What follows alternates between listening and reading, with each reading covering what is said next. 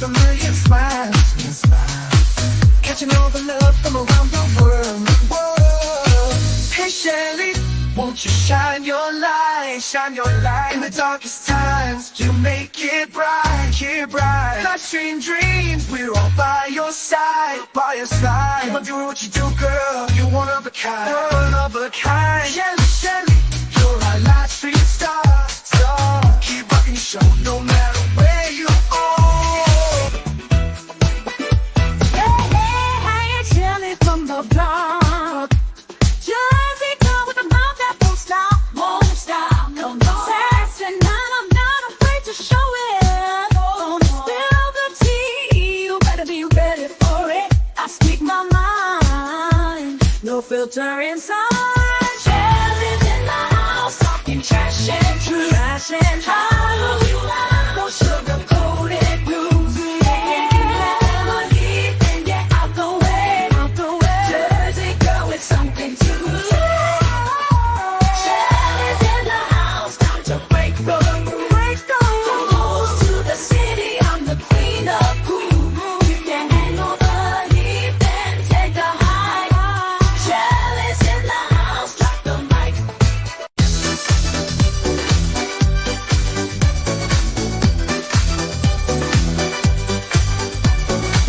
Hey, Shelly in the house tonight, living it up, feeling so right. New Jersey girl, she's got that style. Life stream queen with a million smiles, and she know the love from around the world. Hey Shelly, won't you shine your light? It's time to make it right. Life stream queens with a wayside. You're one of a kind. Shelly, you're a life stream star. Keep rocking the show no matter where you are.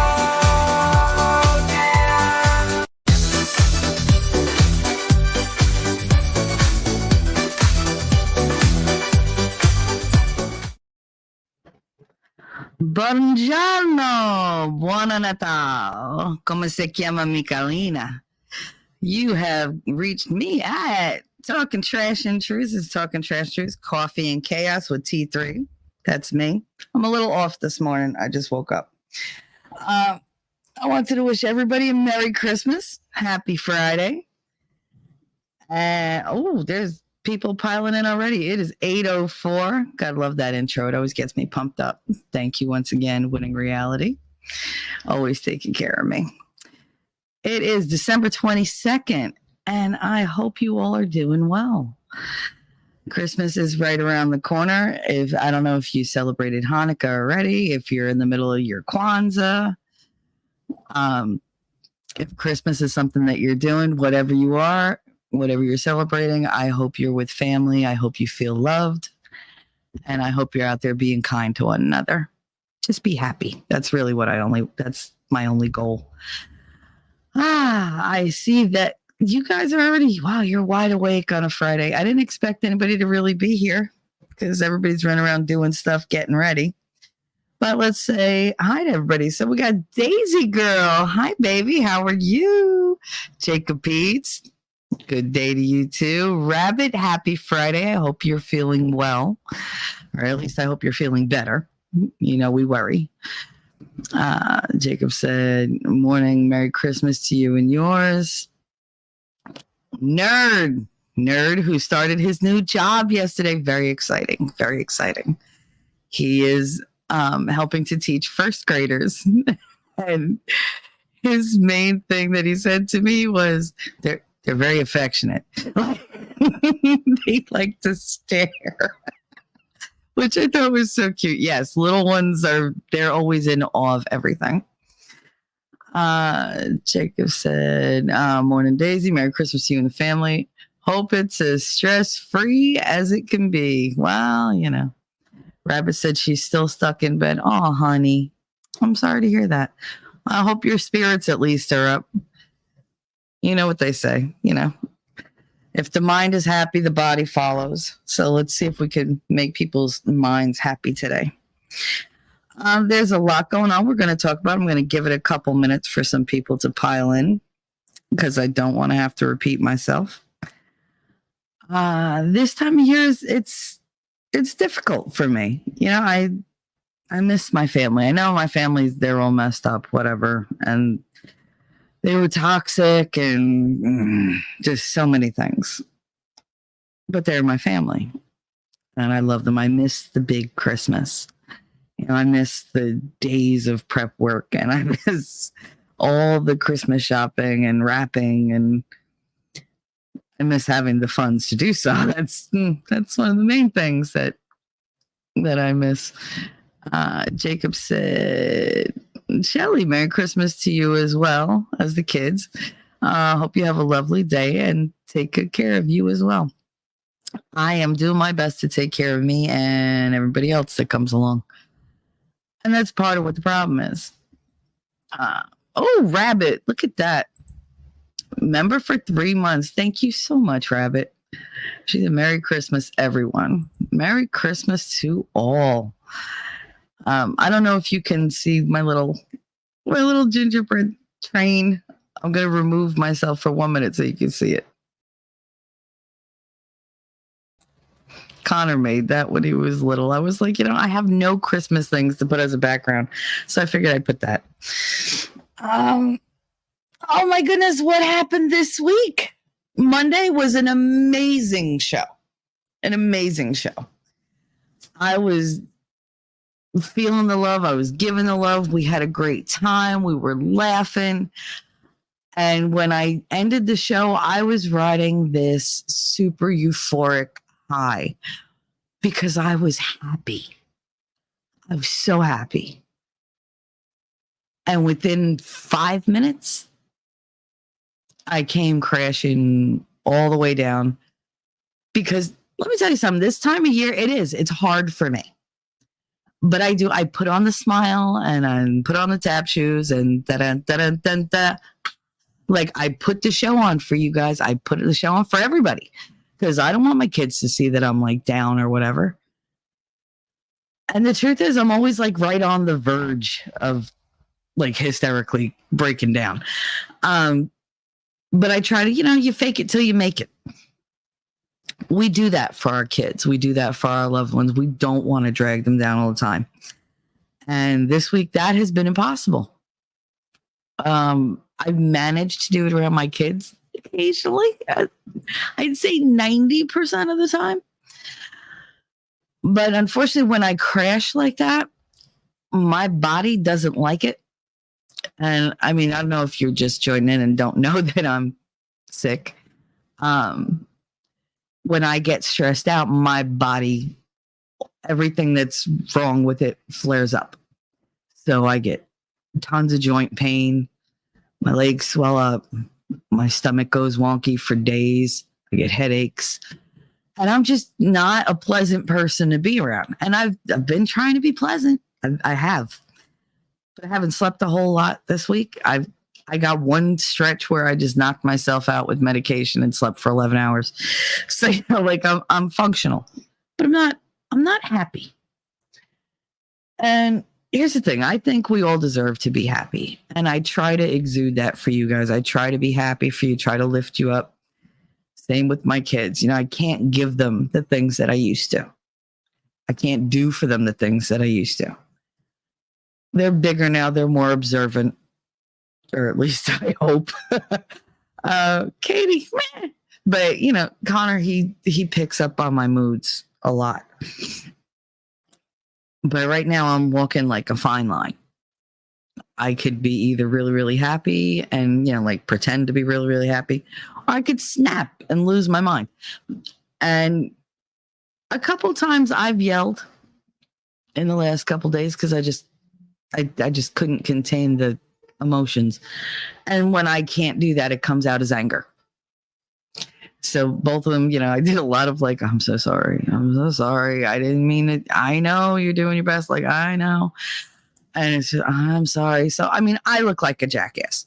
And the thing is, it's not me doing it. It's somebody else putting me in this place. And that I just can't handle that. I really can't. I can't let that stand. So I came crashing down on Monday because I was really happy. I was not thinking, catastrophically like I tend to do.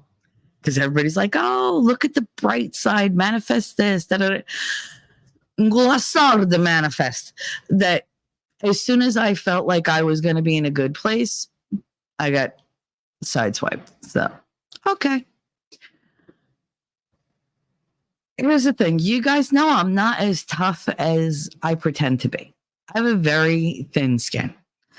How do I put this? I always, that I have, childhood issues, whatever. They tend to make me be a people pleaser. And I don't like to rock the boat. I really don't. I don't like the drama, but drama happens. And anybody who goes, oh, she's being dramatic, fuck off. You could just leave right now and, go screw. I'm at that point where I just don't give a shit. I have something to say and I'm going to say it. Everybody else got their say. Everybody else got to put my shit out there. Now it's my turn. So on Monday, I get a text saying, somebody's going to pay me back, blah, blah, blah, blah. Winning no longer needs to be involved. There was no please. There was no, I'd like to keep this between us. Nothing. So to give you a little backstory, in the summertime, the end of the summer, Winning was setting up a show with somebody. And I want to avoid saying the person's name, but you all know who I'm talking about. And he set up this show, to do it with somebody on his channel, whatever. They were going to dual stream. It was going to be a whole big thing. We were really excited about it. He introduced me to this person. I really liked them. I thought they had a great, message. I thought that, the two of them together could really make a difference. And so I believed in this project going forward. I believed in this person, and I was willing to do whatever I could to, help them out and to, be there for the two of them, for Winning and this other person. First, they claim that they're going to lose their internet, so they can't do the show. So I ponied up with $300. And I said, okay, this is my investment in the project you two are doing so that it can go forward. Because I believe in this. I believe it's worth pursuing. I believe that this is something I want to be a part of. So I ponied up with internet money, right? To keep their internet. Now, my internet doesn't cost $300, but people get a couple months behind sometimes. So I was like, all right, I was willing to take that on faith. So I gave that money. That was a donation. Right after that, maybe like a week, 2 weeks after that, I get this frantic thing from Winning that, oh my God, such and such is going to be put out within 24 hours. I need to do a live stream with them. We need to get behind them. We need to rally. They're going to get evicted. Their kids are going to be on the street. And all this, this whole story unfolds. Okay. More than willing to help. All right. So we're going to have a 24-hour stream. I will be there as many hours as I could. And I did 22 hours of that stream. I did 22 hours of that stream. Some of it by my freaking self because, the person that we were doing the stream for went and took a fucking nap. I didn't get to take a nap, but they took a nap. But that's okay. All right. So, all right. Neither here nor there. We do the stream. But before, in the middle of that, they weren't getting the support that we thought they would because they have a huge platform. They have a big following. Nobody's showing up. None of their friends showed up. The only people that showed up were our friends. The people that we stream with, other creators that we knew. But this person's friends were nowhere to be found. Okay. So he's not getting the money that he needs to reach this thing. Otherwise, his kids are going to be out. Now, of course, what am I seeing? I'm seeing my situation. If it happened to me, I would want someone to help me if they could. I had a little money to play with, right? In my savings. And I was like, listen, I confront you the $2,000, $2,000. I am disabled, a single mother of 2 special needs kids, and I'm on disability, which they just lowered yet again. They said, oh, yeah, here's your cost of living increase. By the way, we're going to give you less. So I'm strapped. Okay. I'm not asking for anything. Don't send me anything. This is not what this is about. But I had the funds at the time. And I was like, you know what? I was like, I can't let the kids get thrown out. So like my grandma said, Shell, you're generous to a fault and it's going to bite you in the ass. Sure enough, I gave this person $2,000 on the spot, one lump sum. Now, in my world, when you give someone money, they give it back to you the way you gave it to them. It's not where you give the money and they go, oh, I'm going to send you this little bit and this little bit. That's number one, that's annoying. I don't want to have to chase you. 2, it's disrespectful. Like I'm not Kmart. This is not a layaway plan. The way I gave it to you is the way you should give it back, or we will come to an agreement where you have like 1 or 2, larger lump sums. I can deal with that, but I'm not chasing you for like little bits of money. Before I get into this, I know I'm going to get yelled at for looking at chat, but whatever. I don't want to miss anybody. Oh, good morning. Lady Awesome. Not good morning. Merry Christmas. See, I'm not in that. I've been so good about not saying that word.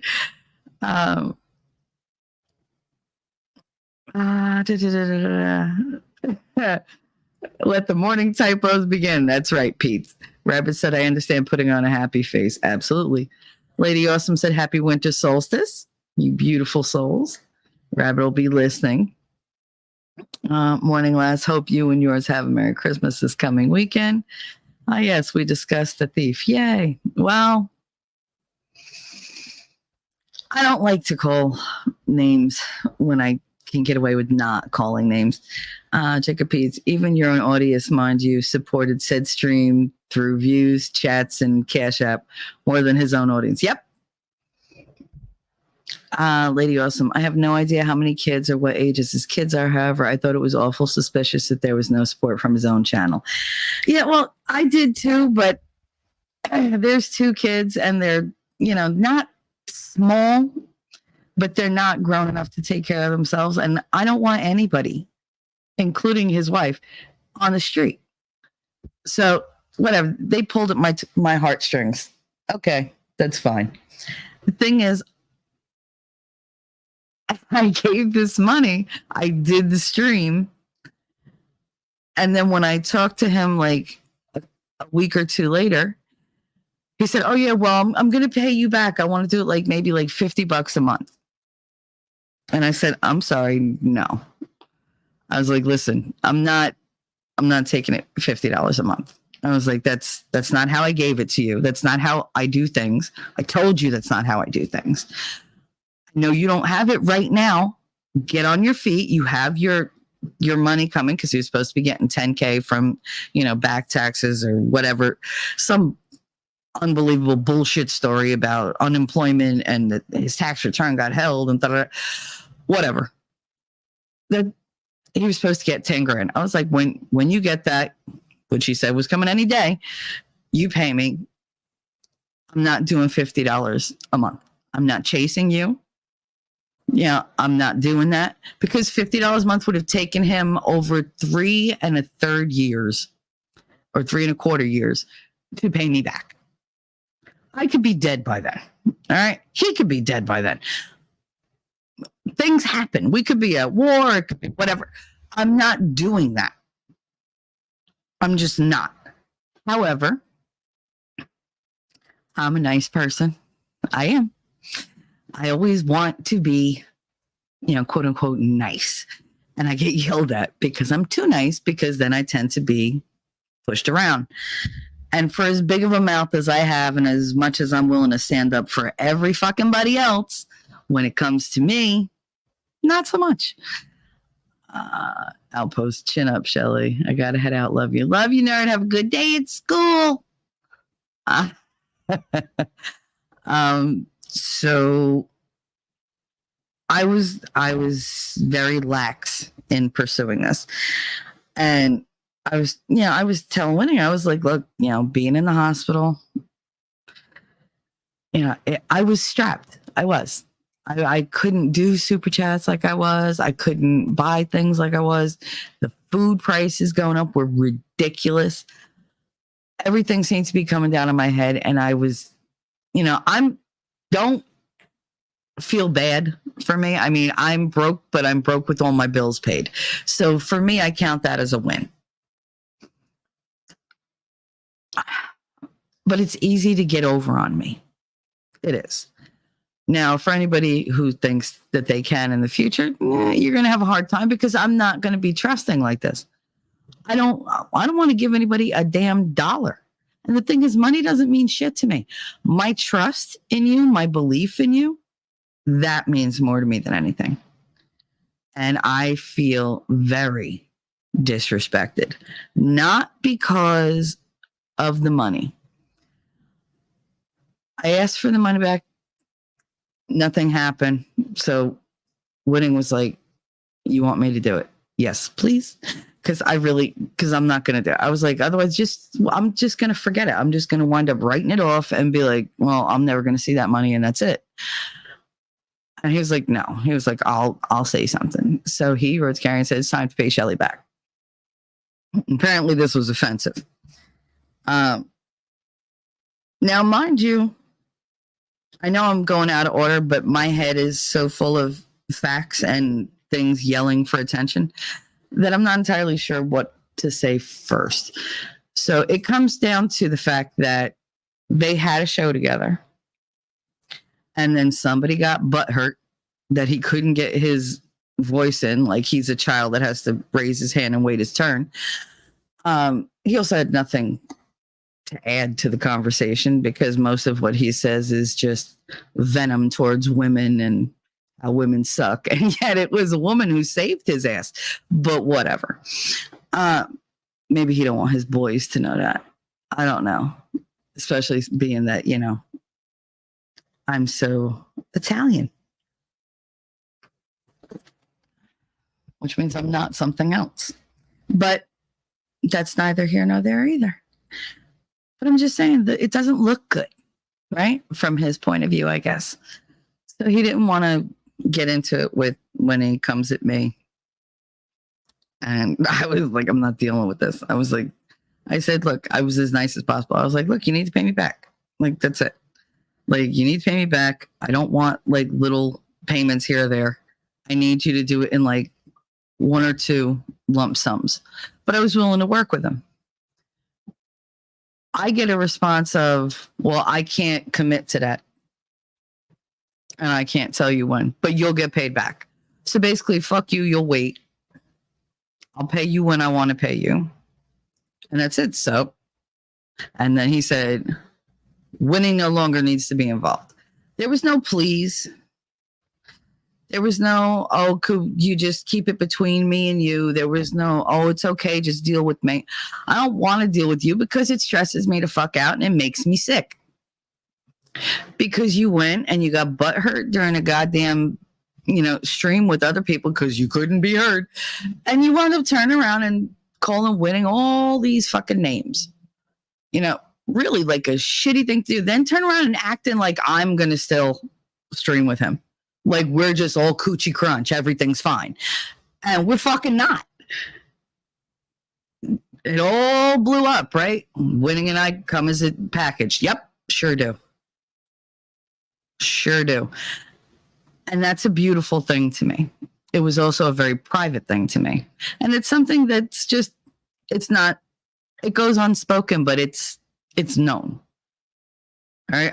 I know that when he's pissing people off, I'm pissing people off because they know that we're we traveled through this all together. Okay. You know what? Because when I had nobody, he was there, not asking for anything, not trying to get anything out of me, just being there, just listening to me cry endlessly, listening to me break down, building me up, getting me better, doing all those things that everybody else was afraid or didn't care to do, because he's not afraid of me. He's not intimidated by me. What he does do is get mad at me because I let people walk on me. I do. When that whole shit went down with Frog, and I'll say his name, I don't really give a fuck. I didn't put anything out there because I wanted to cut off ties, and that was it. And I didn't want to have nothing to do with it. So I didn't mention it. And he was like, you're just going to let it go. Yep. When Frog was saying stuff on his stream about me all the time, it would always get back to me. He'd go, it's eating you alive. No, I don't care. No, I know it's bothering you. Yeah, but what am I going to do about it? I'm not going to feed him. I'm just not. He's not worth it. He's really, really, really not worth my energy. And he wanted me to go and fight for myself. He wanted me to stand up for myself. And I didn't want to do it.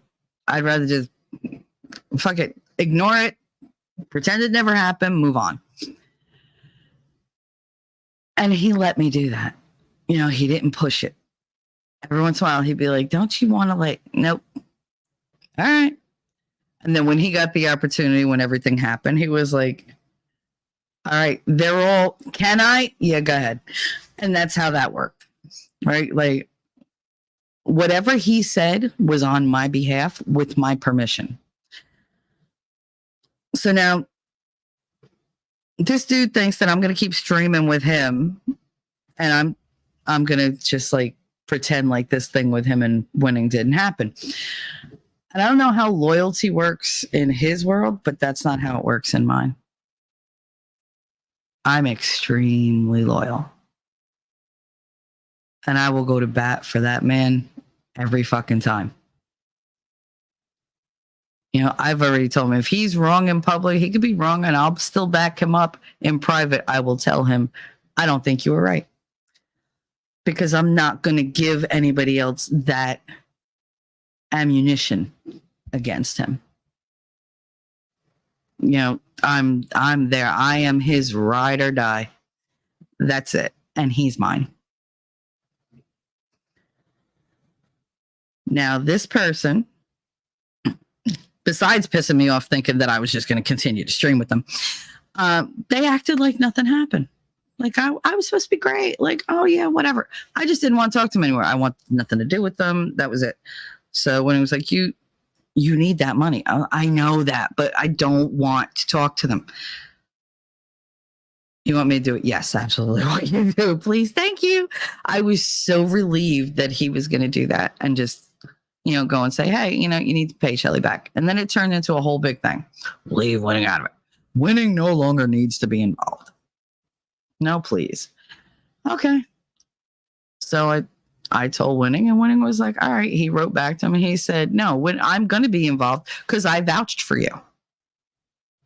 She gave you that money based on what I told her. So I feel accountable. So and this one was like, well, then I'm going to block you. He said, well, then I'm going to tell the internet what you did, that you borrowed this money. Basically, that you borrowed this fucking money and you have no intention of paying this girl back.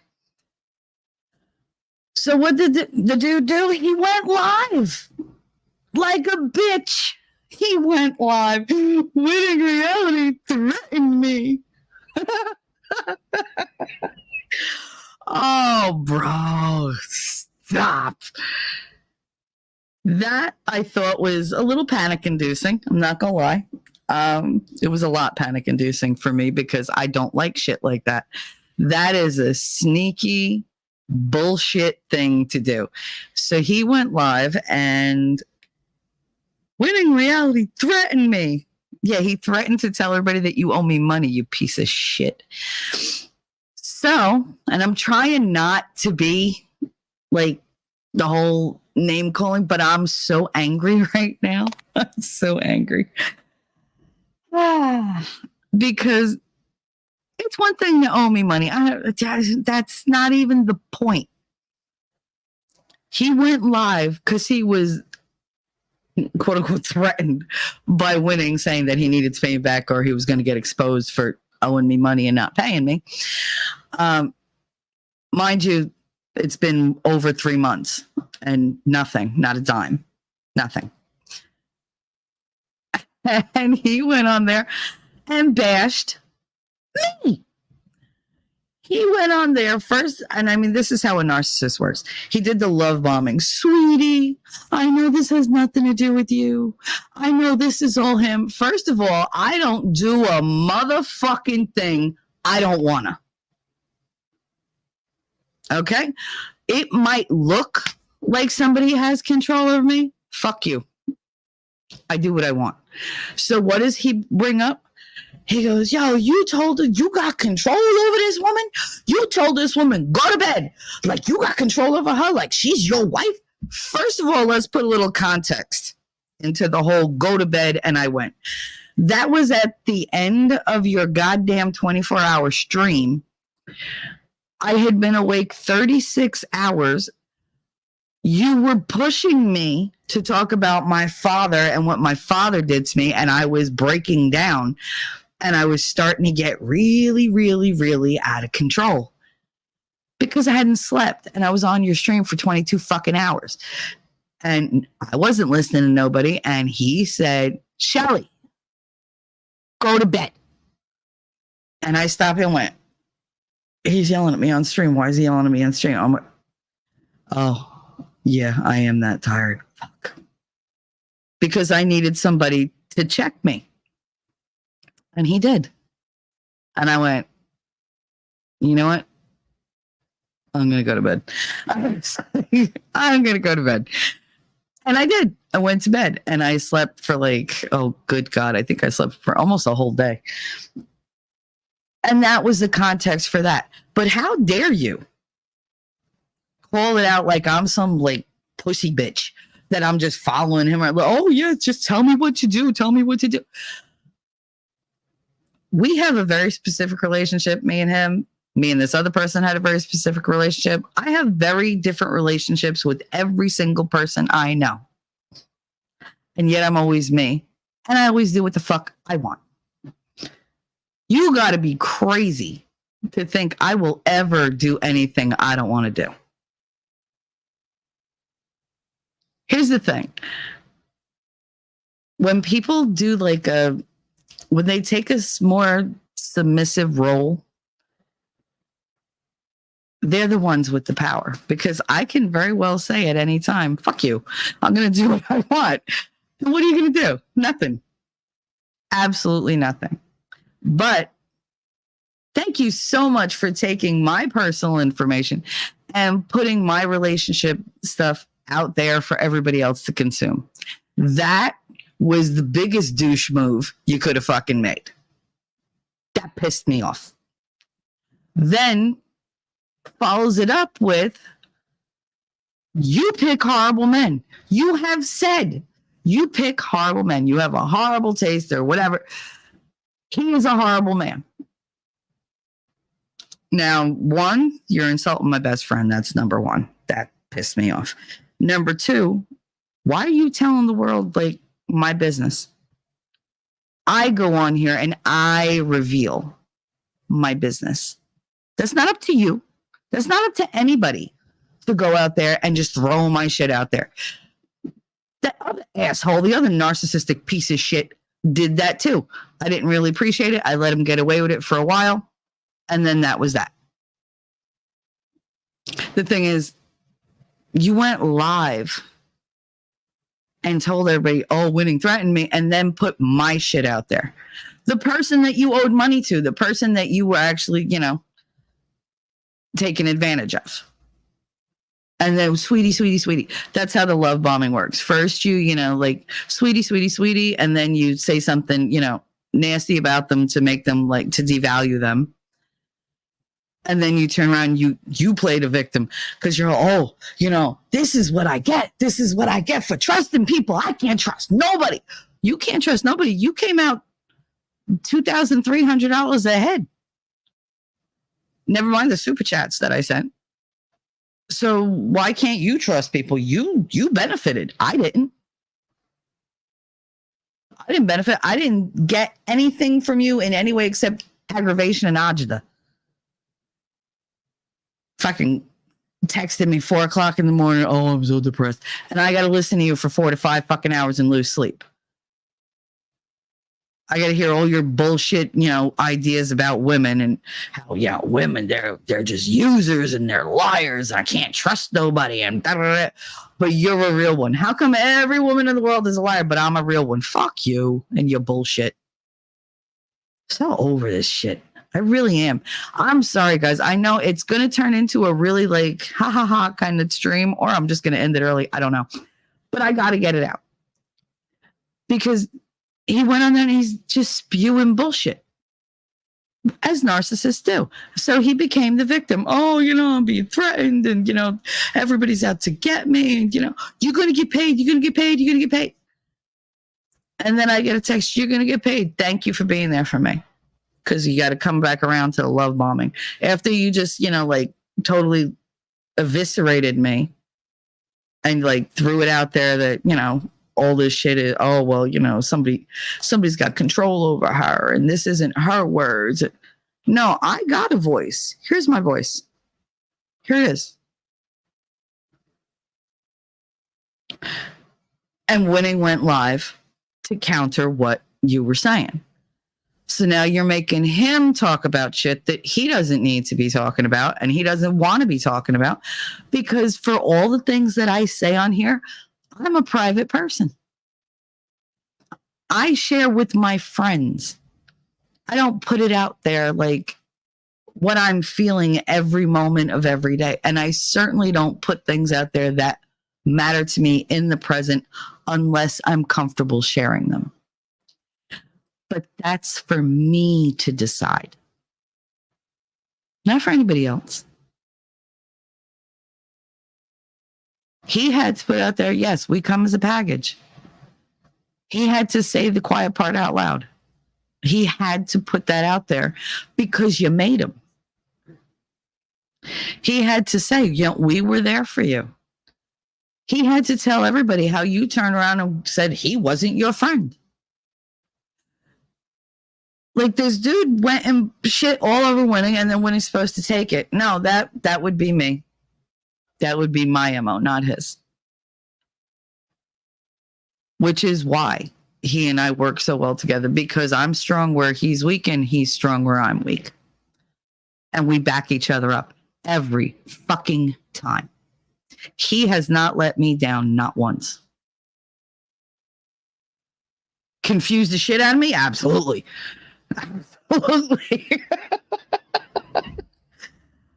God, sometimes it's like pulling teeth, and sometimes he's an open book.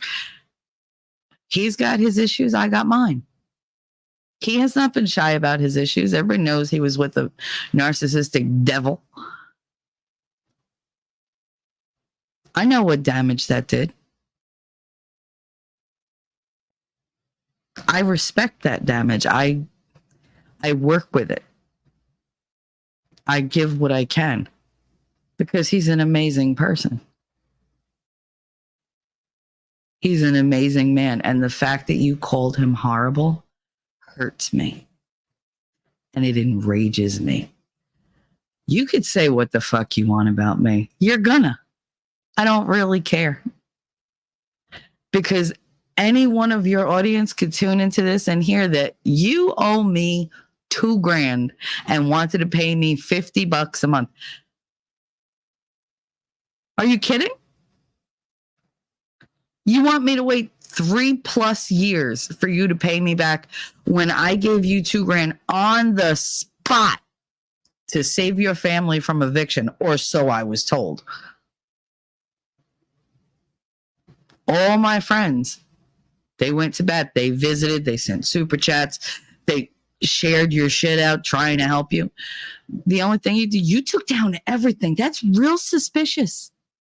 Real suspicious. Everything came down from your Twitter. Everything. The stream came down. Everything. Why? Your Gifts and Go just says the Lamb family's doing well. There you go. There's your name. The Lamb family's doing well. Thanks to everybody. You got money from that. What'd you do with it? You're working. What are you doing? You talk shit about all these women out here and whatever, and yet a woman saved your ass, and I don't see you providing. You bitching, oh, I got no work, I can't do nothing. Well, get off your ass and get a little creative. Whip that shit off your head, put on a fucking like a polo shirt and some khakis and go get a fucking job as a cashier in Best Buy. It doesn't matter. Oh, no, that's beneath me. No. What's beneath somebody is the fact that they're not willing to go out and get gainful employment. If you're able-bodied, which you are, get off the fucking internet and go get a job. I've been working since I'm 16. Actually, since I'm 9. But for money, I've been working since I'm 16. I've worked through pregnancies. I've worked through broken legs. Doesn't matter. I worked all the time. I never had a man in my life who could take care of me. All right? Never. I took care of me. I took care of my kids. And we didn't just make ends meet. I made sure they had everything they ever wanted or needed. Because I'm a provider. I'm an adult. Grow up. I didn't want to do this stream. Y'all know I didn't want to do this stream. I hate this shit. But somebody went and put all my shit out there. Oh, trying to make me look weak. Nobody fucking controls me. Nobody. I do what I want. I say what I want. This is not something I wanted to do. This is something I had no choice but to do. And I'm getting really tired of getting my choices taken away from me. Having said that, where's the fucking money, Gary? How about that? How about that?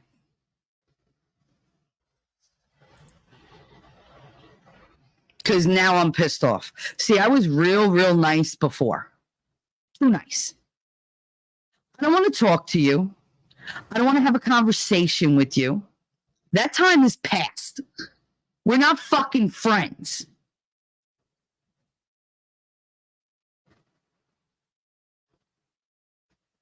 It's a lot better when somebody's my friend. It's a lot better for them.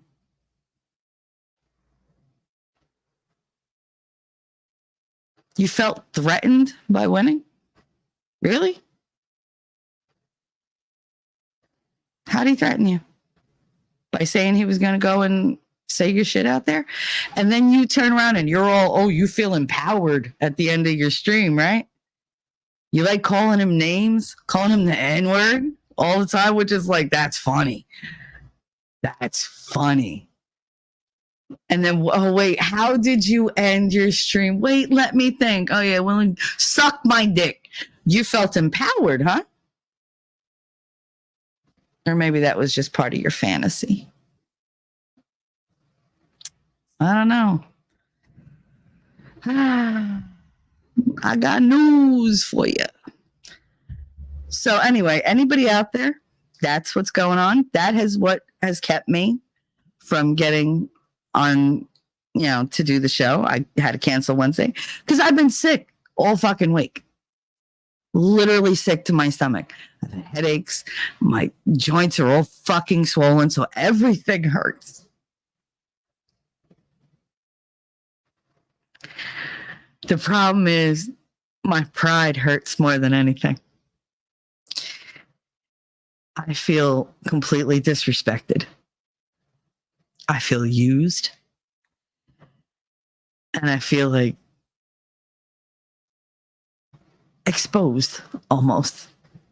because I had my private business put out there for other people to consume that I did not consent to. You, Gary Lamb, spoke about me without my consent. Spoke about my conversation with you. It doesn't matter how little you thought the information was. It wasn't yours to put out there. I wanted this kept private. You shot first. Winning returned. And I got caught in the crossfire. And it's bullshit. It's bullshit. Where's the fucking money, Gary? Pay me back. $2,000. And don't think $50 a month over 3 years and like 3 months is going to do it. It's not. So that's that. That didn't take very long. And it felt very good to get out. But I feel cleansed. Oh, that's nice. Okay. So let's go back in the chat and see what's going on. Lady Awesome, did he think he was a Nigerian prince? No. I know not to fall for that bullshit, but apparently when somebody pulls at my heartstrings, I tend to go stupid. So I felt horrible. All I saw was me and my kids because I've been there. I've slept in my car. When I was pregnant with Katie, none of my family would talk to me. I had no money, and I slept in my car. Not only did I sleep in my car, I stole bread from in front of the supermarket at like 4:30, 5 o'clock in the morning before anybody showed up so that I had something to eat.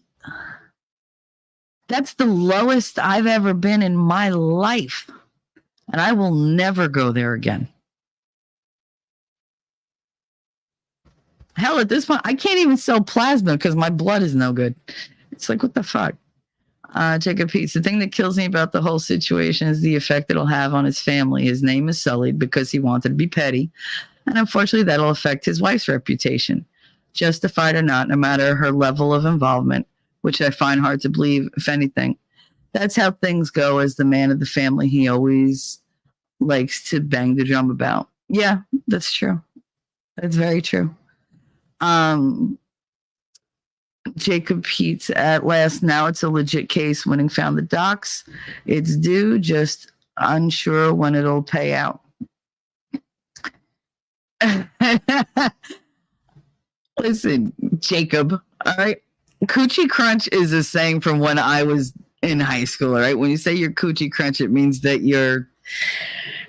you guys get along really well. Like, you're good friends. You're homies. He's not my homie. He's just a homo. Rabbit. Winning reality is a good guy. Yes, he is. Yes, he is. Lady Awesome said, I found out the hard way. Anything over $50 never gets paid back. Consider anything more as a gift because chances are you're not getting it back. Well, I went into it hoping that was not the case. And really, really, really, really hoping that was not the case. But I couldn't in good conscience sit there and let them get evicted when I could help. Because I don't want the world to be like that. I don't want people to be suspicious of every fucking body. I don't live like that. I have trust issues, but then I have bad trust issues too. Like, either I don't trust you or I trust the wrong goddamn people. You know, he's saying winning's a horrible man. You know how many times I test that man a day? I'm quite vexing. I hate to tell you. And I'm always testing the water. I am always putting him, through his paces. And I shit test him every day, several times a day. And he knows it. And he's just like, what do you do? I'm like, stop it. I'm like, oh, it's like, come on, hoop. Look, here's a hoop. Sometimes he'll jump through and sometimes he takes the hoop and knocks me over the head with it and goes, stop it. It depends. It depends on how, willing he is to put up with my bullshit. He don't test me. Ever. If I tell him something, he just believes me. I'm sure that there's, things maybe that he's on the fence about or that he's not 100% about. And I mean, that's to be expected. He's been hurt a lot. And I'm not exactly the most, mentally stable person sometimes. So trust in me is, I could see where somebody would think it's a gamble. But he does. And I trust him. Yeah, and we made this decision a long time ago. We are in this together. And we have each other's backs no matter what. I've said it many, many times. Y'all hear it. You see it. I've been teased for it. He's been teased for it. That's just how it is. We're a package deal. But I didn't need that out there like that. He didn't need that out there like that. But he had to do that because somebody was calling it into question. By saying that I pick Harlan, what this person was doing was putting my reputation, my ability to form relationships into question. So what? Now you're just telling everybody that I just pick horrible people. So if I get close to somebody, what are you saying about them? You're insulting them without even realizing it. Or maybe you do realize and just don't give a fuck. I don't know. 357 and T-Rex. Hello, Merry Christmas. Buon Natal. Jacob Peets, I get to go home later tonight, probably be home by like 2,200 hours. Yay! Oh, I'm so happy for you, T. Good. You deserve a nice little vacation without, some little twat hanging around. Sorry, guys. 3% said Jersey girl. I'm a Jersey girl. Yep. None of you ever heard the comedy skit? It goes to the Barbie song. I'm a Jersey girl in a Jersey world. You don't know that one? Get your token in Hoboken. I love that. I love that song. Oh, Lord. Rabbit, talking trash and truth. It needs to come out or it festers and eats you up. It really was. It made me so sick, Rabbit, all week long. All week. All week. In so many ways. And just ruined my week. Now, I'm the one who was being nice and did everything for somebody else to help out. And I'm the one that's got to pay the price. And I'm so fucking over it.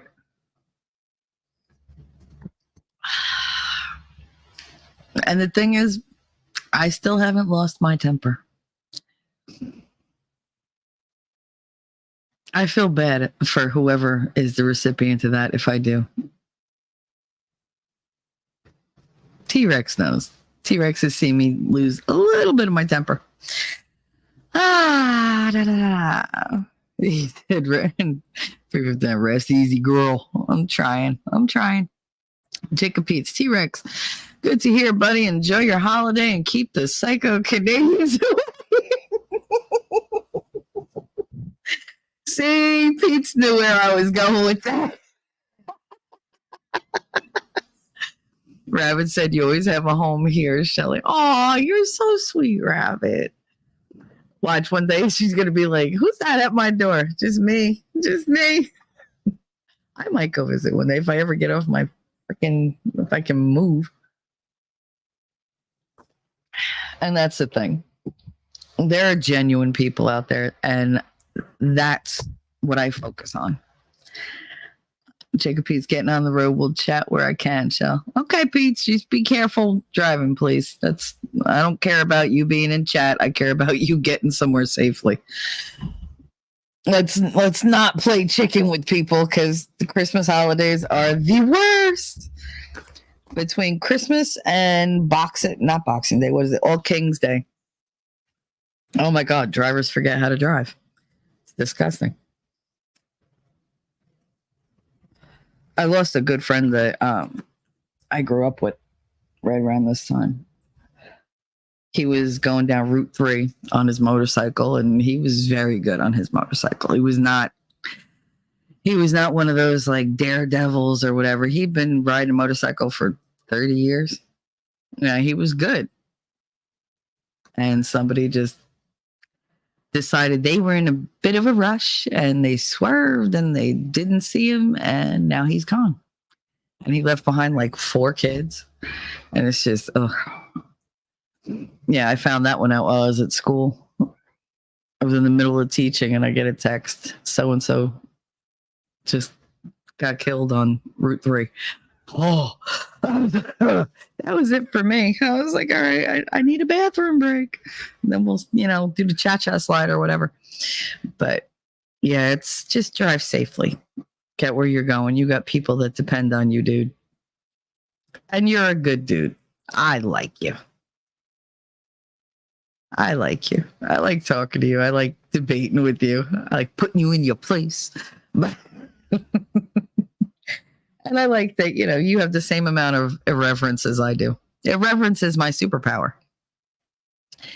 T-Rex said, Jacob Peets. Nah, just found a redhead, only slightly less crazy. Listen, there's no such thing as a not crazy redhead. Okay, I've dated male and female redheads. I haven't found one that wasn't bots. Like they're real, they're crazy and mean. Ooh, never cross a redhead. Never cross a redhead. I'm not saying I have a copper streak in my hair, but whatever. Mostly I'm brunette. All right, so that's my story, and I'm sticking to it. But there are redheads in my family. They're all crazy. All crazy. I feel like I can breathe a little bit because that was bothering me so much. For days, it's just been rolling around like friggin' the loudest tornado. Like it's just a cyclone in my head, just obliterating every other thing. I couldn't concentrate for shit. I had to play all my little puzzle games or whatever just to keep my mind from falling apart. Because let's face it, I'm having brain issues lately. Oh my God, the other day I was like, all right, I'm not typing anymore in Winnings chat. And they were like, why? I was like, because I was super upset because I was like, no matter what I type, I tell my hands to do one thing and my fingers type out random words that are not in my head. And I couldn't stop it. And oh God, it was so upsetting because I am very much about control. See, that kills me when people say, oh, this person controls you. No, bitch. I control me. It might look like I'm doing what they're telling me to do, but I'll never do what I don't want to do. Those days are long gone. And the only way that anybody's ever been able to make me do something that I didn't want to do was to violate me violently. That's the only way.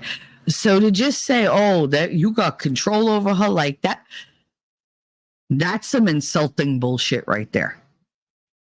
Especially knowing what I've been through. The only way you get me to do things I don't want to do is to violently make me.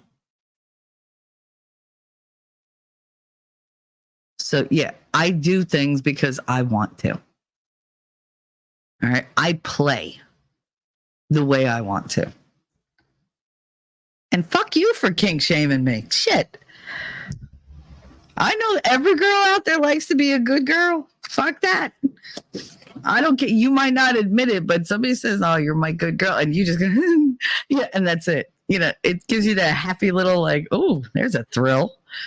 Shit, those were kinks I didn't even know I had. Bring it on. Let's go. Let's go. And I hate to tell you, but my wedding vows, they would include obey. They absolutely would. And I don't have a problem with that. I don't feel like I lose face with that. Like I said before, I've never wanted to be the head. I'm the neck. I don't want to make all the decisions. I don't want to be the one that everything falls on. I do that all day long, every day. So when I see that I can actually hand some of the responsibility over, you bet your ass I'm going to do it. You bet your ass, because I am not strong enough to be this strong. Everybody likes to say, oh, God only gives you what he thinks you can handle. Well, God has too fucking high of an opinion of me, let me tell you. Because at this point, as strong as he thinks I am, I should be able to bench press a Buick. So yeah, I need help. And I only trust one person to do that. Now, you can make fun of it. You can mock it. You can belittle it. Do whatever you want. It doesn't matter. The fact of the matter is that looks like jealousy. Because that person has tried to tell me what to do and got shut down every fucking time, to the point where I said, I only obey one person, and it ain't you. It ain't you, Bubba. Because I'm only willing to lean on a real man. And you ain't it. And since you went and got petty on me, I'm going to go a little petty. Don't be jelly that I listen to him more than your wife listens to you. Sorry, not sorry. Fuck you. So cleansing. Anyway. Rabbit said, I'm not crazy and mean, just crazy. Oh, no. Let something come after your chickens. I bet you mean as hell. I'll tell you something. I'm afraid of rabbits a little bit. Those legs of theirs, they will fuck you up. They will fuck you up. T-Rex. I had an Ohio State trooper pull out in front of me yesterday. I guess they're thinking they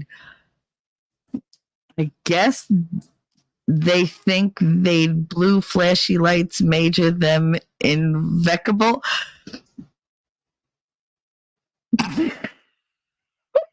What?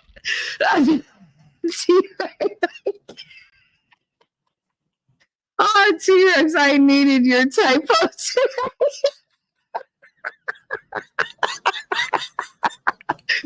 I don't know what the hell you wrote. Wait, I gotta try to T-Rex this out. Wait. I had an Ohio State trooper pull out in front of me yesterday. I guess they think blue flashy lights major them invecable. I'm going to go with, I guess they think their blue flashy lights make them invisible. That's what I'm going with. Nope. Steel stuff, low bends, and 60,000 pound steel Latours, quarter T stop. Oh my God. What the hell?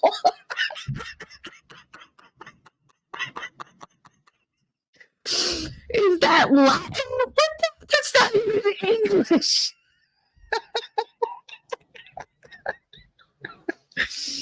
Oh my goodness. Oh my goodness. I can't. All right. So no steel stuff bends. No, and I can't.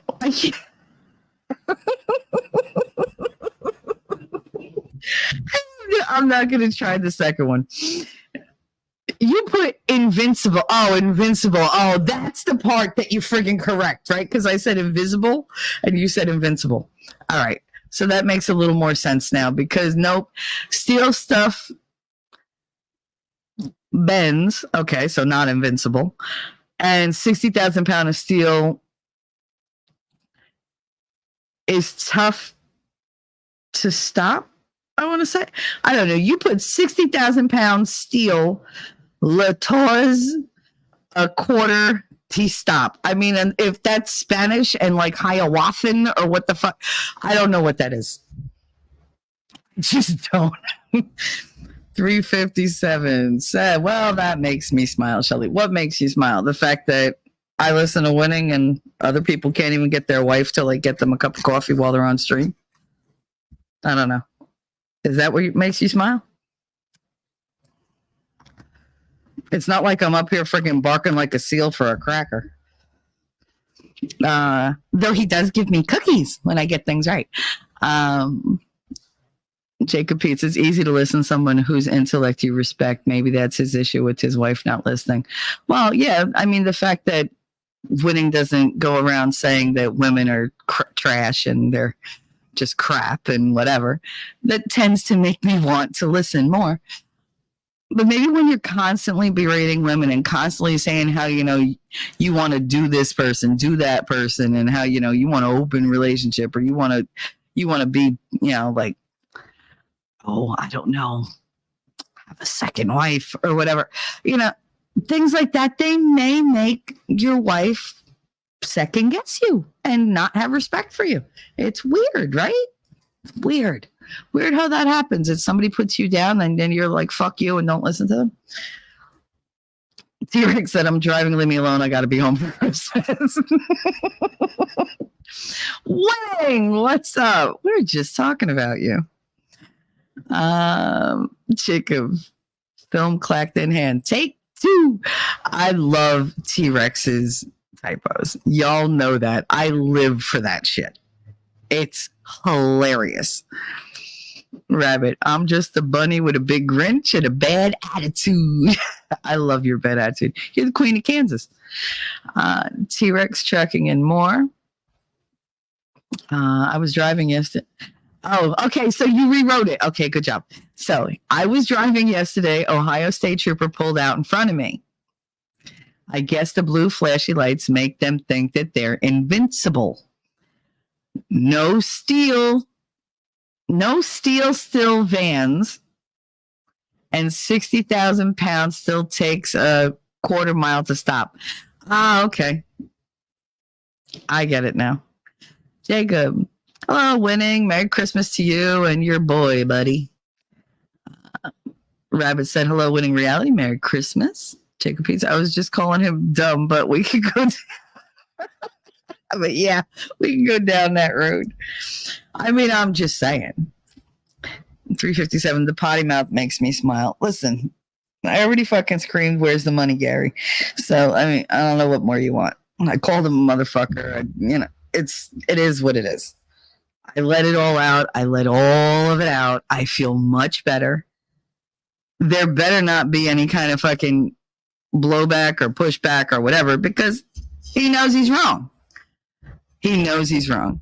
And I'd hate to be the one, you know, I'd hate to be in his position, because I'm pretty sure his boys are not going to look at him with any kind of respect, knowing that, one, he took $2,000 off off a woman. And 2, he went live like a little bitch about it. Because he got threatened because somebody said that they're going to tell the internet that he owes me money. Well, now I told the internet they owe me money. And I'm not taking my stream down. It's not going to happen. So, fuck around and find out. Go ahead.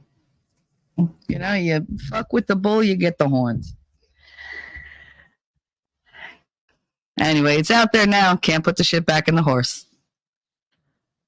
So 357's laughing. I'm glad. I'm glad I made you chuckle, honey. I'm glad.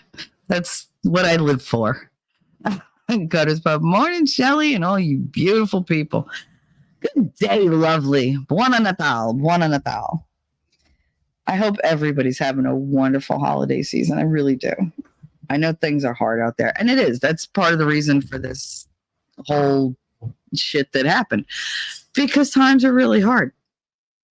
You know, a little bit I don't have the funds, and a little bit I can't get out to get the stuff that I need to get for my kids. And if Caitlin Comments is out there, woman, read your DMs.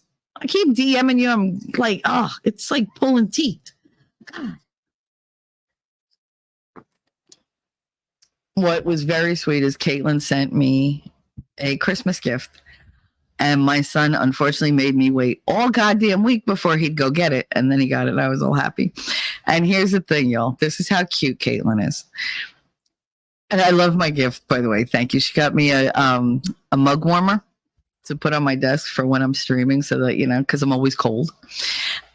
So to keep like my coffee and my cocoa and whatever hot, to keep my soup hot. Because everything I wind up eating, by the time I'm done here, I'm like, hey, why did you put it on my desk now? Like, I can't just stop and eat whatever. Like, it's going to be ice cold. And sure enough, it's ice cold by the time I get to it. So now it won't be. Which I thought was very, very sweet, very thoughtful, and I love it. Thank you so much. But the best part for me was how she addressed the package. She sent it to me, I believe, through Amazon. And it said, to Shelly, my fierce friend. And then it had my address. I was like, and my son was like, here. And he's like laughing. I was like, what? And he was like, read it. And I was like, what? And I'm like, and then I looked at the return at like the actual address part. And I was like, oh my God, no shit. He was like, I like her. He was like, that's a girl. I like her. That was funny. I was like, yeah, that was funny. He was like, you're her fierce friend. He was like, it's like she knows you. I was like, she does. She gets it. Like knows like. For all you thinking that Caitlin's like this little innocent, like wilting flower or what do they call it? A shrinking violet? She ain't. She's totally not. She is balls to the wall. I love her to death. And I don't know where she is. I'm hoping she's sleeping in. She got a new job, so she'll be starting a new job, I believe, right after Christmas. Or maybe after New Year's. I don't know. She doesn't return my DMs, so I can't ask her. So if you talk to her, tell her Shelly's looking for her. And that I love my gift. I did. I love my gift. So it was very sweet of her. You've all been very sweet. I do. I appreciate you guys showing up. I appreciate you, supporting me. And you give me that drive to keep going. And you make me stand up for myself when I don't want to. And you give me that comforting and yet kick-ass kind of energy that I need to keep it real. And I might be vulgar. I might be abrasive.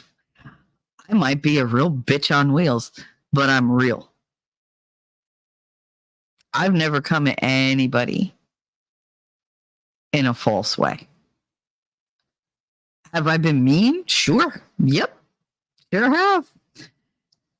If the attitude is permitted, then I'm going to do it. Yeah. How you doing, babes? What's up? I get so excited when you guys show up. I do.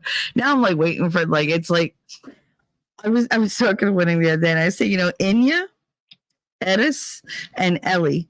Those are like they're my three go-tos. Like if I could just merge you three together, I'd have one like superpower, like a huge superpower. And you said, did someone say golfer? Golfer. Oh my God. See, with the brain. Did someone say vulgar? Because I'm here. I know, and that's why I love you. That's why I love you. You and Edis and Ellie are like I I know if I say it, you're not going to be insulted, but somebody else might take it the wrong way. But you're like my super bitch put all together, but in the best way, because I love bitches.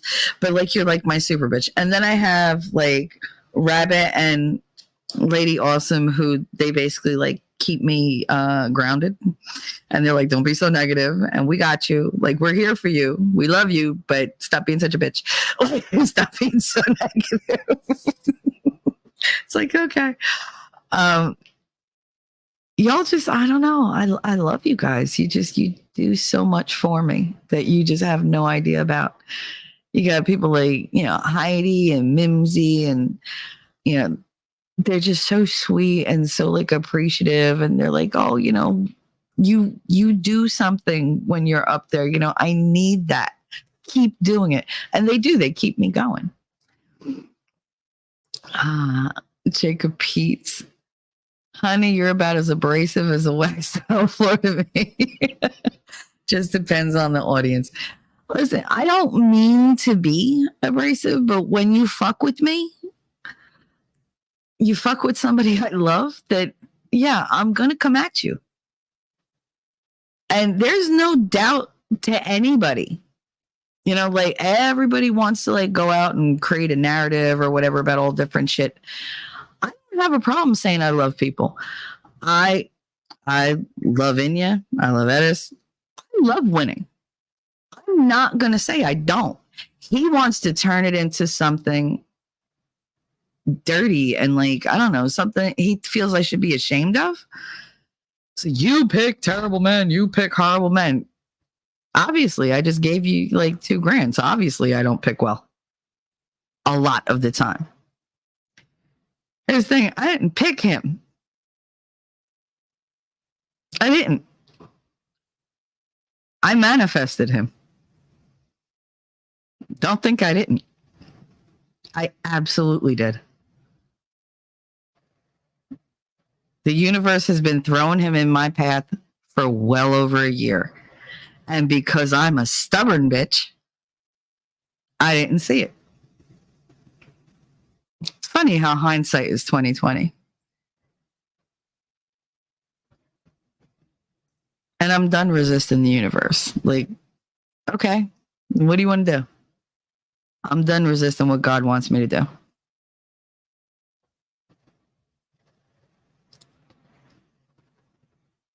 Someone has been placed in front of me. For good or for bad, it doesn't matter. That's my person. My person. That's the person I trust. And it doesn't matter how many times you go on the internet and bullshit people and put him down. I will stand up for him every single time because he does that for me. He's been willing to fucking go to war for me. I had to beg him not to because I didn't want to have to deal with the bullshit. I didn't want the drama. But see, this time you came after him and I can't let that stand. It's one thing. You want to come for me. Come for me. Let's go. Don't come for somebody I love. Now, got his pub. I don't know, but no, I want to change my name to Anya. Enya? What? Anya. Anya Lap. He's so stupid. Anya Lap, in your lap. Inya is the way it's supposed. In your lap. I want to be in your lap. Fuck that. I want to bounce. Mimsy, you're badass, Shelly, and uplift us all. Love you. Thank you, sweetie. You are a very sweet, sweet woman. You really are. I enjoy our friendship very much. I cherish it. I do. And you said, Merry Christmas, Jacob. One more year of spoiling these brats. Oh, God, I wish I was still spoiled. Gutters Pub, my new name, On Your Face. Nice. Nice. Nice. I want to see you go into experts with that name on Taco Tuesday and see what happens. Let's see what happens. I bet you anything he turns red as could be. Inumers, okay, face is better. There you go. Morning, dear Jacob. Thank you and Merry Christmas to you and yours. There you go.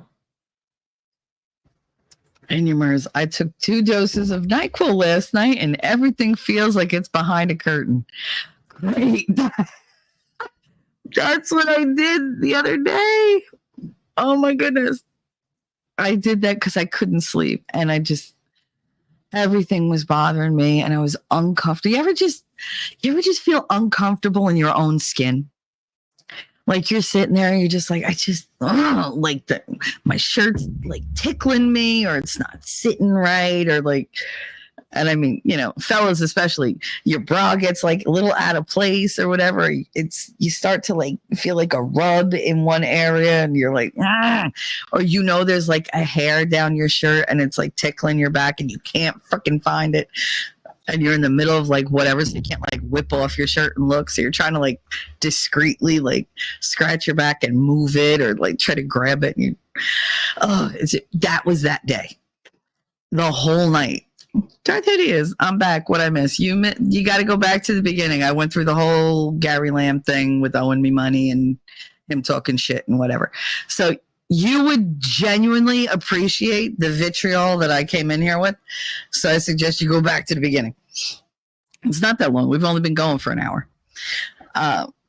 You can play it at double speed. This way I sound really funny and aggravated. And my Italian's even funnier when it's at, 1.5 speed. You missed it all. See? But that's all right, because this stream will stay up and so will the chat. Merry Christmas, Darth. It's funny because last year, wait a minute, Darth Hideous said you at 2 times speed is normal people at 4 times it. Yeah. You want to hear something really funny at 2 times? Go ahead, go play that at 2 times speed and see how funny that sounds. That's actually, I dare you to try to repeat it. Or when people breathing 3 rooms over makes you want to run away.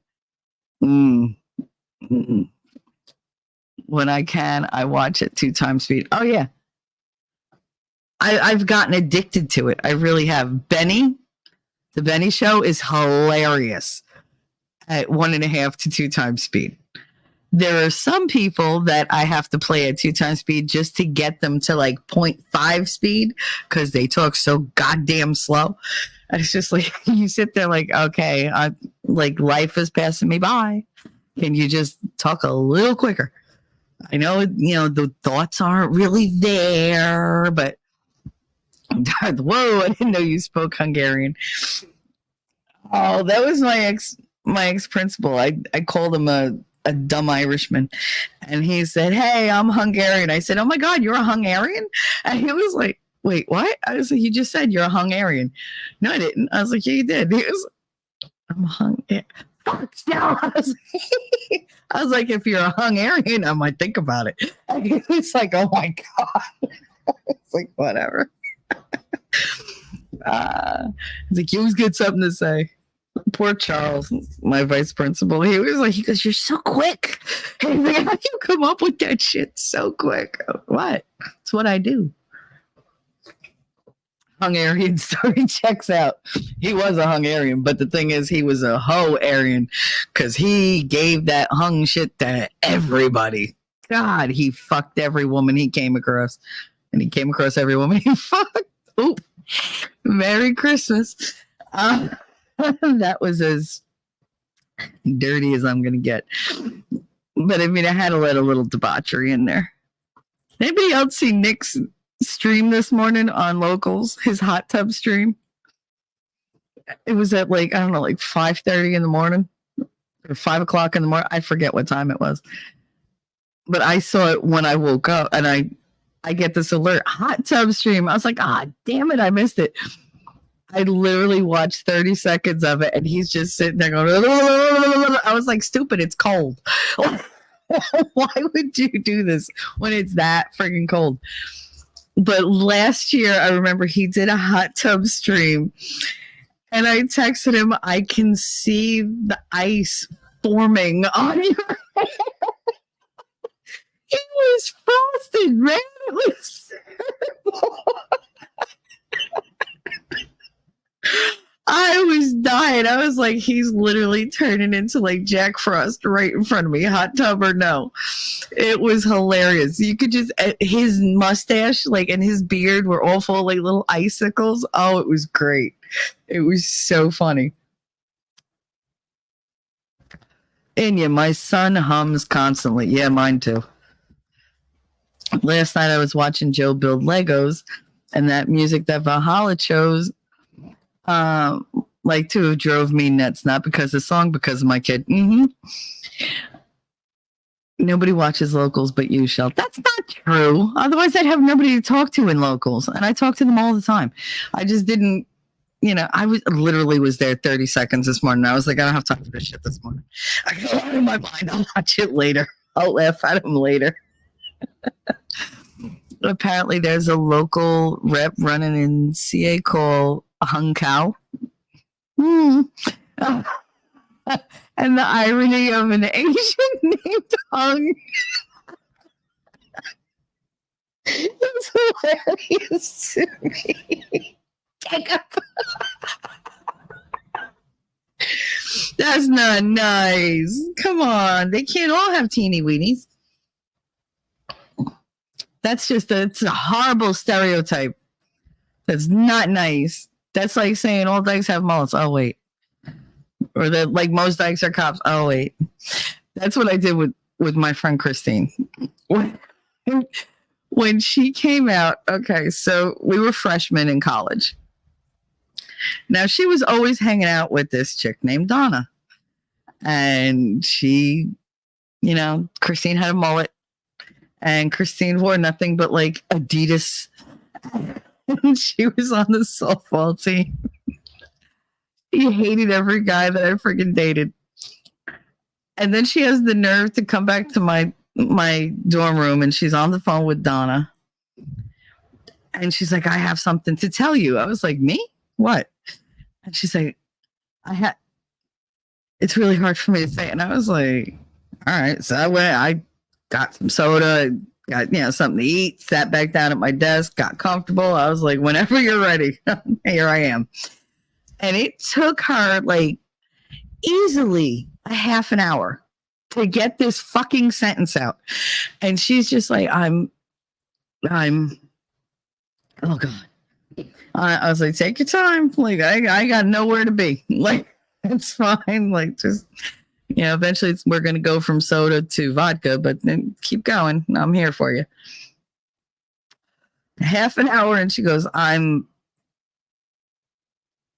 a lesbian. And I went, yeah.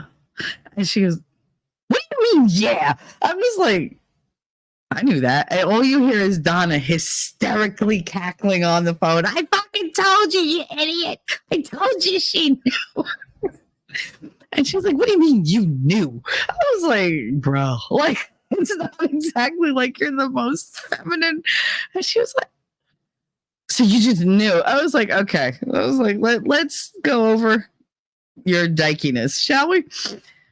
I met you. You were a bitch on wheels. And you came, you're like trying to like be all like diminutive and everything. You're 6 feet fucking tall and you're acting like you're my height. Like, no, you're trying to blend into the background. That was red flag number 1.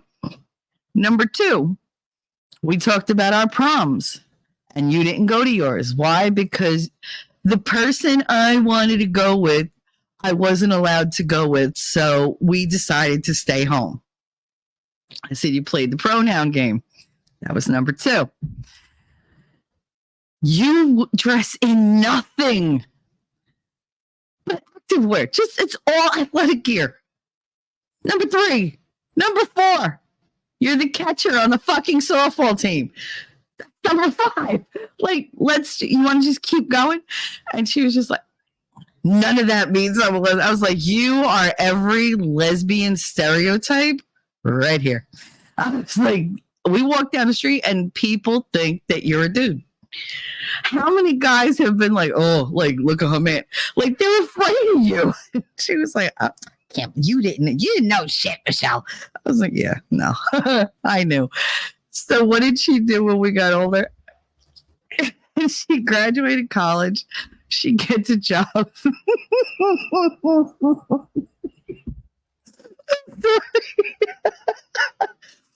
She becomes the driver for UPS. So I'm like, I was like, way to embrace that stereotype. And she was like, shut up. Couple years later, she's like, I'm going back to school. I was like, and I knew it. I knew it. I was like, I need you to say it. I need you to say it. Where you going, Chris? Police Academy. I was like, oh my God.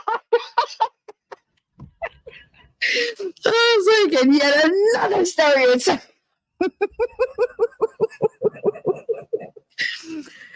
Oh man, I teased the shit out of her. There's a lumber company at the end of Hoboken that you have to pass to get to the tunnel. To get out of Hoboken, you have to pass this thing.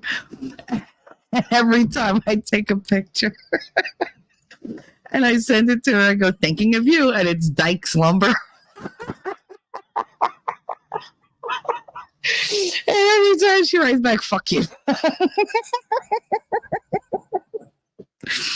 Now, see, that's friendship. When you can fuck with each other that much and nobody gets offended. Because that's how grown-ups do it. We rag on each other all the time. That's what you do. For me, it's a sign of affection. If I'm not calling you an ass, I don't like you. You know, I'll call you anything I fucking want. And the funny part is, like, her and we were best friends in college. We were best friends. We're still, you know, I still consider her one of my best female friends. I do. We don't have a lot of those.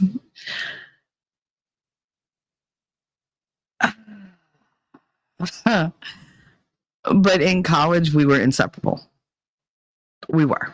And I mean, it's just so funny because it's another one. I accepted everything about her. I loved everything about her. And it didn't matter, you know, what she looked like. It didn't matter how she acted. It didn't matter that people just naturally assumed I was a big old dyke because I was walking down the street with her. Like, I didn't care. The thing is, when I told her that I had been with women, she didn't believe me. She was like, no. I was like, why do you think I picked up on you so quickly? I was like, there's nothing wrong with my gaydar. And she was like, no. And I would point out, people be like, oh, your new roommate, she's gay. She's like, she's not gay. She's got a boyfriend. I'll get a phone call like 5 years later. Bitch. I'm like, what? You were right. About which one? My old roommate. Oh, she's gay. I told you. She's like, how do you know? Because I can tell. I can tell because I watch people. That's what I do. I'm hyper vigilant. There's a reason. You can't hide shit from me. On the internet, yeah, you get away with a lot more on the internet than you would face to face. Because body language is a huge thing for me. And I will call you on your shit every single time. Every single time. And you said my mom's favorite joke. I have a picture of her telling it to my daughter and both of them laughing. What do you call an Asian with constipation? An Asian with constipation? Hung chow? Ew! That's... Oh, no. Come on. Dart, did you ask her if she just now figured that out? If a woman wears only men's clothing, does that make her a drag king? Makes her comfortable, I'll give you that, because men, you guys, your clothing is made for comfort. That's why I love, like, I'll sleep in men's t-shirts. I'll sleep in a jersey. I hate wearing like girly stuff unless there's a purpose to it and it's going to be on the floor a couple minutes later. There's no point in me wearing it. I love lingerie. I do. I love lingerie. I will wear lingerie to bed every time as long as I know it's coming off very soon. Because no, like, it's uncomfortable. It's just uncomfortable to sleep in. It is. It's like, that comes off, give me your t-shirt. Like, that's it. I just want to put your shirt on and sleep in, like, your shirt, no boxers, no nothing, just your t-shirt. We're good. And I'm short enough that if the guy is taller than me, it's going to come down to like mid-thigh at least. I've worn t-shirts, like, I bought them, like, they're down to my fucking knees. It's like, my son actually took one of my t-shirts that I was wearing to bed, and he was like, "Oh, I like this shirt. Can I wear it?" I was like, "Yeah." I was like, "It's really never mind." And he was like, "How do you wear this? Like, it's not even long enough for me." I was like, "It's long enough for me." I was like, "It was meant for me. Damn it. It's my shirt. Give it back." Hi, Lex. What's up? Merry Christmas, happy Hanukkah, happy Kwanzaa, happy Halloween, happy all of them. Happy hump day, even though it's not hump day, happy Friday, whatever. Just be happy. God. Gutters Pub. I wear nothing to bed. I mean, I would do that, but since I'm sleeping in the living room, my kids might have a problem with it. A little bit. 357. Thank you, Shelly. I needed this. Oh, you're welcome, honey. I'm always here to prostrate myself on the altar of vulgarity for other people. Gutters Pub, I'd strangle myself if I wore anything to bed. Oh no, I sleep like the dead. I don't move. I used to like back and forth and whatever. Nope. I just once I'm out, I'm fucking out. Nope. The only way to get me to move when I'm sleeping is to rub against me, and then it's on. We ain't sleeping for a while. Oh, look at that. Everybody just showing the love to one another. I love that. But yeah, oh my God, we had so many laughs. Oh my God, she needed a haircut. All right, so apparently this is going to be Christine story time. So okay, this is how like butch she was. Rabbit said, "I only sleep in jersey shorts and a t-shirt." Ooh, look at you. Jacob, I slept naked for a while, then I had a daughter, and those days are gone. You said those days are going? No, they're gone. Trust me, they're gone. Because you have the daughter now, but you're going to have more, and you're not going to sleep naked ever again unless they're at your parents'. Like, that's the only way you get to do that. And even then, you'll feel a little weird. And I'm going to give you some great advice. Never trust the locks on doors. I don't know how the little Houdinis do it, but you could lock that door. They'll still wind up in your room. I don't know how they do it. I really don't. I really don't. Many times I've like gone to sleep, locked the door. I wake up. Katie's was like sitting on the bed next to her. I'm like, "What are you doing here?" She's like, Hi. Well, you closed. Get out of my room. Get out. Just get out. I mean, I always had the sheet on, but it was like, come on, get out. Let mommy get dressed. Where'd your shirt go? It's like, whatever. Thankfully, she was little. But anyway, so yeah, Christine is quite butch. Okay, as you can tell, softball player, cop, whatever. Not only is she a cop, she's a state trooper. So she's like a cop. And God, she looks good in that uniform.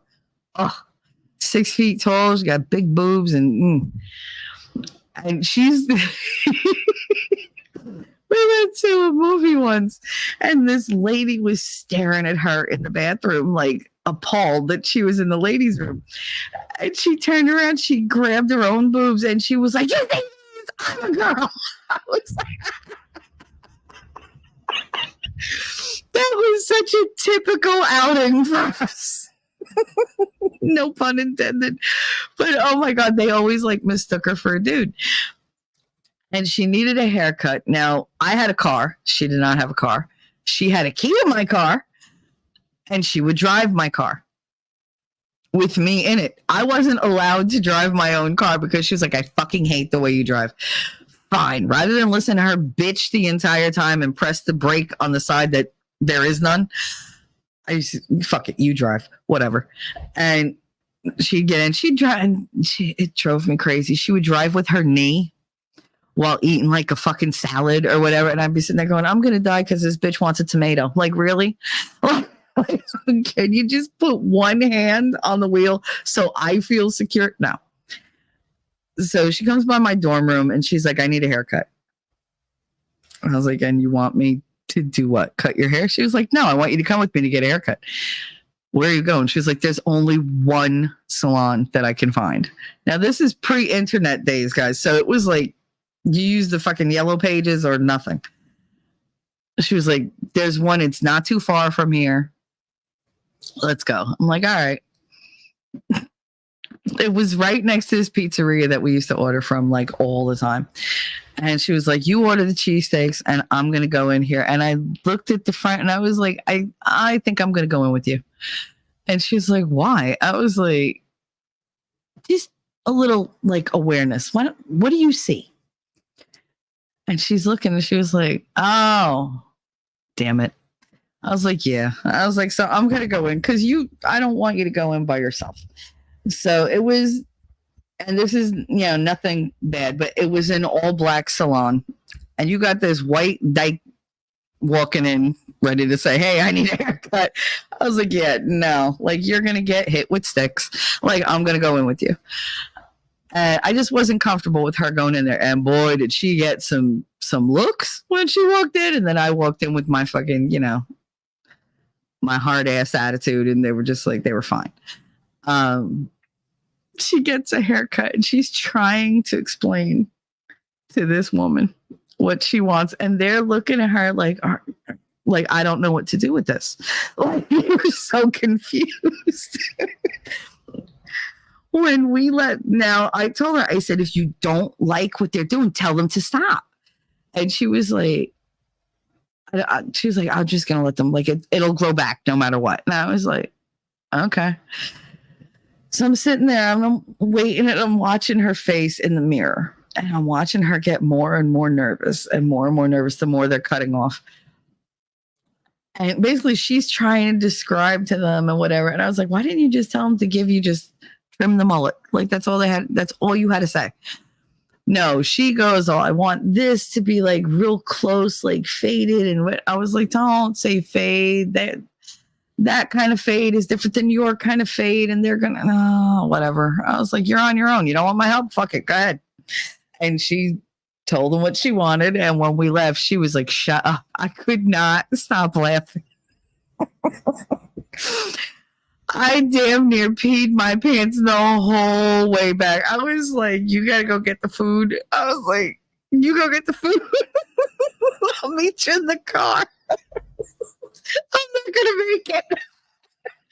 Because all right, so she had like a crew cut on top, which was not what she asked for. The sides were faded like you would do to a dude. So it's like, at one point, all you see is flesh. Where I'd never seen flesh before. Because they shaved it. They was, I was like, woo! So when they did one side, she was like, fuck it, now I gotta do the other one. So she had like no sideburns. The back, they made it like this rat.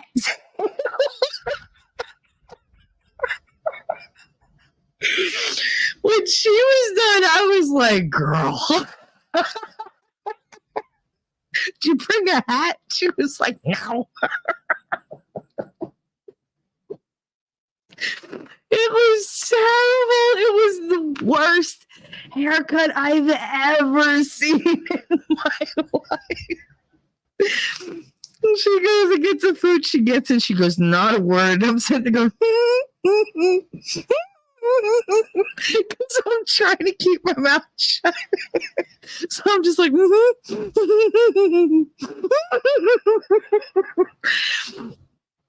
I'm crying because I cannot stop fucking laughing. And she's sitting there just grumbling to herself. We get back to the parking lot behind my dorm, pull into the first fucking spot she sees, and who's walking past? The guy that I was friends with, this centered Mike that I had dated. He was walking past with his buddies and he sees my car. So he's like, he slows down so he can say hi. I get out of the car. I'm trying to keep a straight face because I hear her like, of course, this motherfucker's got to be here because she hated him. And she gets out and he goes, holy shit, what happened here? That was it. He literally had to carry me to my dorm because I couldn't walk. I was bent over. Because the look at this, he was so appalled for her. Looking at it. I can't tell you how bad it was. She wore that damn hat for like 2 months till it like fleshed out a little till the hair grew in and covered her scalp. And, oh my God, I remember Donna was just like, what the hell did you, God damn it, Christine, who the hell cut your hair? Shut! Did you let this happen? I said, she told me shut the fuck up, so I shut up. She was like, see, you never want help. This is what oh my God, it was so funny. It was so funny. Oh God. But see, like, we never got mad at one another. We just laugh. Oh, Jacob said that's me with my wife driving. Yeah, but this bitch drove through a blizzard like that. I was like, we're gonna die. Like, we're gonna die so you could go get laid. Can you like drive right, please? Because of course there was like 3 feet of snow. They canceled all our classes for like 3 days. And she instantly shows up in my room and she's like, put your boots on. I was like, why? All our classes are canceled. I was like, I have food here. I'm not going to the mess hall. She was like, no, we're going to Donna's. Are you kidding me? And she was like, nope. I was like, I'm not going. She was like, well, I'm taking your car. I was like, no, well, me or not. Oh, fuck that. I was like, mm-mm. So we went and it was nice though, because I'm standing there. She had got me hot choco. Oh my God. Hot cocoa. And I'm standing there in the snow while she shovels out the car. She's like, you just stand there. I'm like, all right. Well, it's nice to watch the dude do all the work. And that's what I said to her. She was so pissed. I got hit in the face with snow, but whatever. It was worth it. And she did. She dug out the whole car. She uncovered, like, she took all the snow off the car. I didn't have to do nothing. That was one of the great things about our friendship. She did all the heavy lifting. She did all that. She's like, you just sit there. It's like me and Donna would sit there like, okay, we're just the little women just sitting here like, all right, you do it all. Go ahead. You got us. But yeah, it took us like, I think 4 hours to drive to Donna's house. And it was only like an hour and 20-minute drive. But we got there and we stayed there. We stayed there for those 3 days, the whole weekend. And I got back to school and she was like, oh, I'll drive you to class. I'm like, yes, you will. Yes, you will. I was like, I ain't trying to walk through this shit. But oh my God, there was so much snow. We had that was the year that we had like no classes the whole last month of school. I think we went to class like 4 or 5 times. It just snowed and snowed and snowed and it just never stopped. It was like, oh Christ. Jacob Pete, she's driven small cars all her life. Wait, Lex said state troopers are crazy. I party with them. Yeah, me too. I love it. She sends me once a year. She sends me New Jersey state trooper gear. So like I have like big beer glasses, I have hats, I have t-shirts, I have gloves, I have like all sorts of stuff. And it's gotten me out of a lot of trouble sometimes. I remember telling you guys, my friend Rachel was driving and she was trying to make a right turn. to go down this one-way street, like you do. And the cop kept trying to make her go straight. And she was like, no, I don't want to go that way. I need to go to the turnpike that way. And so she went around him. She was like, fuck it. There's no reason for him to be stopping me. So he jumped in front of the car. She almost hit him. And he stopped her. And he comes around. He's ready to like ream her out. And he puts his face like in the window. And he looks at her. He looks at me. And he was like, where are you going? She was like, we need to go that way. Like, why are you blocking? He was like, never mind that. Just go, move along. Have a good day. Move along. Have a good day. And I was like, what the hell was that? Because I thought he was going to ream her a new asshole. And she was like, we're going on. And she goes, oh my God, you're never taking that hat off. I was like, what hat? I thought I had like my baseball cap on or whatever. Because I mean, I do that in the summer. I just put my hair in a ponytail, put my baseball hat on, and I go. And she was like, you don't know what hat you grabbed? I was like, apparently not. So I like flipped down the visor and I was like, oh, it says New Jersey State Trooper. And it's got like the emblem and everything. She was like, you're never taking that hat off. You know how many times that hat got her out of tickets? How many times? So many times. Because they look at it and they're like, who do you know? And I have to throw out a name. They're like, oh, okay. They don't know her. I mean, she's up there as far as like rank, but I mean, they probably do know her because it's a very small world. But yeah, it's gotten us out of many, many predicaments. And if that doesn't, Rachel's brother is, what do they call it? Not transit. He's not a transit cop. He's a tri-state cop. Like he works for New Jersey, New York, and Connecticut. So it's like all three. So he's up there and he's an instructor and everything. So a lot of them do know him and they're like, oh, I know him. I know da da da da. So we always get out of it.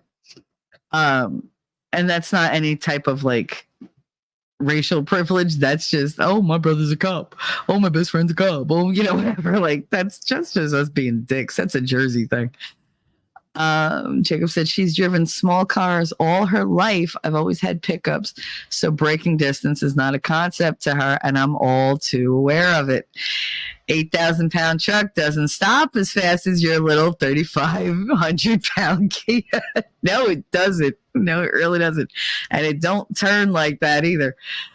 I love when people with little cars, they take those fast turns because they stay grounded.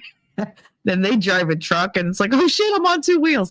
Like they have no idea the difference. I love it. And yeah, that's my problem too, Jacob. I have no depth perception. Oh, and my first husband didn't allow me to drive. It was a whole thing. So no driving for 12 years. Now I'm terrified of interstates. I do fine.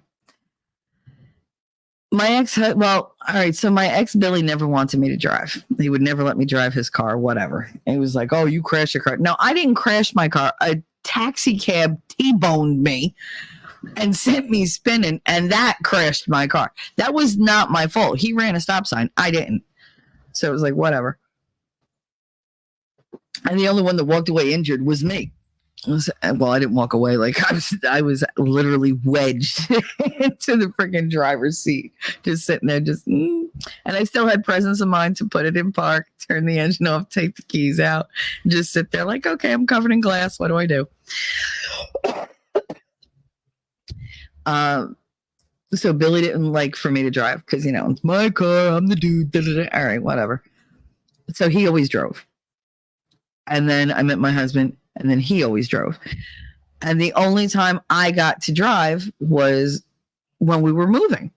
And he was like, oh, you haven't driven in forever. I said, because you haven't fucking let me. He was like, how long's it been? I was like, 7 years? He was like, you haven't driven in 7 years. Nope. Oh, I have to teach you all over again. I said, dude, just shut the fuck up. So we went to go like pick up the Penske truck that he was going to drive. And he had driven the minivan that we rented. And he was like, he goes, all right. And he was like, so I guess we'll take the Penske truck and then your mom or, your mom's husband can drive us back and we'll pick up the minivan. I was like, no, I'll drive the minivan home. Oh, you can't. Da, da, da, da. I was like, just give me the fucking keys. I was like, it's in my name. I was like, don't make me like go all like, it's in my name. Give me the keys. But he did. He made me go like, it's in my name. Give me the fucking keys. I took the keys. I got in the truck. I got in the, the minivan. So I went home. He was like, where'd you go? I said, I went home. And he was like, how did you park this on the street? Because you have to, like parallel park. And he was like, you actually know how to drive? I was like, of course I know how to drive. I've been driving since I'm like 9. And he was like, oh, I really didn't think that you could drive. So when we were getting ready to move, like he was like, okay, so you're going to drive all the way to Kansas. Just follow the truck. I can only go, I think he could go like 55 miles an hour because it was like so heavy and like whatever. And I was like, yeah, okay. I was like, whatever. He was like, I know you're nervous. You have Katie and you have the dog and you have the cats and, it'll be fine. I was like, yeah, I'll follow you. We got to the last toll at the end of Jersey, and he was like, he was over in one lane. I was in the other. We just pulled off, and he motions for me to get behind his truck. And I just looked over and I waved. I said, Katie, wave to Daddy. And she was like, bye. And I was like, zoom. And I left. That was it. I did 110 the whole freaking way to Kansas. I only stopped a couple times. One to buy a map so that I could backtrack to go find his stupid ass because he was nowhere to be seen. And I knew he had like no money on him and nothing. And I had already canceled like his debit card because he wiped out our joint account. So he didn't have a debit card. So it's just like, all right, I got to give this asshole money for gas. So I had to go find him. So I wound up coming down a mountain. I'm sitting in a gas station, like just talking to Katie. We're eating lunch, whatever, playing with the dog. And he pulls up and he's like, how the hell? I was like, I've been waiting for you for hours. Where have you been? I was like, we went shopping. We did everything. I was like, I'll meet you in Kansas. I have the address. I know where we're going. Like, it's fine. And I left him behind. I gave him the money and I was like, there, that's enough for you to get there. Bye. And that was it. I took off. But he would never let me drive. He would never let me drive. And then what does he ask me to do? Oh, do me a favor. Can you drive the Suburban down to Dad's barn? Sure. You want me to drive a Suburban that is gigantic. 1970, I want to say 4 or 73 Suburban, which I loved. I love that truck. No power steering. The steering was not accurate at all. It pulled to the left constantly. And he wanted me to drive down to the barn. But what you can't know unless you've seen it is there's a creek between the property that the house is on and the property that the barn is on. And they built a little bridge. And when I say little, I mean little. And there's no sides to it. Because that's not how you do in the country, apparently. It's just a bunch of dirt that they piled up and you drive across it. And it was just wide enough for the Suburban. Because the only thing that ever goes over it is the tractor. And the tractor wasn't as wide as the Suburban. And I was like, okay. And I'm like white knuckling it. I was going like...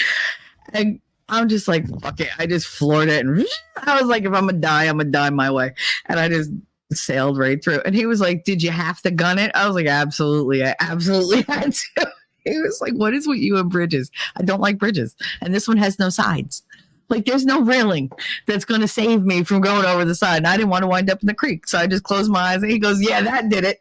He was like, great. He was like, did you really close? I really did. He was like, you drove across with your eyes closed. Sure did.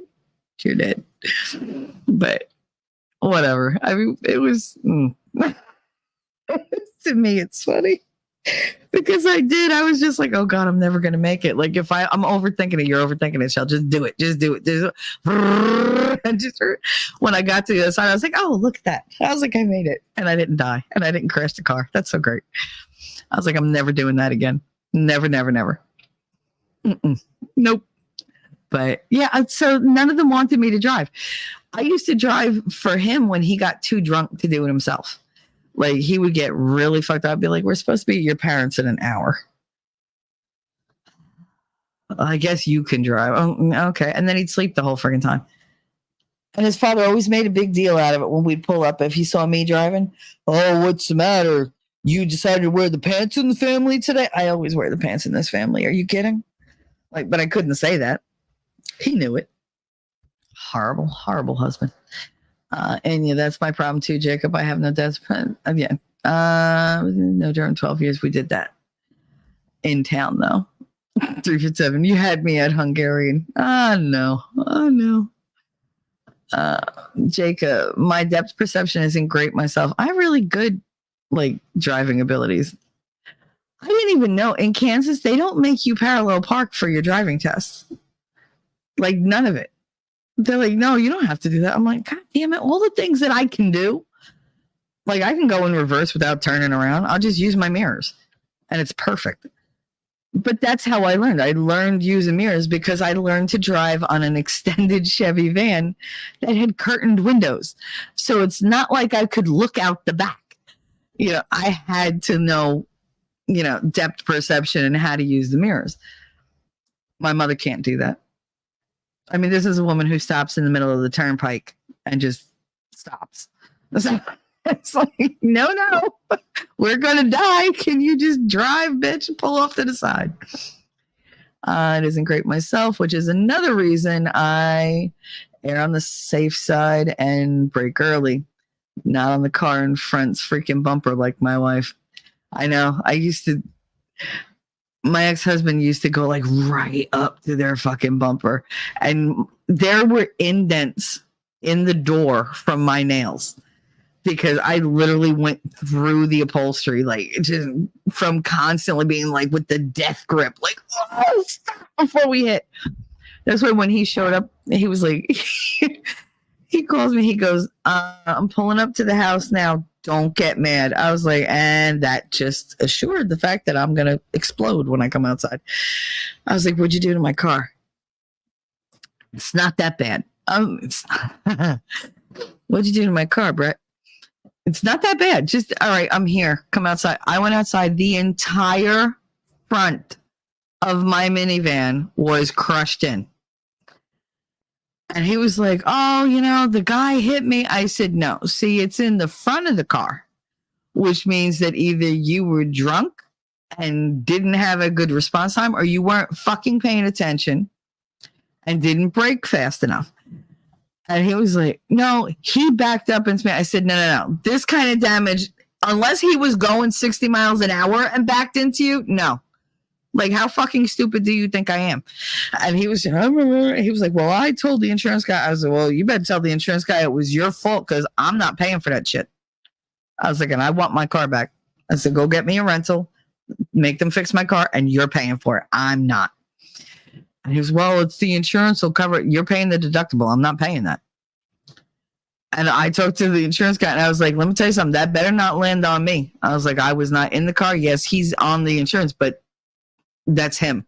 Make sure it says that this was his fault, not my fault. And he was like, yeah. And this was back in the days when you could actually talk to your insurance guy and get them to do shit for you. And he was like, yeah, no, I got you. He was like, it's all right. So, I mean, I never had to like pay for that. Like my insurance premiums didn't go up or anything. They gotta be sky high because he's wrecked so many cars. I mean, that's what happens when he's got like 4 DUIs. I told you guys he got arrested for having expired tags, but they pulled him over because he was drunk driving while he was working and called me to bail him out. And I was like, that's my rent money. I was hysterical crying. And I mean, I'm in Kansas. I'm by myself. My friend Greg took me over there because, of course, the asshole had the keys to my car. And I was just like, whatever. So we went. And I convinced the cop to lock him up. I was like, I did. When I talked to him on the phone, I was like, yeah, I'm coming down there. I was like, can you put him in a holding cell? I was like, what? I was like, yeah, this is my rent money and he's stressing me out. And I have a, handicapped kid. I gotta take her with me and da da da da. I was like, can you make sure he's in a holding cell? And I was like, you know what? I'll see what I can do. I got there and all I hear is, God damn it, I can't believe you had to lock me up. I don't know what you're talking about, Kimasabi. It wasn't me. Wasn't me. On the way home, he was like, "You really had them lock me up?" I was like, "Sure did." It was funny because he was so angry, and I was just like, "Oh, I fucking want to leave you there." That was one of the times he got arrested. He's been locked up a couple times, and each time I get even with him. I'm good at braking, though, I must say, Mimsy. Oh, nice. Nice. I drive like your wife, Jacob. Mimsy. How in the world do y'all do these things? Yeah, I don't get it either. I've never had that problem. And much like my mother rides the brake the whole freaking time. Rides the brake. I'm like, oh my God, you're going to have no brakes by the time we get there. She's like, I don't like that. You never touch the brake. No, because I'm accelerating. You know, like, that's what I'm driving. Why would I step on the brake? Unless there's somebody stopped in front of me or I need to like turn or whatever. Why would I do that? Well, just in case. No, just in case. Like, I mean, and my mother, she can't defensive drive at all. Oh my God. At all. If she sees a pylon, and like if it's windy, and you know how the pylons, they kind of like tip sometimes. Oh my God, it freaks her out. No, she's swerving all over the place. And I'm like, girl, like if somebody ever like comes near hitting you, you're fucked. You're so fucked. I used to play chicken with the friggin' trucks. Jacob P's. Yeah, when you press it to the floor, it tends to work great. Well, you know, it works great, but I like that gradual step on the brake, you know, so that not everybody has to go jutting forward, and you don't have like, you know, you don't have ligature marks in your neck from the friggin' seatbelt. That's how Brett used to brake. He'd brake hard, so that you always, like, oh, okay. Like, yeah, no, okay, I just lost all my lunch. That's fine. Like, my spleen is somewhere in the back seat. Anyways, some women don't need physics to drive. We drive on a prayer to our guardian angel. Feels that way.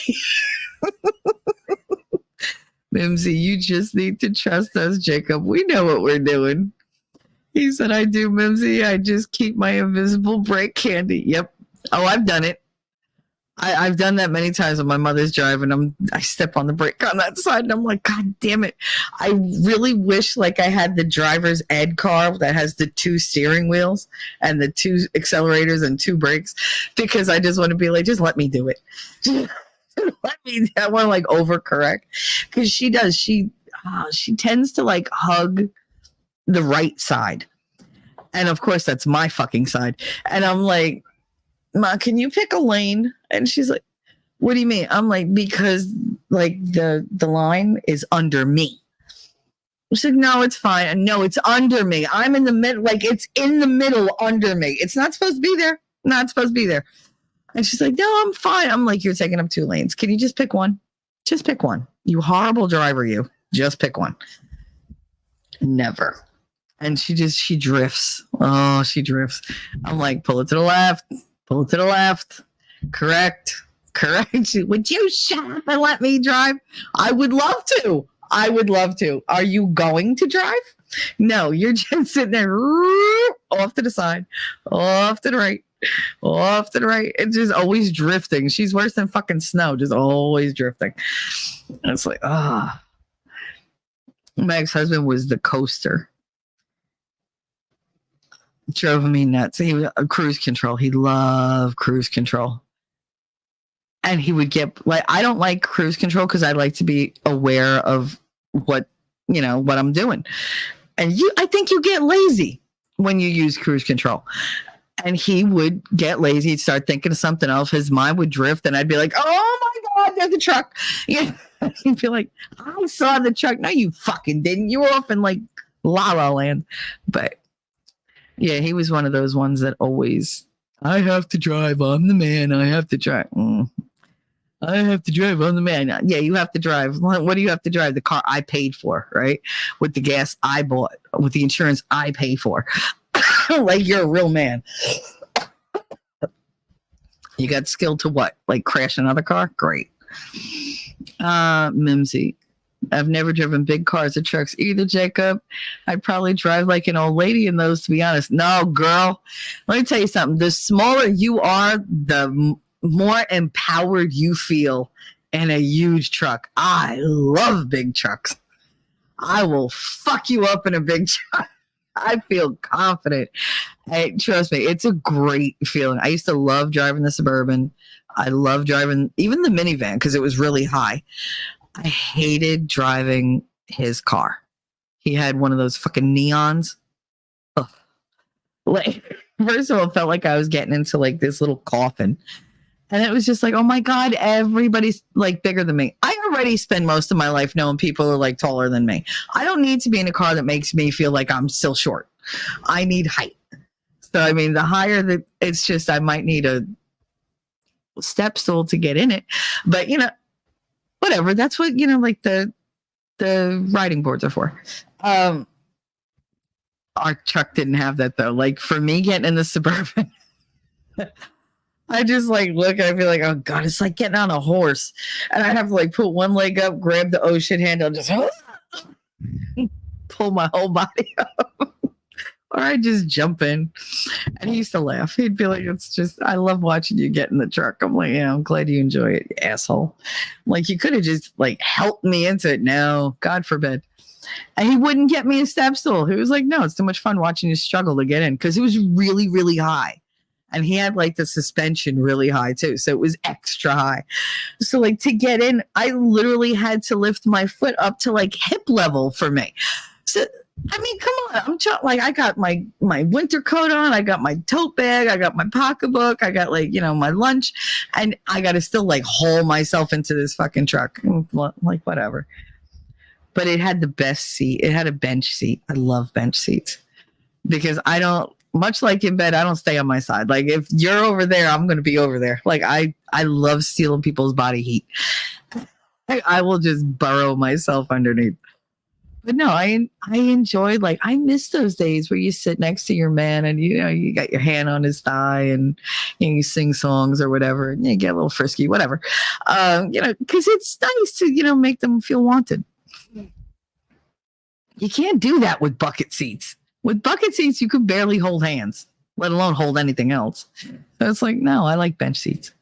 That's why I like the old fashioned trucks. I don't like bucket seats. I mean, they're fine or whatever, but I like to be next to my honey.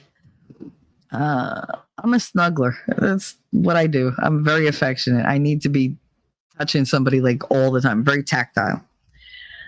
But no, I think Mims, you would love once you get over the fear of, oh my God, this is so big. Trust me, size matters. Okay, the bigger the better. Oh my God, no railings on a bridge. Yep, close my eyes too. Wow, I'm way behind. Good old days, no power steering, no ABS brakes. Yep, stick shift. Yep. Well, no, this didn't have a stick shift. This was just an automatic. It didn't have manual transmission.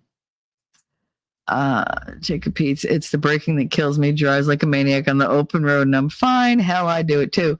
But I expect to see more than the third brake light on the car in front of us at a stoplight. That's hilarious. Rabbit, farm bridges are great. Just aim for the center. That's what I did, and then I closed my eyes and just made sure to keep the steering wheel pulled to the. I want to say, was it to the right? No, to the left. To the right? To the left? I forget. Well, if the person in front of me would drive faster at Jacob, I wouldn't have to ride their bumper. Oh my goodness. She goes, seriously, I'm a good driver. Sure you are, Mims. I believe in you. I do.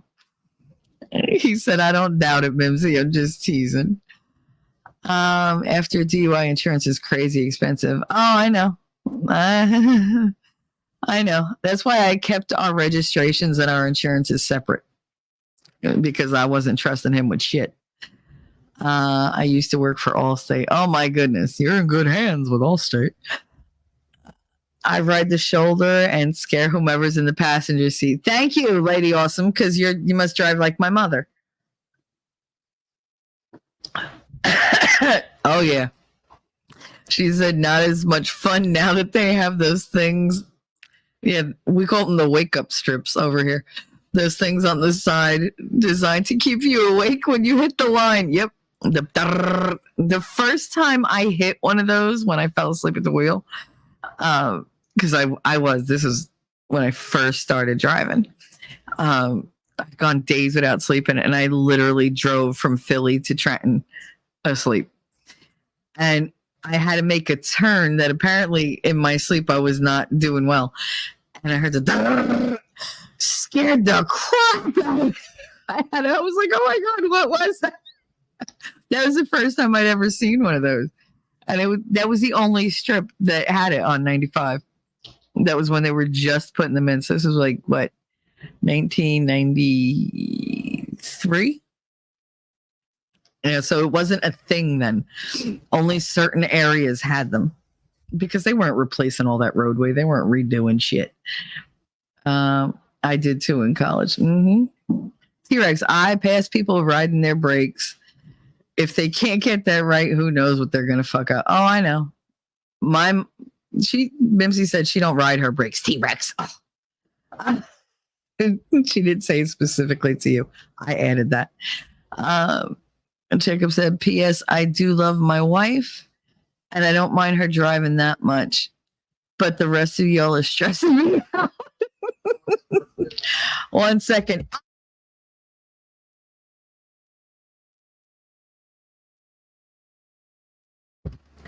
Sorry, children. They forget that I'm live in the morning. T-Rex said, hey, I literally live life on cruise control. Do you know how much my calves would hurt if I drove 10 hours a day by foot? Yes. I mean, but that doesn't mean that you shouldn't. And I mean, you could do cruise control, but I mean, you drive like an old lady anyway. You can't go over 65, right? God, I could drive that in my sleep. I just love to give T-Rex shit about it.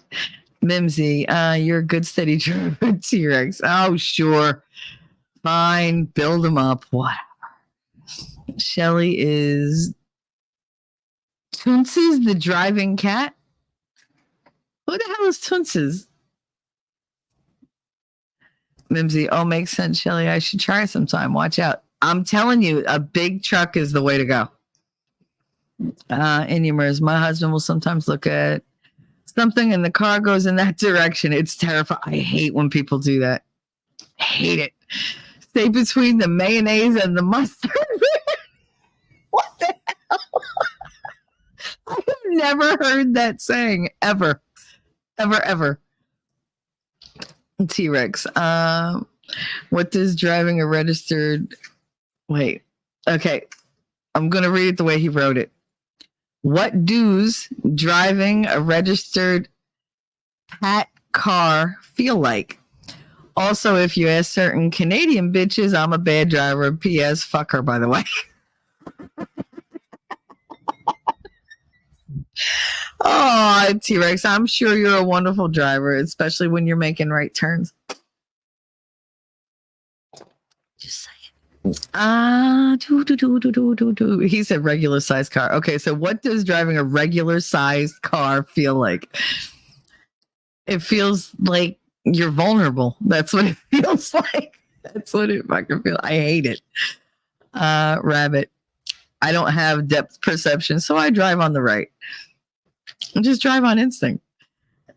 Mimsy said that's how I said it, Shelly. I know.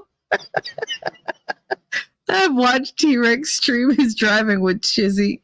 Looks good to me. On Chizzy when Chizzy does his streams. Well, he used to do the driving streams with Winning. I don't know what happened to those. Those were interesting. Always had fun for those. And yeah, T-Rex, you'll have that. Y'all have that welcome or whatever that alarm is if you get too close to somebody, right? I can't remember how it's spelled or if that's the thing that makes the alarm. Oh, but they have like the proximity sensor. Like you're drifting or somebody's getting too close or whatever, like they're in your blind spot. I didn't know they had that. Lex said, Toonces the Cat was an old SNL skit with the cat driving a car badly. No, then I am not Toonces. Thank you very much. I could be, though. You never know. I didn't go and get my driver's license till I was 19 because I didn't trust myself to be behind the wheel of a car. Like I already knew how to drive. My grandfather taught me how to drive a stick shift so I could plow. But because in my family, everything, every lesson has a service behind it. No, I'm going to teach you how to pump gas so that you could go out in the friggin' middle of winter when none of us want to. T-Rex said winning is busy during the days. Now we'll get back to trucking across America in the new year, I'm sure. I know. Yeah, because he's got that job. I know. It steals him away a lot of the time. I hate it, but job. That's a big deal, right? I'd rather you have the job than not have the job. But sometimes I want to be selfish. It's like whatever. I do. I really did enjoy your streams though, because you'd be just driving along and like both of you had shit to say, and he'd have like the map up, and you'd be looking at like different attractions along the way, and you should go here, and you should go look this, and it was really interesting because I don't get to go anywhere. So like when you two do those streams, it's like I'm on a road trip, and my favorite thing in the world is road trips. I love road. I mean, if I could spend my life just taking road trips, I would. I love to see new places. I love to meet new people. I love to find all those little like hole in the wall places that nobody else knows about, only like the locals. Would you two stop? Damn cats decided to get zoomies. They freaking went right over my feet. Like, oh. If you think the cats don't get zoomies, they do. Worse than dogs. Oh, look, now she's all like, yes, I yelled at you. Sit your ass down. Snips. Stop it. Oh, God. She's not going to stop because you know what she's doing? She's got her back up. You know that they do that weird shit where they put their back up and then they kind of walk sideways. They look possessed. Stop it. Boo, sit down. Horrible cat. Sit down. No treats for you. You better go to sleep. He's looking at me like, how dare you yell at me? Cut your crap. They only get like this when I go live. I don't know if they feel like the energy is like, hey, let's go. Mimsy said, I feel that way too, Shelly. I love riding along with T-Rex. I do. I love it. It's the only time I really feel like I get out. And you said when my dog gets zoomies, she likes to fling her toys at me. Nice. No, these two, because they're cats and have claws, they're not limited to the floor. So they think my entire house, including my body, is part of a Parker set.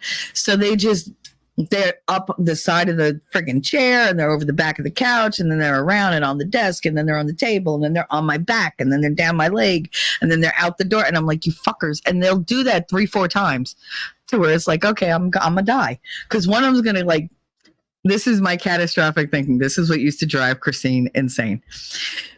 Because I'm like, you're running around, and in my head, all I can hear is, you're running around, you're going to friggin' land on me, you're going to wind up scratching my neck, you're going to catch my jugular, I'm going to bleed out to death, my kids are going to find me, they're going to have a horrible life because they're going to watch their mother bleed out in front of them, they'll wind up bums on the street, and look what you did because you can't sit your ass down. And that's how my brain goes. And I used to do that to Christine all the time. Be like, oh my God, you're driving so fast. You're going to hit that car. I'm going to wind up a fucking paraplegic. I'm never going to have kids. I'm going to die alone. It's all going to be your fault. She's like, how did you get there? And how'd you get there so fast? That's just how my brain works. I can't help it. And he said, mine does it as soon as my kid leaves for school. She's like, this is my time. The kid is gone. Yep. Yep. And you pay attention to me now. Yeah. I pay attention to them all the freaking time. Lady Autumn Sky said, wait, isn't it against the law to pump your own gas in New Jersey? Yeah, but not when you own the gas station. That was my job. They always made me pump the gas in the winter. Always. It was because none of them wanted to have to. You got to figure their mechanics are in the bay. We had the bay doors closed, heat on blast. It was nice and warm because they needed to be able to move around. You can't work on a car with like a heavy jacket or whatever. And every time you'd hear the ding of them going over the damn bell, somebody would have to stop doing what they were doing, put on their jacket, put on their gloves, put on the hat. By the time they got out there, it's like 5 freaking minutes. So instead, my grandfather was like, oh, we have Michelle here. We'll just leave her sitting by the bay door, already in her, winter stuff. Every time the bell goes off, she could run out and pump the gas and, they'll come in and pay or whatever. And we had a lot of accounts. So like most of the guys that showed up to get gas, I knew. They were like big, like meat trucks and stuff like that. The cop cars, whatever. Nobody thought twice about seeing a 9-year-old pumping gas. They just thought my grandfather was really, really smart that he didn't have to do it. So I miss my mama, and tomorrow's her birthday. Aw, and yeah, happy birthday to your mama. I hope she's enjoying heaven. Don't worry, she's looking on you. She's looking in on you. I know I miss Daddy, and his birthday is New Year's Day. So New Year's Day is usually a very emotional day for me. I try to be like, hey, whatever, but I hate that I spend it alone. T-Rex Trucking. There's no place like home for the holidays. No matter how far away you roam, when you for the sunshine of a friendly face, for the holidays, you can't beat home, sweet home. I don't know that song. I mean, I might, but it's not ringing a bell.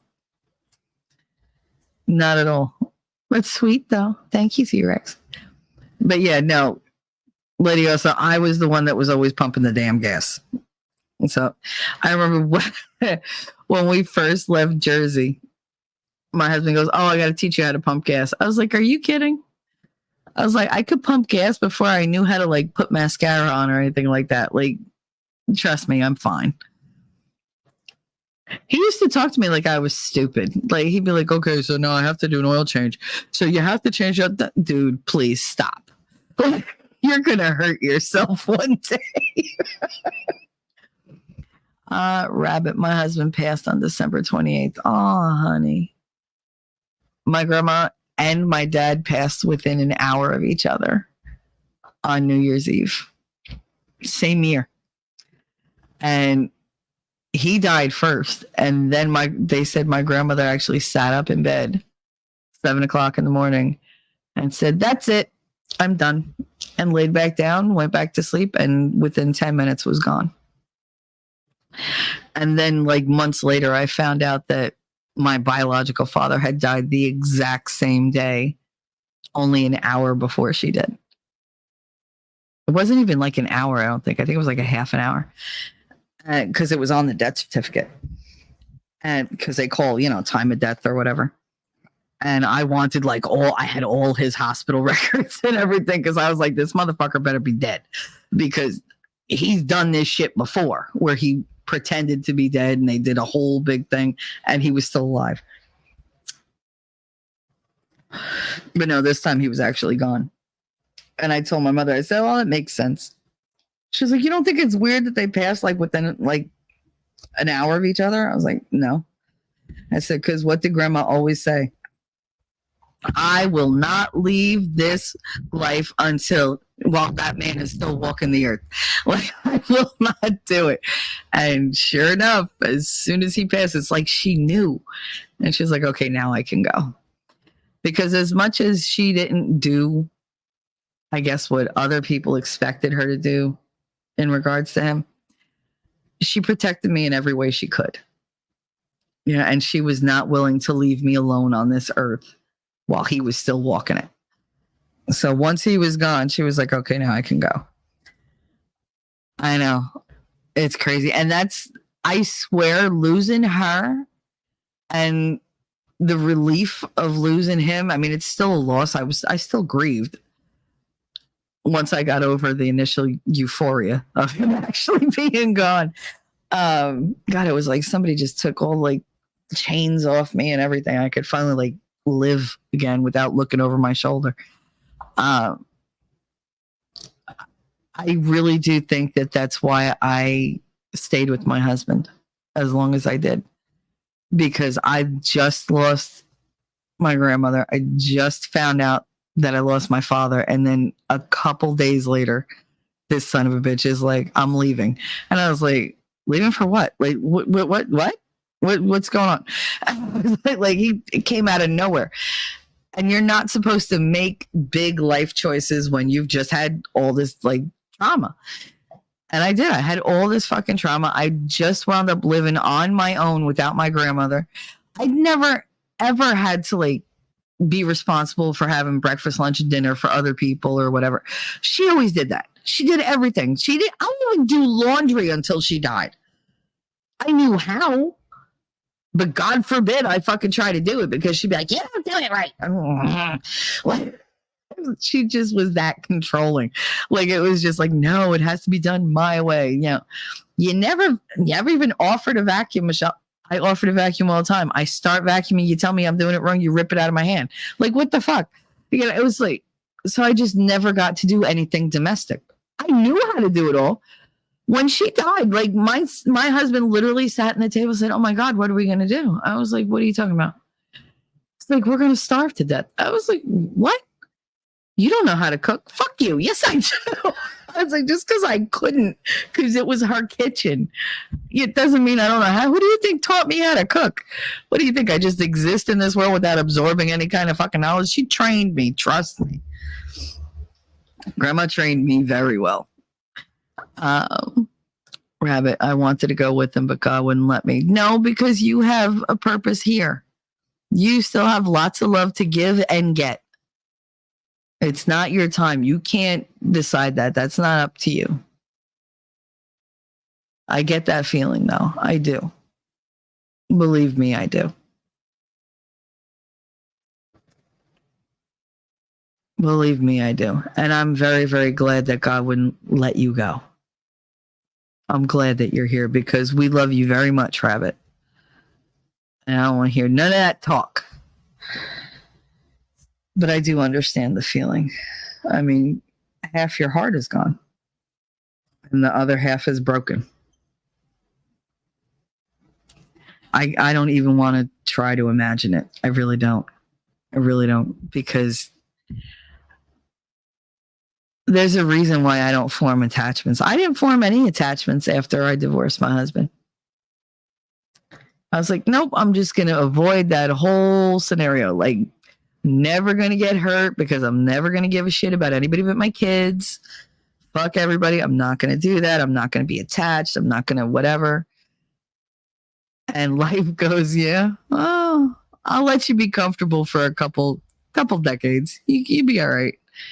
And then it kicks you right between the eyes and goes, ha, you didn't see me coming.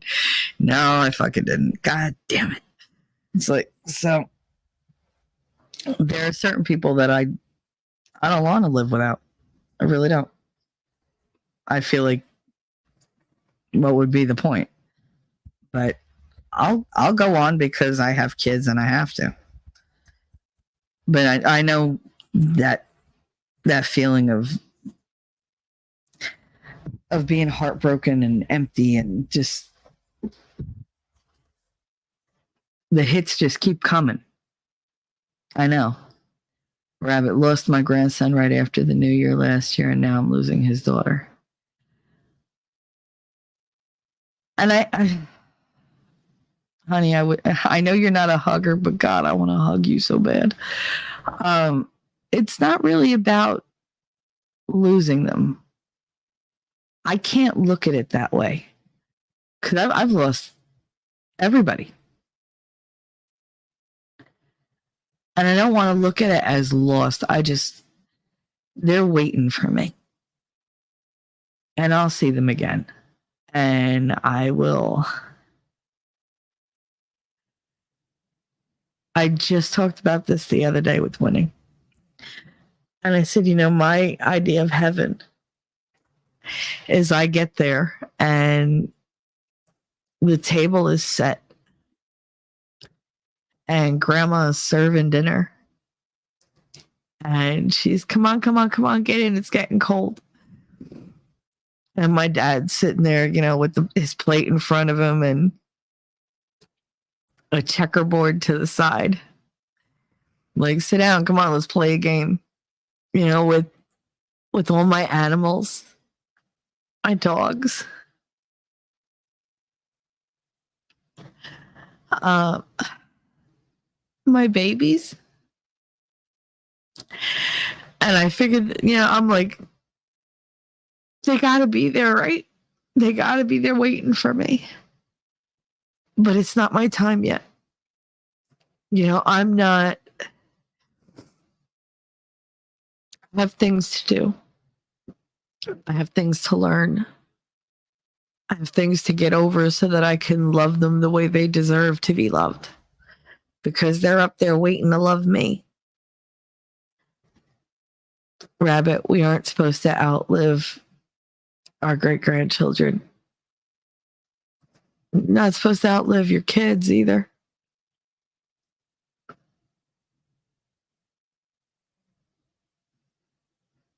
It doesn't matter if it was, if I got to see them or not. I felt them. I knew they were there. I lost 4 babies. And it kills me. Oh, no, honey. Tears are good. Tears are good. And it's not a sadness that makes me cry. It's... I look forward to seeing them. And I miss them. And the tears, it's just an outpouring of love to me. It's not sadness. They wouldn't want me to be sad. And they wouldn't want you to be sad. They would want you to be loved. And you are. You are so loved, Rabbit. And it's okay. You know what? They're going ahead, they're going to hang out. They're going to get to know one another. I'm sure there's people in heaven just waiting. Just waiting to hold another baby and welcome more family into their new place. That's all it is. It's a change in location to me. Because they're up there waiting. That's the one thing that that's the one belief I don't think I can ever shake. That's my idea of heaven. That and the fact that when I get there, God's going to look at me and be like, bitch, get in here. Oh, what is wrong with you? I swear to God, I'm going to be so disappointed if I get to heaven and God's not standing there just shaking his head at me like, really? Oh. I want him to be as exasperated with me as he can be. Because I already got the answer. I'd be like, hey, you made me. So I want to hear your mouth. Like, this is all on you. Because that's my relationship with God. I don't think that God is, wrathful. I used to. I used to think God hated me. I'd be like, you must hate me. You take everybody I love from me. But I don't think that's it at all. I think that the people that I loved were so amazing that this world didn't deserve them. And Daddy had asked me once why I think people die. And I said, I think God makes everybody with a purpose. And he only lets you stay on earth until you've achieved that purpose. And I mean, we used to have talks like this all the time. And I was young when he died. I was 13 when he died.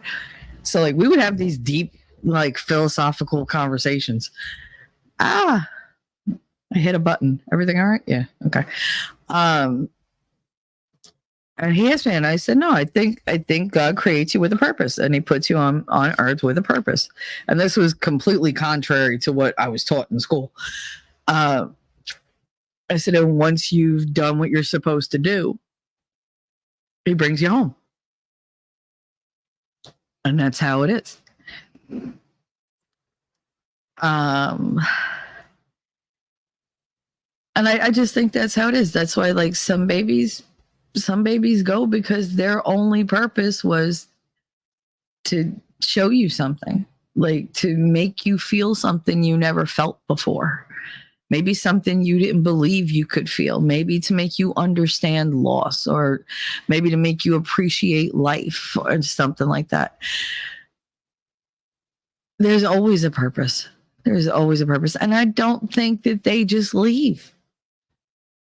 You can ask Winning. I was playing gin last night online, and I was talking to my grandmother the whole time. Now I'm talking to him, but I'm talking to my grandmother also. And he was just like, what are you doing? And I was like, every time I ask for a card, I get it. That tells me that she's here. And he was like, what? I was like, listen, my grandmother always said, you're lucky in cards, unlucky in love. You know, it's like, thanks, Graham. You know, I was a little kid when she started saying that.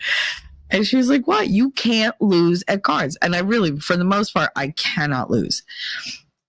But I know, like, there's this one gin rummy game that I play that I suck at because the robot always kicks my ass. The only time I win is when I say the things out loud and I know she's here. Like, first I'll think it and it'll happen, and then I'll just start talking to her. So that's when I know she's hanging around. Usually around the Christmas time, she's never far. And she's the only one that visits me. But I always feel her at Christmas, mainly because when I make the cookies, I can feel the disapproval because I don't do it exactly the way she taught me. I do it my way. And like, if I'll change the icing, the flavor of the icing, and I can feel the disapproval. It's just, it's like, it's so heavy, and I can hear her in my head. But like, I'll smell food in the house that nobody's cooking, but that she used to cook. And I'm like, I know you're here. You know, it's that kind of a thing. Some people think I'm crazy, but no, I could tell.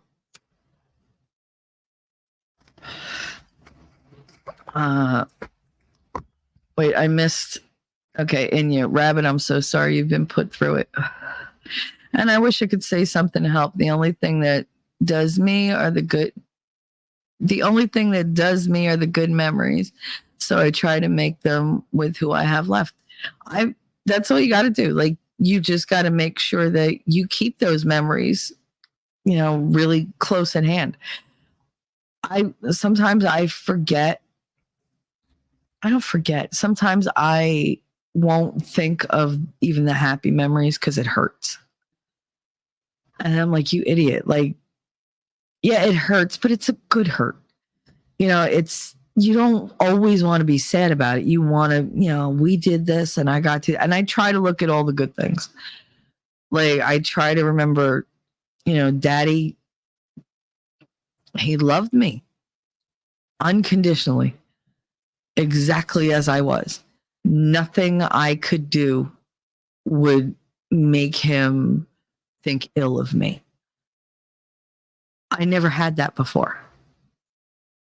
And I hadn't had it since until, you know, recently. So it's like, I never knew that. I knew how to love like that. I loved my kids like that. And I wasn't his blood child. He chose me. You know, he chose to see who I was and to love me like I was his own. And that meant more to me than anything, because my own family didn't love me like that. But this amazing man did. And you got to figure, when he met me, he was young. He was like 24. Yeah, and he died when he was 34. So, I mean, this was a young man who stepped up and did all the things that nobody else in my family could do. He was a protector. He was a provider. If he had any inkling what my father had done to me, there would be like, no, he would have been in jail because he would have killed him. Not even. He would have said nothing. He would have just walked out of the house and came back bloody. Like, that's just, he literally would have beat him to death, among other things. There's not a doubt in my mind. And as violent as that is, I cherish knowing that somebody loved me enough to do that they would have done that. And that's what I cling to. I don't say, oh, I used to do it and go, oh, I miss him. You know, God hates me. He took him too soon. I feel cheated. I feel this. I feel that. And now I just turn around and go, you know, oh, I had him for how many years?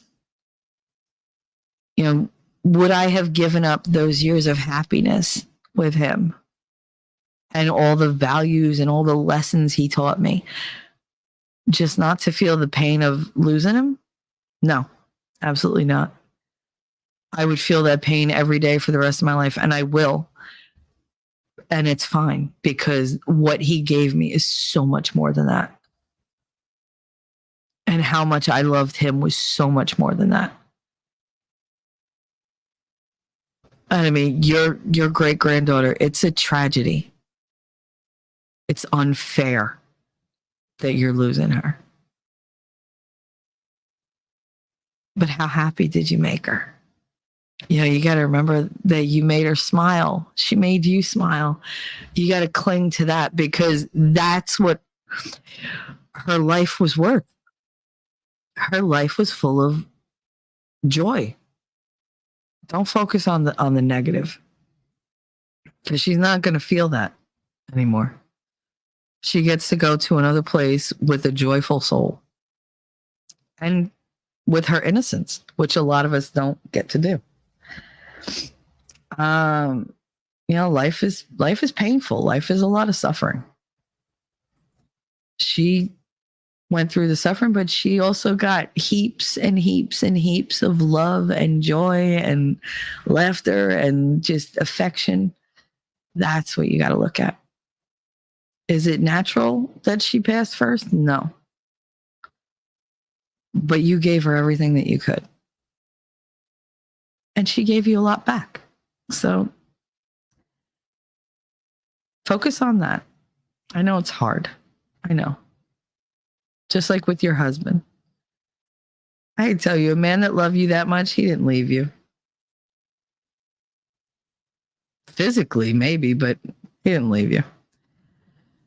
And yeah, if my mom isn't mooning me, I'm going to find her and moon her first. Good girl. That's what I like to hear. Rabbit, the meds are affecting me. It'll be better when I can breathe again. Girl, I know. Believe me. When that pain gets there and you're struggling, it's really hard to be upbeat and like on the positive side of things. But that's what we're here for. We're here to love you back. And to try to lift you up. Winning. Glad I picked the most difficult purpose on the list. You would, too. No, I think God picked the most difficult purpose on the list for you because, hi, how you doing? I'm Shelly. Good luck with that one. Winning rally. I think they get automatic redos. We're going to Vegas. What? Oh, because... thanks a lot. I would love Vegas is like I do want to go to Vegas one day. I mean, I love Atlantic City. It's a cesspool, but I love Atlantic City. You got to drag me out of the casino. And I never ever lose. Like I mean, I'll lose, but I have a strategy that I always go home with more money than I went in with. And it works every time. Inumers, that's true. It took me almost 10 years to finally understand that about my first son. He's taught me so much. Yep. Rabbit, her birthday is the 24th. Oh, Rabbit. Yeah. I mean, these holidays, they can suck, but they're going to suck if you let them. I'm not giving in. I didn't give in last year, and I'm not giving in this year. Yeah, I can't.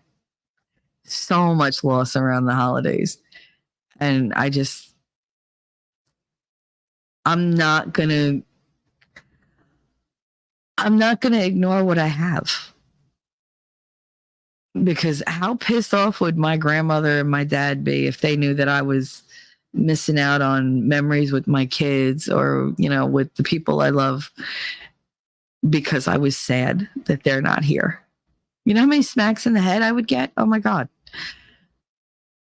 That actually might be more why my brain doesn't work anymore, because of how many times I've been smacked in the head. Jacob, all right, sad girl hours are over. You shut up. Don't tell me what to do. What the hell? What do you call mixing coffee with hard liquor? I don't know. Getting ready for work. Nice. Don't ever work on my car. I'm just saying. Anyway, it's a good time, but a bad morning. What a nice hot toddy. Listen, I'm all for the chuckles, but tears have to happen. Sometimes when you have hard times coming up, it's not a bad thing to cry. Maybe for a dude, but I'm not a dude. And I feel that if I hold it in, then it's going to affect every single thing that I do because I'm wasting so much energy trying not to cry. I've been trying not to cry for days. Yeah, see, even Lady Awesome knows. She said, I really need to schedule some crying time. It's about to spill out everywhere. I better do it before Christmas. Yep, that's how I've been all week. And I've been holding it in. And you could hear, sometimes I'll be talking, my voice will crack a little bit or get a little strained. And I'm like, gotta pee. I'll be right back. I'm put them on hold or whatever. Because I'm afraid that once I start crying, I won't stop. But then I come here with you guys and I cry for different reasons, but I get that release and it feels so much better.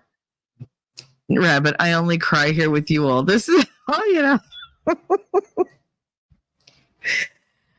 they're good tears because we always wind up laughing.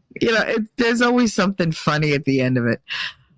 And you gotta let it out. That's what I feel bad for men because somebody somewhere told them you're not allowed to let your emotions out. You got to swallow it. You got to bottle it up. You got to pick yourself up, walk it off, walk that shit off. That's not right. They're feeling people too. Let it out.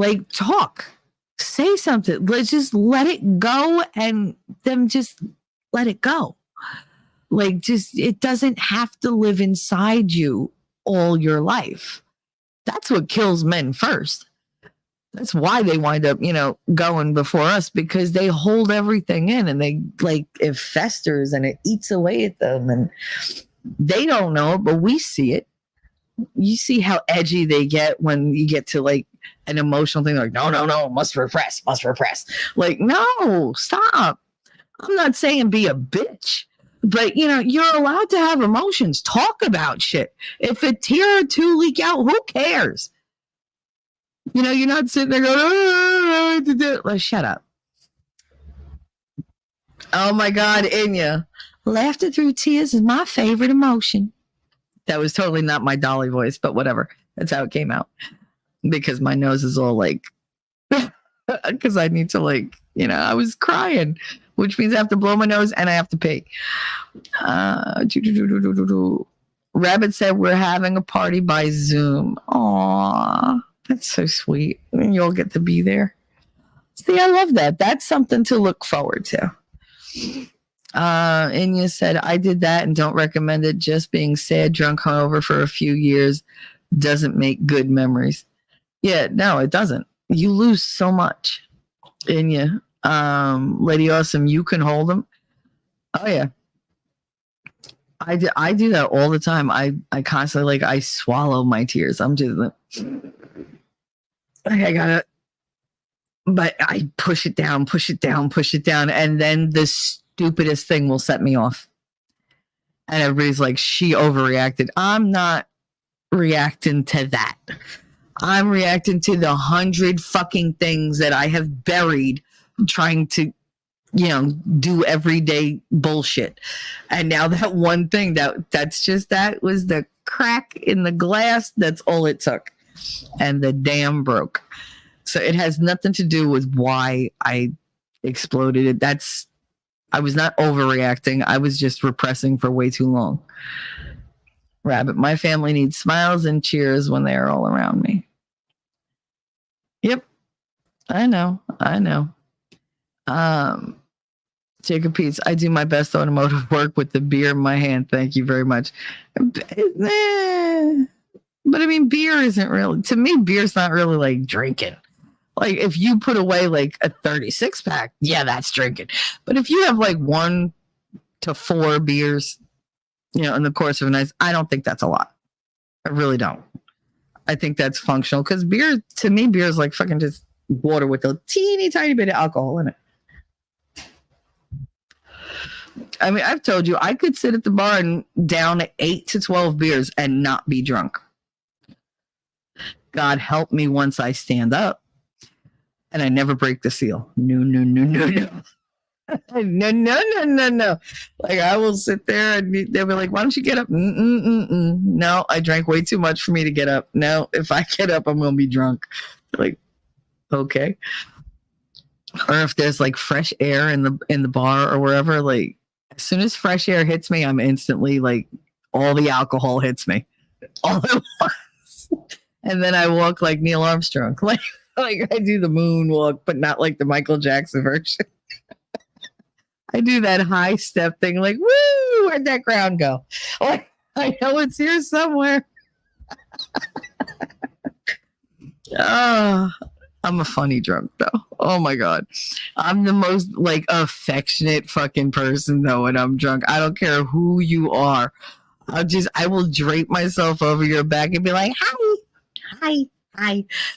My husband and I went to the supermarket. He picked me up after a work party, and I was drunk. But I mean, I could walk, but I was drunk. And he was like, would you stop? I was like, what? He was like, stop being so happy. I was because we're walking down the aisles, and I'm just like, hi, how are you? Oh, I like your hair. Oh, I like your shoes. Oh, you're so cute. And I'm like going up to random people, like squeezing their cheek, like, look at you, you're so cute. And they're just like, oh my God. And they laugh and they just shake their head at me. And he was always so embarrassed. He was like, would you stop touching people? I was like, why? I was like, God, that's what's wrong with the world. Like, nobody hugs. Everybody needs hugs. I remember I said this by the deli, and the guy behind the counter goes, I could use a hug. And I was like, I heard him and my head popped up. Brett was like, don't you dare. And he made a grab for me, but I was gone. I went around the aisle thing. I went behind the meat counter, and I was like, come here. And I'm like, I have my arms out now. This guy was like 6'3". I'm 5'3".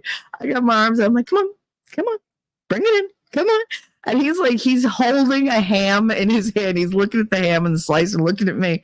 And he's like, he just shrugged. He was like, all right. He had this big goofy grin. He put the ham there. He comes over. I hugged him.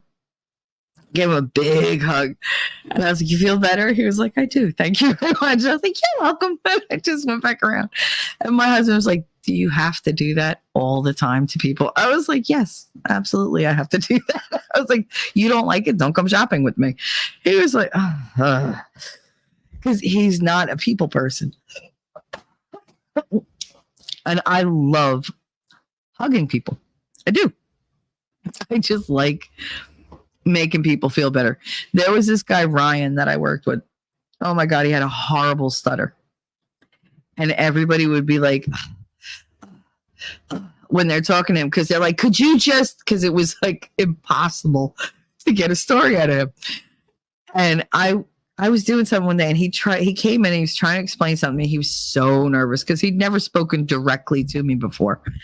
And apparently I was intimidating. And he was just, and I looked at him, and I put my hand on his shoulder, and I ran my hand down his arm.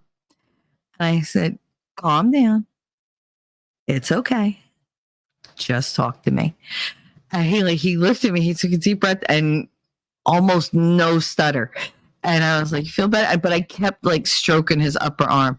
And he was like, yeah, oh, all right. I was like, all right, thank you for telling me. Talk to you later. And he was like, okay. And like he walked away, and the teacher that I work with, she said, nobody would think that you're that nice. I was like, listen, the kid was fucking nervous as hell. Honestly, the only thing I could think was, when a dog is like skittish, you just, okay, all right, calm down, it's okay. And she was like, yeah, she was like, nobody would ever guess that you're like that. But I mean, it's an intuitive thing. People need connections. They need affection. I have no problem giving that. None at all. I have tons of affection to give. Fuck with me and you're going to get a lot different touching. But, like I have tons of affection to give. It's just, it's not a very safe world to give it in.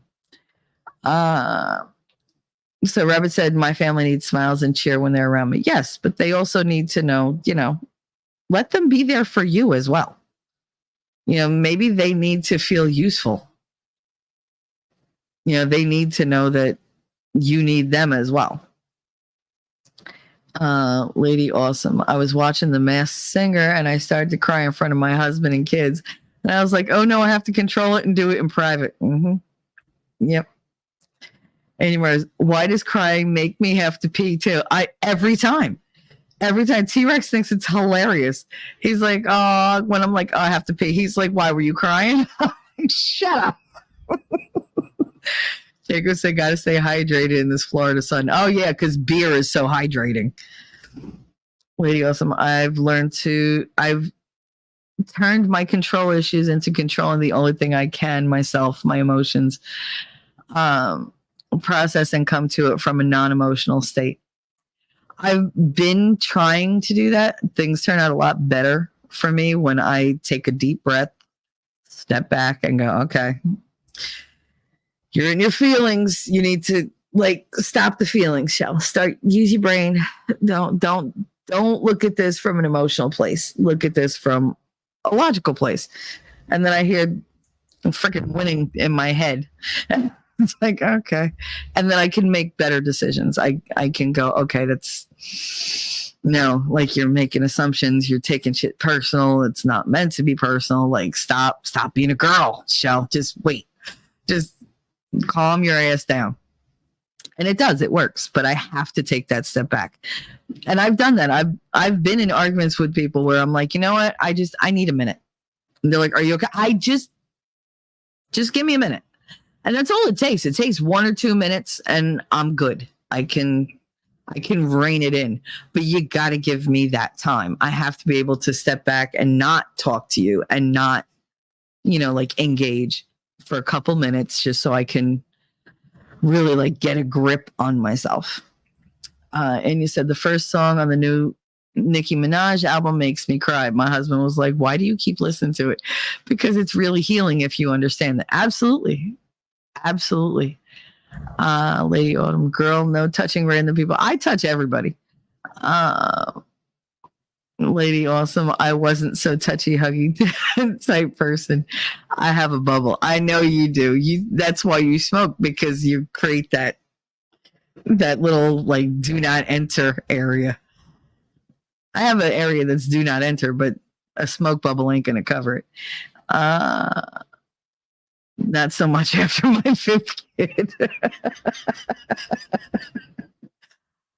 Children have no boundaries. They have no personal bubbles.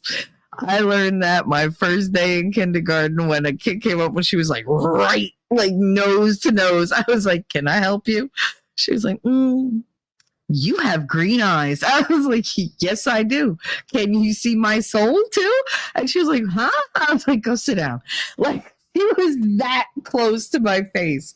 I was just like, all right, like, okay, I can smell what you had for breakfast last week. Like, go sit down. Rabbit, I force myself to hug when I know someone needs it. Aw, Rabbit. I mean, I went through that period of time where I didn't want anybody. Well, Lady Awesome said my people repellent is smoking. Yeah. And believe me, I've been there, done that. I still have a problem with somebody touching me unexpectedly. Like, if it's somebody I trust, that's different. Yeah, like, you got carte blanche, do whatever you want. But like, all right, like funerals. I don't like going to wakes. Italian people are very touchy-feely at wakes. And you see people who you haven't seen in 40 years, and for some reason they think that you're supposed to act like you see them every goddamn day. And no, like my Aunt Ann, who is another one of my godmothers, I hadn't seen her in decades. And I hear, oh my God. And I was like, oh God. Like I didn't know who was saying it, but I knew it was directed toward me. And it was like my spine instantly was like, alert, alert, alert, alert. Like I'm standing taller. I got my arms out. I'm ready to like beat the shit out of somebody. And all of a sudden I just had this woman on me. And I'm like, I'm standing there like with my hands are up and my hands are in fists because I'm ready to like beat this woman. I look over her shoulder. My mother's going, no, put your hands down. Put your hands down. I was like, who is this? Because she knows I don't like for strange people to just come up to me and just throw themselves on me. And this woman's clinging to me. Oh my God, you're all grown up. And I'm like, who the fuck is this? Because I can't see her. She's buried in my freaking neck. And like, I'm like, oh dear God. And I'm like, I'm focused on my mother. And she's like, calm down, Michelle, calm down. I'm just like, cut this person off me. And finally, like the lady let go, and I looked at her, and it instantly clicked because, you know, she was old when I knew her, so not a lot of difference. And I said, "Oh, Ann, how are you?" And she was like, "Oh my God, you're such. Oh my God, you got babies in your own, don't you? Where's your husband?" I was like, I divorced him. Oh, good for you. Where's your piece of shit father? I haven't seen him. He's dead. Oh, that's wonderful news. And I'm like, mm-hmm. This is how like the whole friggin' that whole day that was the same conversation with everybody. Oh, have you seen your father? No, he's dead. Oh, I'm so happy for you. And I was like, what the fuck, man? And these are people who didn't know what he did. They just knew he was a piece of shit. And were happy. They were happy he was gone. Congratulating me on my father dying because, oh, you must be so relieved. Yeah, I'm very relieved. Thank you very much. Like, if you all knew he was this fucking evil, where were you all my life? Like, where were all of you all my life? So crazy. But that's just how I am. Like, just don't touch me if I don't give you express permission to. If I can't see you coming at me, because if I see you coming at me and it's a no, trust me, I'm going to say, like, I will put my hands up and go, no. Like, otherwise I'll do like the whole pat kind of thing. Like, oh yeah, mwah, mwah, the air kiss, which I find so fake. I hate doing that. I hate when people do it to me. And it's always, oh my God, Michelle, how are you? Mwah. Mwah, mwah. It's like, mm-hmm. And they never go like the right way. Like you're supposed to go, you go to the left, you go to the right, you go to the left.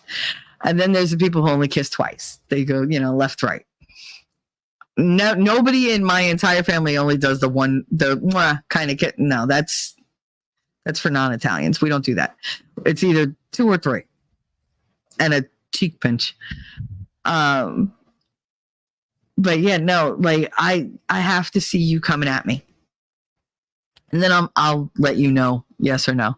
My body language will tell you if my mouth doesn't.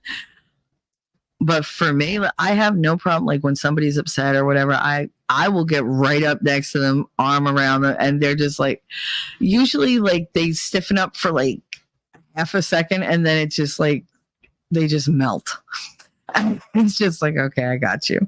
Like it's all right, I got you. Daisy girl, I will booby hug my Shelly. Yes, we will. Yes, we will. On a nice cold nipply day. T-Rex said the worst thing is when non-smokers come out to the smokers haven spot. Yep. And then they bitch about it smelling like cigarettes. Like, bitch, you came out here. Go away if it's bothering you. Outside of every funeral home in the back is where everybody hangs out with the, like the Hertz driver to smoke. Why y'all gonna come out there and bitch about the smell when we're standing here kibitzing with one another, smoking, having a grand old time, just trying to get through this bullshit, and you come out and you're like, you're going to be the next one in there. You know what? Nobody invited you to this party. Turn around, get the hell out. Like, just go away. I don't come into your house and tell you what to do. Don't come outside and tell me how to act. Like, I could do what I want. You can't even friggin' smoke outside in Hoboken anymore. The cops like, you can't do that. I can smoke weed out here, but not cigarettes. Are you kidding? Are you kidding me? Well, you can smoke weed because it's private property. Isn't it still private property when I'm smoking a cigarette? Like, what the fuck? Yeah, but you're not supposed to smoke within, we're not allowed to smoke within like 300 yards of a park. I'm like, you bastards put parks like every 5 blocks. Like, nobody's ever going to smoke in this town. When they did away with smoking in bars, I was like, why? Why would you do that? Like, now we're all going to be standing outside smoking. And then they were like, oh, we don't like all the cigarette butts outside. Well, we were inside where there were ashtrays, but now we're not allowed to do that. They still have smoking in some of the casinos in Atlantic City. They have the smoking room, but there's no door. It's an open freaking door. So everybody smokes in there, and then that's safe. Okay, like that shit don't travel. It's not like they have the HVAC going. Like that. It's whatever. It makes no sense. It makes no sense. I remember a comedian once making a joke about, oh, now you can't smoke in bars anymore, California. Pretty soon, no drinking and no talking. And I was like, yeah, we're not far from it. And we're really not. Be like, oh, you can go there and pay money just to stand there. Just don't talk, don't touch anybody, don't smoke anything, don't eat anything, don't drink anything, don't dance, no joking. T-Rex said, I found a bar in Orlando where I could smoke inside. It was awesome. Oh my God, that sounds so good. We have a couple of those in Hoboken, but those are not bars that other people, like the yuppies, go to. Like, you would walk past it and not know it's a bar. It just looks like, a closed storefront or whatever. And it's just like, yeah, if you know, you know. So, and usually those are mafia run anyway. Or Irish run. Depends. But they're always like old school Hoboken people. I could think of 3 off the top of my head. And they're all in the center of town. None of them are up by me. But yeah, we used to be able to smoke in bars. I remember going to a bar and playing pool with this dude that I was dating. We played pool for like 6 hours. And I didn't think I smoked that much, but apparently there was so much smoke that when we got outside, I threw up so spectacularly. He was like, I never saw anybody physically turn green. He was like, you were green. I was like, oh my God, that was so much. It was so much. I got home, my grandma said, I smelled you from downstairs. I was like, Michelle, you say yuppie a lot. Could you define it for... Okay, so in the 80s, now you got to figure Hoboken was all factories, sweatshops, and, just families. That's all we were. Just a lot of families. You had the Italian section, you had the Spanish section, Jewish section, Polish section, the German section. Like everybody, the Irish section, everybody was separate. But we all knew one another. So you could walk through neighborhoods and you watched out for one another. Nobody went to restaurants. We all ate at home. Like that's what we did. Gutter's Pub said, hell, we used to smoke pot in the bars. I mean, I used to drink in the bars at 16. Nobody fucking stopped me. I'd sit next to the cop and have a drink. Like, he'd just be like, are you driving anywhere? No, I'm walking. All right. 2 beers. That's it. Okay. Never said, oh, it's illegal or whatever. Whatever. Like, you're sitting there drinking. You're in uniform. Shut up. I'm like, shut the fuck up. Hello. Buona Natal. Literally just rolled my lazy ass out of bed. Good for you. Good for you. It's good to have a goal. Your goal was to get your lazy ass out of bed. Goal achieved. Now go back to bed. Now it's Friday. You got to get up and have some fun. So yuppie. Okay. So the 80s,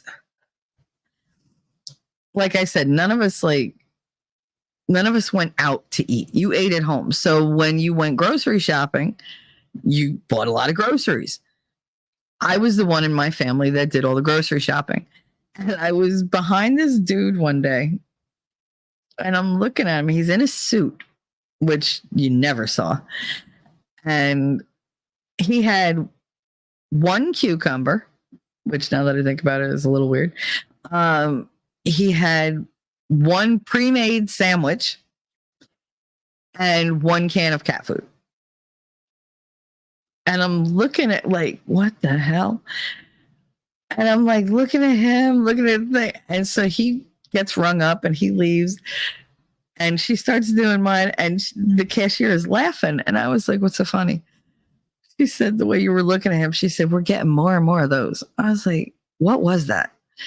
She said, that's all the yuppies. Now, yuppies, we call them yuppies because they were young urban professionals, which meant they were young. They worked in Manhattan, but they lived here because the rent was a lot cheaper. And they lived alone. They had no plans on marrying or whatever. Like they were all single and they would get their food. And they all had cats and they would buy their food, like just what they needed for that meal. That's what they would buy.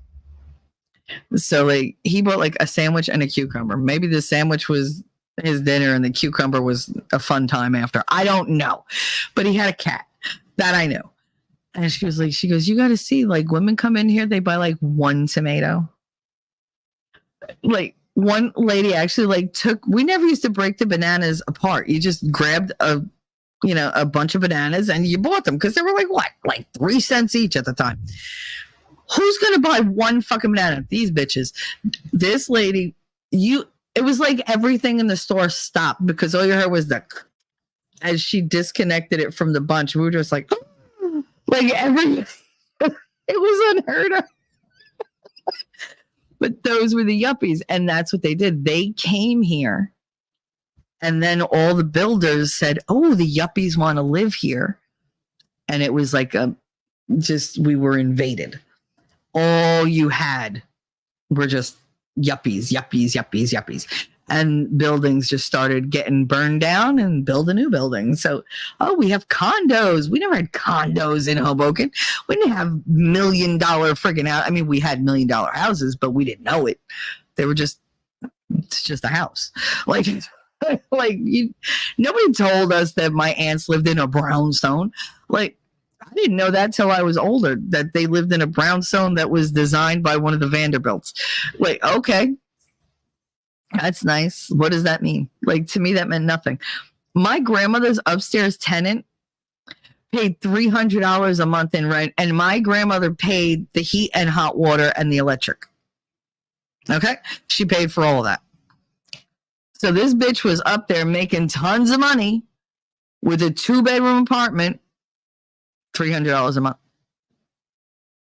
She's like, oh, well, it's a walk up. She was just happy it was the 3rd floor, not like the 5th floor. Like they were just, they were just different from us. They didn't have families. They didn't have like the values that we had. They came in, they wanted a party. They complained about everything. God, we had like, they took over one school. They turned one of our schools into condominiums. And all these yuppies move in, and then they're bitching and moaning about the feast. It's too loud. I want that shut down. This feast has been here 100 years. We've been doing this over 100 years. You come along and now suddenly we have to change our traditions because your ass didn't do the research. You should have asked around before you bought a friggin' $1 million shoebox. Nobody told you to move here. Go the fuck back to Manhattan. Is it quieter there? Like, no. So, that used to piss me off. They'd be like, oh, no, you have to shut the feast down by like 10 o'clock. No, we don't. I dare you to come out here and tell these thousands of people to go home. God, they've been drinking all night long. They are hopped up on sausage and pepper sandwiches and Zaples. Like, what are you going to do? They're going to kill you, is what they're going to do. And we can hide your body in the throng and just be like, oh, he got trampled. Oh, well. It's for a church. You think they won't cover it up? We got catacombs. Let's go. We know where to put the bodies. Like, But yeah, they were just so complainy and just, And like they'd come in and they'd try to haggle with me about prices for like, for the gas station. Why does it have to cost that much for labor? You see this big freaking sign behind me that says the rate of labor per hour? You see that? Yeah, I don't understand why I have to pay so much. Because you tried to fix the fan belt with pantyhose and you fucked up a whole bunch of other things. So it's a lot more work than if you had just, not messed around with your car. You did this. Now you got to pay for it.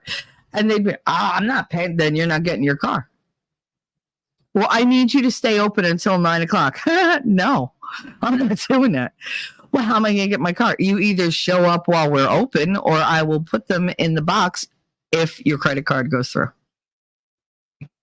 Oh, now I got to try to no, this is a business. I'm not going to bend to your will. You need to show up and work with me. Like, this is a business. It's this time to this time. Oh, I can't make it that time. Well, then you're asked out. Go somewhere else. I got no lack of business. I don't need your ass. Like, that's what they never understood. I'll take my business elsewhere. Oh, would you please? Wait, I have somebody I don't like. Let me get you his number. It's like, oh my God, they used to drive me crazy. The shit I find online. Taylor Swift has 500 songs about guys leaving her and 0 songs about blowjobs. See where I'm going with this? Like, how do people come up with this shit? Oh, that's hilarious. Ayo said, who's going to buy one banana? Clearly you haven't met Californians. No, because Italians don't shop like that. I never even shopped by the pound. I'd go to the fruit store and go, let me get $3 worth of apples, $4 worth of oranges. And the guy knew what his prices were. He knew what I wanted. And I'd be like, oh, I need 2 bunches of broccoli. I need broccoli rabe and broccoli, like, what the fuck was the other one? I forget what the other one was called. Andy Boy broccoli. I need the Andy Boy broccoli. I need fennel, and if for those of you who don't know what fennel is, it's fennel. But it's not fennel seeds. It's the actual fennel plant, which is a digestive, which we always had with Christmas and New Year's to follow the meals so that you didn't get constipated from all the friggin' food. Alexander, well, it's true. Well, what's true? Which part? The part that Jacob said? Because that was funny. Like, why does she have 0 songs about blowjobs? I mean, I feel like if she had more songs about blowjobs, she wouldn't have so many songs about guys breaking her heart and leaving her. I think there's a correlation there. I really do. Alexander, her last name is such because she's a quick chick. Yep. Swift. I think there's a correlation. Yeah, there is a correlation, Lex. I absolutely agree. The part that Jacob said. But I need an Andy with my broccoli too. I I mean, there's so many things that I didn't know how to say in American, like in English. I only knew the Italian name. Like I told you the other day, I didn't know the friggin' Bazinagol was basil. How the hell would I know that? Bazinagol. The L doesn't come till the very end. You got the inago in between. So it's like, why would I know that? Fennel. I didn't know that it was called fennel. Alige. I didn't know they were anchovies. What else? I knew what a bichadil was. I knew what a pucaruch is. I knew what a stunad was. I did not know what else didn't I know? Oh my goodness. I was telling Winning about the other day that my grandmother used to make it. It was the scatol and beans.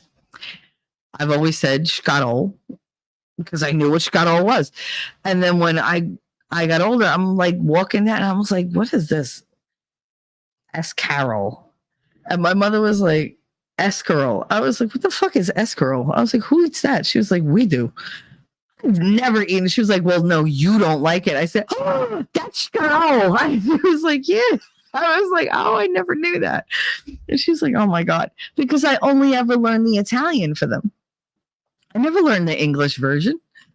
So it's like I'll go through my grandmother's recipes and I'm like, I have to write things in the side going, this means this means it's for my kids. Because they're not going to fucking know. You don't speak American, you speak English, just like I don't speak Mexican, I speak Spanish. Come on, you never. I know. Mostly I just speak, broken Italian. I just speak Jersey. That's what I speak. I speak Jersey. I call people shims. I'm like, hey, shimmy, which means you're an idiot. That's what I always call Marty. Marty's my shimanuts. And even that, like, they call them shim, it's because it's short for shimanuts, which is short for you're an idiot, you're an asshole. Same thing, what's the other one? Smarten up, comp. Now, if you don't say it clearly, people can get upset because they think you're saying something else. But no, it's comp. C-U-M-P.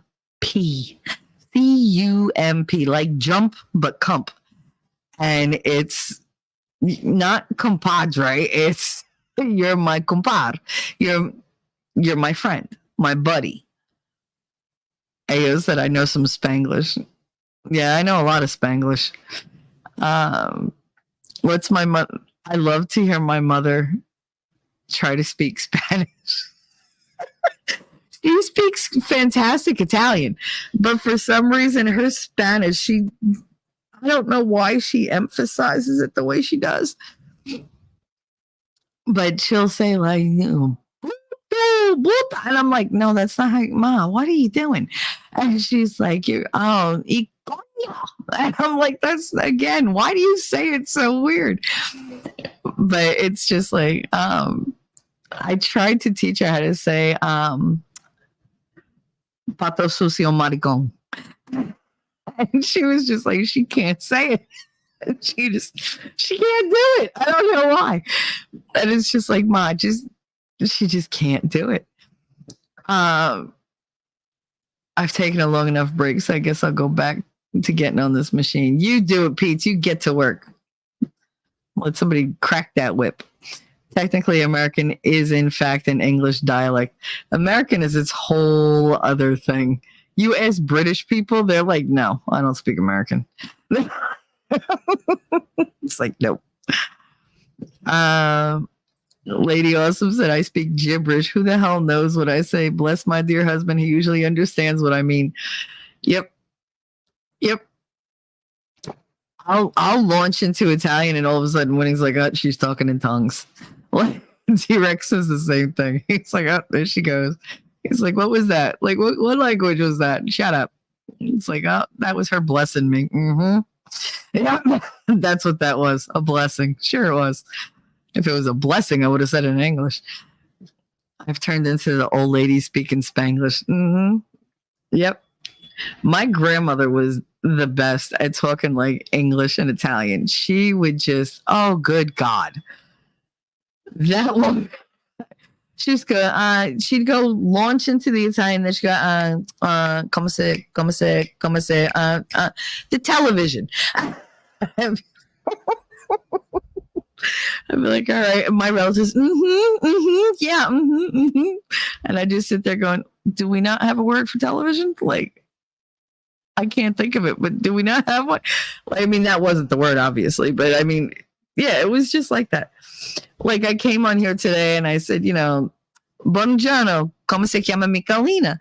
Because a lot of my relatives, that's unfortunately what they call me. She said with the side of Yiddish, oy vey. I know. There's no.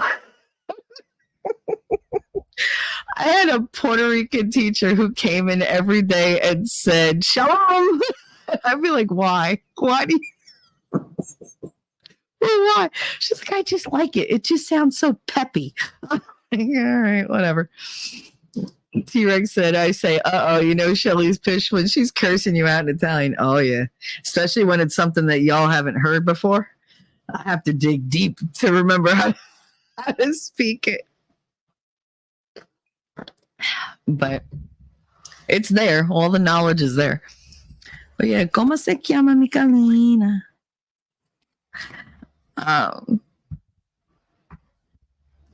I do miss talking to my aunts in Italian. Rabbit, sorry, I'm dozing off. Good, honey, go to sleep. It's all right. You rest. You rest and just let me entertain you for a little bit. My Aunt Lee, especially. Oh, dear God. The older she got, the more the dementia hit her, the less English she spoke. And let me tell you something, her Italian, out of all of us, she was the worst when it came to learning Italian. And my great grandmother, my mom and aunt, she would just sit there and just shake her head every time. She'd be like, oh, you're not my kid. You're not my daughter. I don't know how did you come out of me? And it's because she was the baby. So everybody, if she got it wrong, they were just like, all right, whatever. My 4-year-old son says shalom. He picked it up from Baby Einstein. Oh, that's cute, lady. That's cute, Les. Connor used to watch Baby Einstein, and he used to say everything with a French accent. Triangle. And he knew all the French words for shit. It was just like, okay. And my grandmother used to actually speak fluent French. She used to pick up languages, and it's a thing. She used to learn things by ear. Like, she learned how to play the piano by ear. She learned languages by ear. That was just her. But she was fluent in French. So, I mean, I know so much French that it's ridiculous. But it's hard for me to enunciate. It's very hard for my mouth to do what it needs to do to speak French. Italian just comes out a lot easier. Spanish too. But no, I can speak quite a bit of French. I know quite a bit of French. It's just I have to go slow. If you have a conversation in French in front of me, I can guarantee I know everything that you're saying, because your body language actually speaks a lot more than your words do. That's why language is only really a hindrance if you're not in front of the person. If you can see them, you can figure out what the hell they're talking about. And I have this thing, I don't know what it is. Old Spanish ladies love to find me in stores and make me do their shopping for them. I don't know. Femme les bouches. Femme les bouches. No. La chaise, à champ. I really enjoyed Eddie Izzard, Dressed to Kill, when he was like, la singe à la branche, la chaise c'est la chair, la souris est sur le table. And he's like, la singe disparu. The monkey would fuck off. I love him.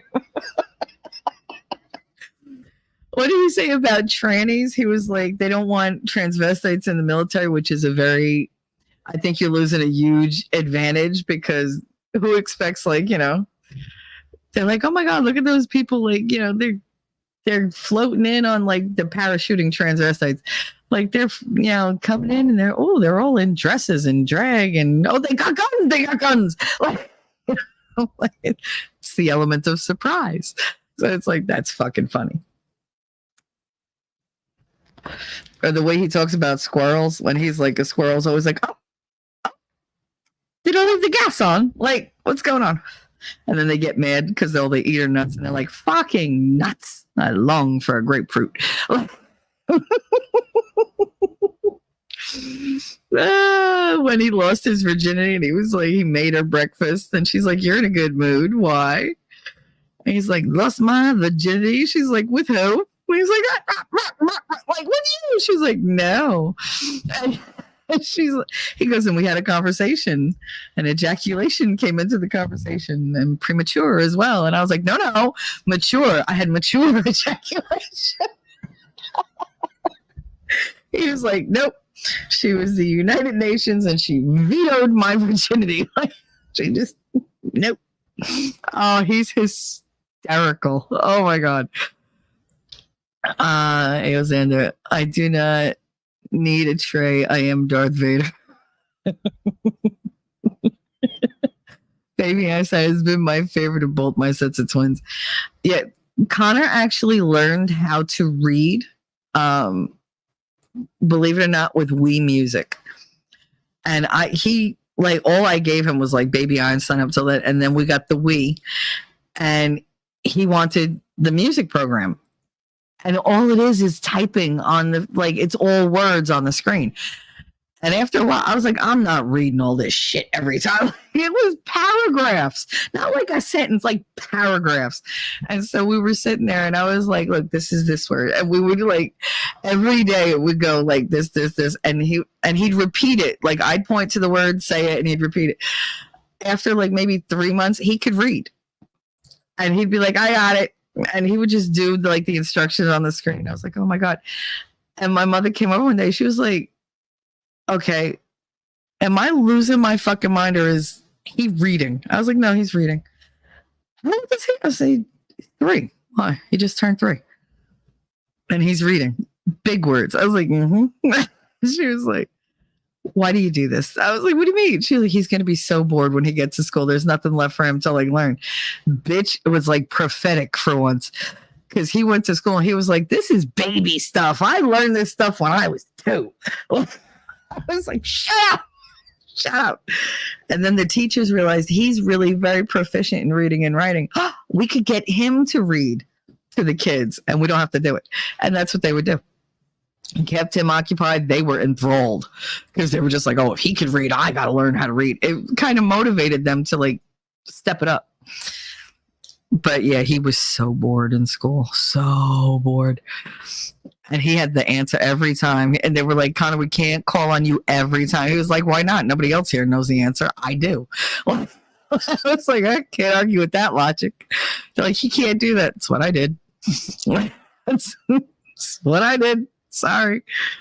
The teacher used to they would give out the math problems and she would use his paper to as the answer key to correct everybody else's. And she was like, if he gets it wrong, I know he's sick. Really? He always got hundreds. He was, oh my God, so good in math. I know I'm bragging, but whatever. Lady Awesome, when I was pregnant with my second set, I bought the entire series. Now there's a channel. I know. On the Samsung TV. It's super helpful. Super Y on PBS. Yep. We love Super Y. Oh my God. There were so many different programs when Connor was little that they were just educational. There was no wokeness. There was no whatever values he got taught, I taught them to him. Or my aunts came in and talked in his ear. But I actually have videos somewhere. I think I have them on my YouTube channel of Connor when he was 2-3 years old reciting the Lord's Prayer, the Pledge of Allegiance, the Lord's Prayer, Pledge of Allegiance, and there was something else. What was it? I can't remember what it was, but there's 3 things of him, and he had everything memorized, from when he was little. And the priest was so impressed with him. He was he taught him the sign of the cross because I hadn't I'd skipped that part. And I just went right to the Lord's Prayer. And so I told him, the Our Father, but the priest thought, oh, I could teach him all the, and then he's like, and now we're going to do the Lord's Prayer. And Connor was like, I got this. Our Father who art in heaven. And he was like, oh my God. He was like, he knew the whole thing. I was like, yeah. He was like, and he's still not baptized. Nope. Still not baptized because y'all are assholes. He's not baptized because I didn't have any godparents that I trusted for him. Katie's got godparents. They suck. They completely are not a part of her life because it's like, why sign up to be a godparent and then not be there for the kid? Never.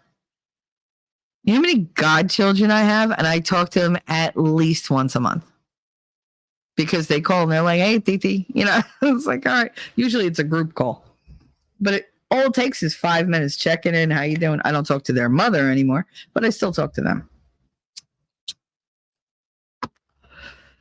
But yeah, we used to enjoy Super White. I got to the point where I loved all the programs that he used to watch. Ayo Xander, 3 days. 3 days. Fun. I know that's a reference to something, but it just went over my head because now I'm in like super Y mode. The only thing that he used to watch that I hated was that stupid thing with the Wonder Pets. I think it was. Oh. That song would just forever live in my head. Look at the date, T. Oh yeah, 3 days till Christmas. Big deal. Like around here, I don't even have a tree up. I have nothing up because number one, there's no room. And number two, I don't want to fall asleep next to a Christmas tree every night. I just don't. I should mention I was very interactive with anything on TV. Oh, so was I. I didn't do that thing where I put the TV on and I walked away because Connor didn't stay still. Like, yeah, the TV was, kept his attention for a little bit, but there's still a lot of redirection. Like, oh, look what they're doing now. Oh, look what they're doing now. Oh, look what they're doing now. Because otherwise he'd just be off and doing something. I learned my lesson very quickly. I had put him in the playpen because I figured he'd stay in there. And I think he was like a year and a half, almost 2, maybe, but he was still like playpen able. And if I put him in there, he would normally stay in there. He was probably like a year and a half. Maybe 2 years. I don't know. He was little. And I was like, okay, I put the TV on. I was like, I can take a shower. Oh my God. I was like, the angels were singing. I was like, oh my God, I could get underwater and like wash off like everything. And I went and I took a shower. I came out and he wasn't in the playpen. TV was still going, but he wasn't in the playpen. And I heard, hee. Pretty. It's so pretty. I like that. I was like, oh God, no. Now I only took maybe a 6-7 minute shower. He managed to draw a mural in several Sharpie colors from my door all the way to the pantry cabinet. So it was about 6 feet. And it went, his height.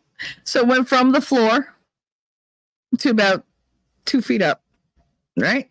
And maybe 2.5 feet. And it was the whole wall. And it was a beautiful mural. It was. He did a beautiful job. But it was my wall. And it was a white wall. And I was just like, ooh. And of course, that was the first time he'd ever done that. And after that, it was fun time. Do you know how many times I painted that wall? I hid every Sharpie in my house. Didn't matter. He'd find them. He found all sorts of different markers. Crayons were the worst. Crayons do not like to be covered up by paint. You can cover up Sharpie with the paint. Crayons? No, you got to scrape it off first. And then I used to go through those Mr. Clean sponges like crazy because that was the only thing that would take the crayon off. And it was just, because I used to buy Crayola. What did my mother buy him? Rose Art. Rose Art does not come off with soap and water. You have to scrub that shit off. It was just, yep. Wonder Pets, we're on our way. I know. That little duck. I love that little duck. Oh my God. But yeah, it was to help a friend and save the day. Mm-hmm. Yep. God, please don't put that in. I'm down. La la la la la la la. Phenomena. Do do do do do. Phenomena. I'm not gonna have that in my head. But yeah, no, it was. Yeah, I could have killed him. A whole freaking wall, the whole thing, and it was just like, all right, whatever, like, whatever. And I tell him all the time, I'm like, if you ever go, like, look at that wall. If you turn your head a certain way, you can still see it. I know I can.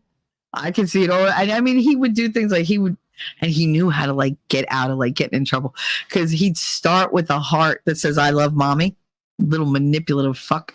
And he'd be like, look what I made for you. Don't you love it? Are you happy that I made this for you? And I'd be like, you little shyster. Like, I know why you did that. Like, I'd be like, yes. Yes, I love it. I love you, mommy. Mm-hmm. It was always, I love you. I love you too, you little bastard. Come over here. He knew how to get me. He did. He knew how to get me. But Katie never did any of that stuff. Katie was just very happy to just sit in her high chair and just blah, blah, blah, blah, blah. The other thing was Katie was very social. And Katie had a hard time pronouncing things. Have you seen that pic of a child who drew on Dad's car with a screwdriver? No. I would. Does he have like black and blues all over? Because Lord. Somebody keyed my husband's car one day and he swore it was me. I was like, why would I do that? Because you're mad at me? I was like, why would I key the car I paid for? Like, why would I do that? I'll key your face before I key your car. Like, I have respect for cars. You act like I didn't grow up in a gas station. Shut up. I know how much a paint job costs. But yeah, no. I always got blamed for it. I was like, you ever think people just don't like you? They just don't like you. You have a douche-mobile. Of course they keyed your car. He's like, well, they never key your... No, nobody keys my car. DM'd it to you. Awesome. I'm not looking now. I'm not, because I can't open Discord because it makes my mic all wonky. I haven't just checked my Discord in a couple days for a lot of messages. So I have a lot of messages to go through. So just give me time. Like I said, it's been a week. But so Katie used to have a hard time pronouncing things. She still does. Volstorm. I know how much a wax job costs. Yeah, well, I'm sure you do. So like I said, she had a hard time. And we had a dog named Sparky. But she couldn't say Sparky. She used to call him Fucky. And she'd, Fucky, come here. And people would be like, oh, they'd be scared. I mean, the dog's name is Sparky. Like, she can't say it. Give me a break, people. Like, it was like, and she said it at school, and I got called to school for it. But she was going with my mother to the local supermarket, to Food Town. And my mother had her in the carriage, and they're going up and down the aisles. And she sees a book, and she's like, Emma, I want that book. I want that book. And she was like, oh, she's like, look what's on there. She goes, kitty cats. Now, in Italian, kitty cats are cat balls. So, and I lived in an Italian neighborhood. So, of course, all the old women were, oh, what'd she say? And she was like, she can't pronounce it. So she was like, I'll prove it to you. Katie, what's on your feet? Shoes. She was like, what else? Cocks. So she wore shoes and cocks. So, and they were all right. But I mean, that was Katie. You never know what the fuck she was going to say. Even now, sometimes I'm like, stop. Take a breath. Think about what you're saying to me and enunciate. And she's like, I can't. I'm like, you just did. There you go. Like, I'll give you a cookie. But yeah, she wore shoes and cocks. We had kitty cats instead of kitty cats, and they were shoes and cocks. And we had a dog named Fucky. So I mean, that was just a wonderful world of Katie. And she still does that sometimes. Like, she says fruit. Don't know where the French accent came from, but apparently it's fruit. So of course we tease her every time. Like Connor's like, "You want something?" I'm like, "Yeah, do we have any fruit?" And he goes hysterical, and she's like, "I hate you." But like they pronounce milk. I'm like, where did you two come from? Like, how did you grow up with these accents? But then once in a while, like my son will be like, "Oh my God." I'm like, "Aw, you're so my kid." We were in school one day and I was like, somebody asked me if I wanted something from Dunkin' Donuts. I said, "Yeah, just give me a large coffee." And he was with me. He was little. He was like 6. And he goes, "There's no W in coffee, right?" And I was like, "You said it the same freaking way that I did." And he was like, "No, I didn't." I was like, "Yeah, you did. You just don't hear it." And he was like, "Coffee." I was like, "Yeah, coffee." And he was like, "Coffee. Coffee. It's coffee, Ma." I was like, "No, it's not. Coffee." I'm like, "No, it's coffee." And he's like, "Whatever." That's like Christine and I. She used to make fun of me because I say, "I'm tired." She goes, "You what?"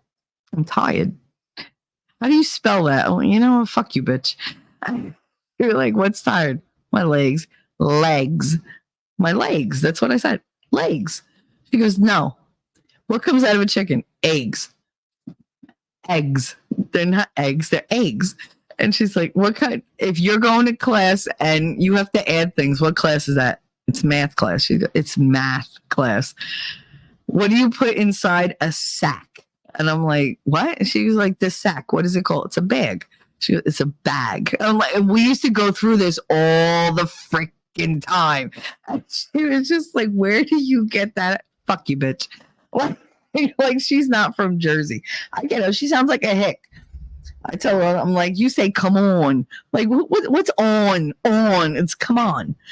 On. It's very easy. On. She's like, on. On. No, that's what I said. "No, it's not what you said." And so, I mean, we all have our little picadillos, like whatever. But I mean, I know my accent is quite thick. And when I talk to my mother, it's even thicker.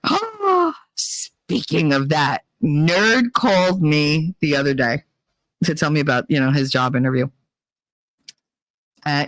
We were on Discord. We were talking on Discord. And so I had the mic on and my mother calls me on the phone. And I'm not thinking it. I'm like, "Hold on, Nerd. Like, my mother's calling me. You can listen, whatever." Because people are usually amused by my mother. And she's talking to me and I hang up with her and he goes, "Please tell me that was a really bad connection." I was like, "What?" He goes, "Tell me that was a bad connection." I was like, "Have you never heard my mother?" And he was like, "No." I was like, "Oh," I was like, "You got to talk to Winning. Let him do the impression." He does an amazing impression of my mother. And I was like, I said, "I thought I said, you've never heard like Jimmy jokes about my mother? Like everybody jokes about my mother." I was like, the first time that Vicky ever heard her talk, she was like, "Oh, Fredo's behind me. All you think about is sex." Like, and I was like, "You're the one who thought about sex." She's like, "Obviously he wants sex now," or something like to that effect. And it was just like, people think that I came out of, like this just because I'm degenerate. No, I come by it, honestly, because she's worse than I am. Ayo, Xander. "Oh, I have a story. I used to say park as park."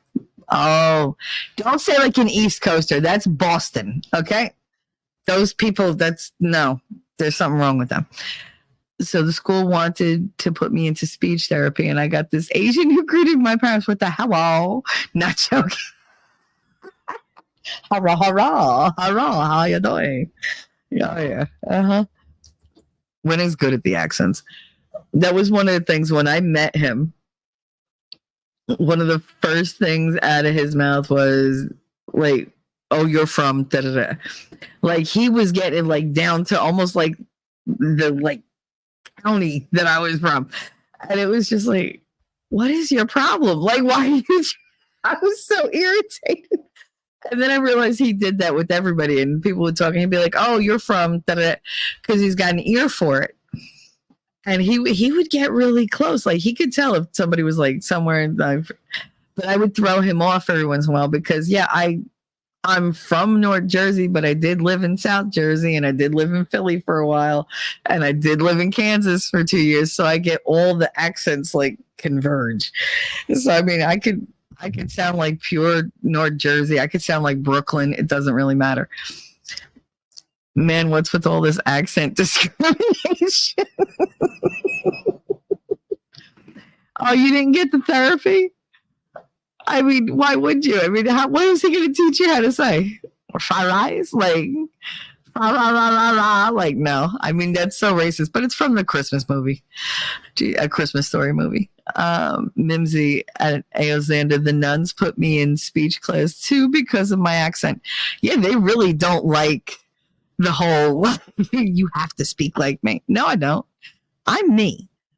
You don't like my accent, don't listen to me. How about that? Like, it's very simple. Don't talk to me. But yeah, no. Alexander, when I was a child, I called trains kukukas because that's the noise that they made on the rails. All right. I sent you something to think about too, T. I asked everyone else the same question. Okay. You sent me something to think about. Now I'm going to think about it until I read it. Damn it. Anyway, I'll get to it. Don't worry about it. Probably not today though, because today's going to be a real bitch when I hang up. Or when I log off or whatever the hell I'm doing. Speech. Yes, I already corrected it, babe. It's fine.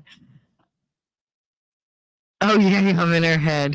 Yeah, no. My head is already full of somebody, so today's worry day. Whatever. But no, I mean, it takes a lot. When I was in Kansas, like I said, they called me, Jersey, because what else would they call me? And they would love it when my mother would call me. And I'd be talking to her because my back was always to my office door. And so I'd be there talking to my mother and blah, blah, blah, blah. And apparently when I talk to my mother, my accent gets a lot thicker. Like a lot. Like a lot. And they would just congregate outside my door and listen, because eventually I would launch into Italian because she'd aggravate me and then we'd start bitching back and forth in Italian. My mother's the one person I could speak fluent Italian to. Because she has the same dialect I have. She knows all the same, the same words. Because we grew up, learning the same Italian. My Italian teacher was appalled at my Italian. Mr. Percantino was not happy with me. I would speak it in a dialect and he'd rap me on the friggin' hand. Stop it. Stop it. Stop it. Stop it. You know how many times he would knuckle me in the back of the head and be like, stop that, stop that, stop that, stop that. I'd be like, I mean, he had permission. My grandmother was like, yeah, go ahead. Because, of course, she knew him. I was like, all right. But, yeah, he would. He didn't even like the way I said eggplant, like cocottes. Like, he didn't like the way I said it. He was like, it's cocottes. I'm like, no, it's cocottes. Anything. Cocottes. Cocottes. No. It was, I didn't hear the difference. Bippity boppity gobbity goo. Bippity boppity gobbity goo. Gabagool. Come on. You got to know all those different, those things. But anyway, so back to the nerd thing. I thought nerd knew what my mother sounded like. And they would, in Kansas, they would all congregate and they'd be like, oh my God, that sounds so funny. And there was one girl, she was like, oh my God, when you speak Italian, it's so sexy. I'm like, if you knew what I was saying, it's not sexy. It's just, I wanted to say, because I'm talking about all you fucktards, but it's Italians are the same as Spanish, Vietnamese, Chinese. When you go to a nail salon and they're all talking about you.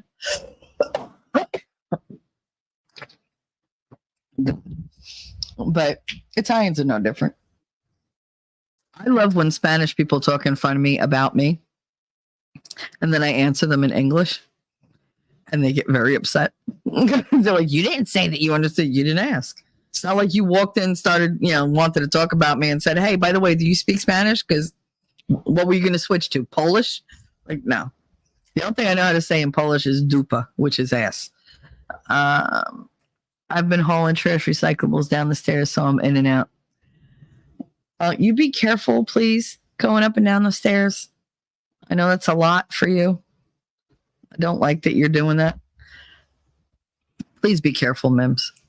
The last time you tried to friggin' do something, you pulled something and something, and then you went to the hospital and stop it. Like it's almost Christmas. Italian is just audible cursive. It really is. It kind of is. I actually had to teach my son cursive because he couldn't understand like my writing. He was like, "Why do you do that? Can't you just print everything?" I'm like, "No, it takes too long to print things." I had the nuns in school. I learned my cursive. God, they would think of that as like child abuse now. I swear to God, these kids are so soft. I still have an indent on my middle finger on my right hand. It actually like made my nail grow a certain way because of all the writing that I did. I mean, we practiced. You had to practice penmanship. Penmanship was a subject until like third or fourth grade. Like we actually had, yep, that finger. Hi, Ellie. Fine. I was talking about you earlier. Ellie, you're not going to want to miss the beginning of this stream. Trust me. Just the first like half hour. Trust me, you want to listen to that. She said, "What the fuck? What? I was talking about you earlier." I said, if I could take you and Edis and Inya and put you together, I'd have like my perfect super bitch. And I mean that with all the affection in the world. I love you guys.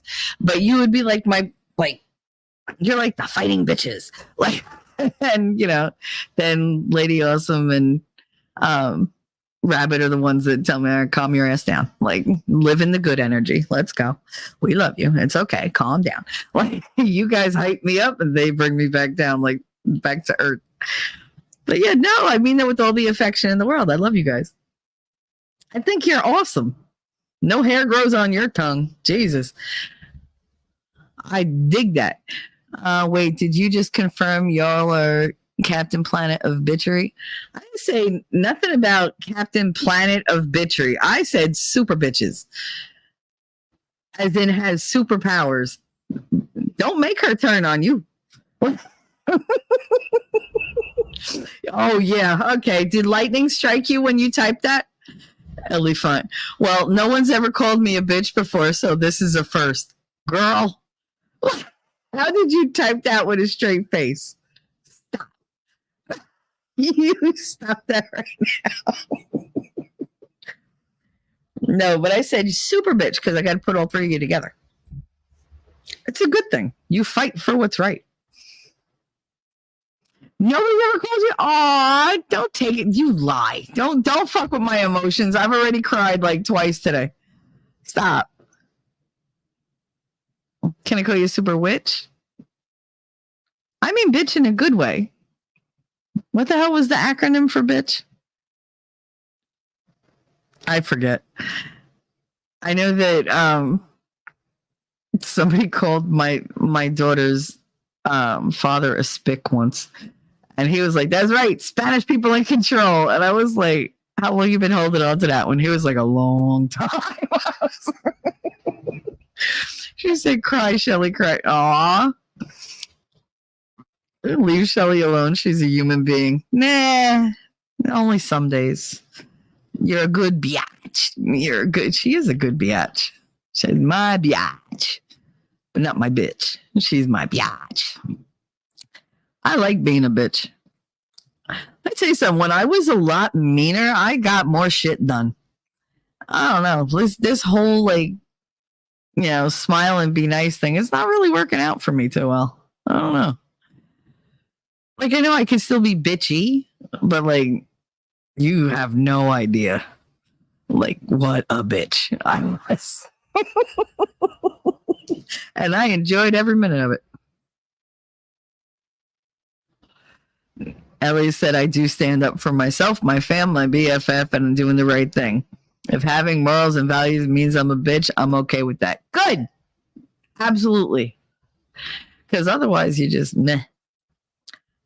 I like strong people.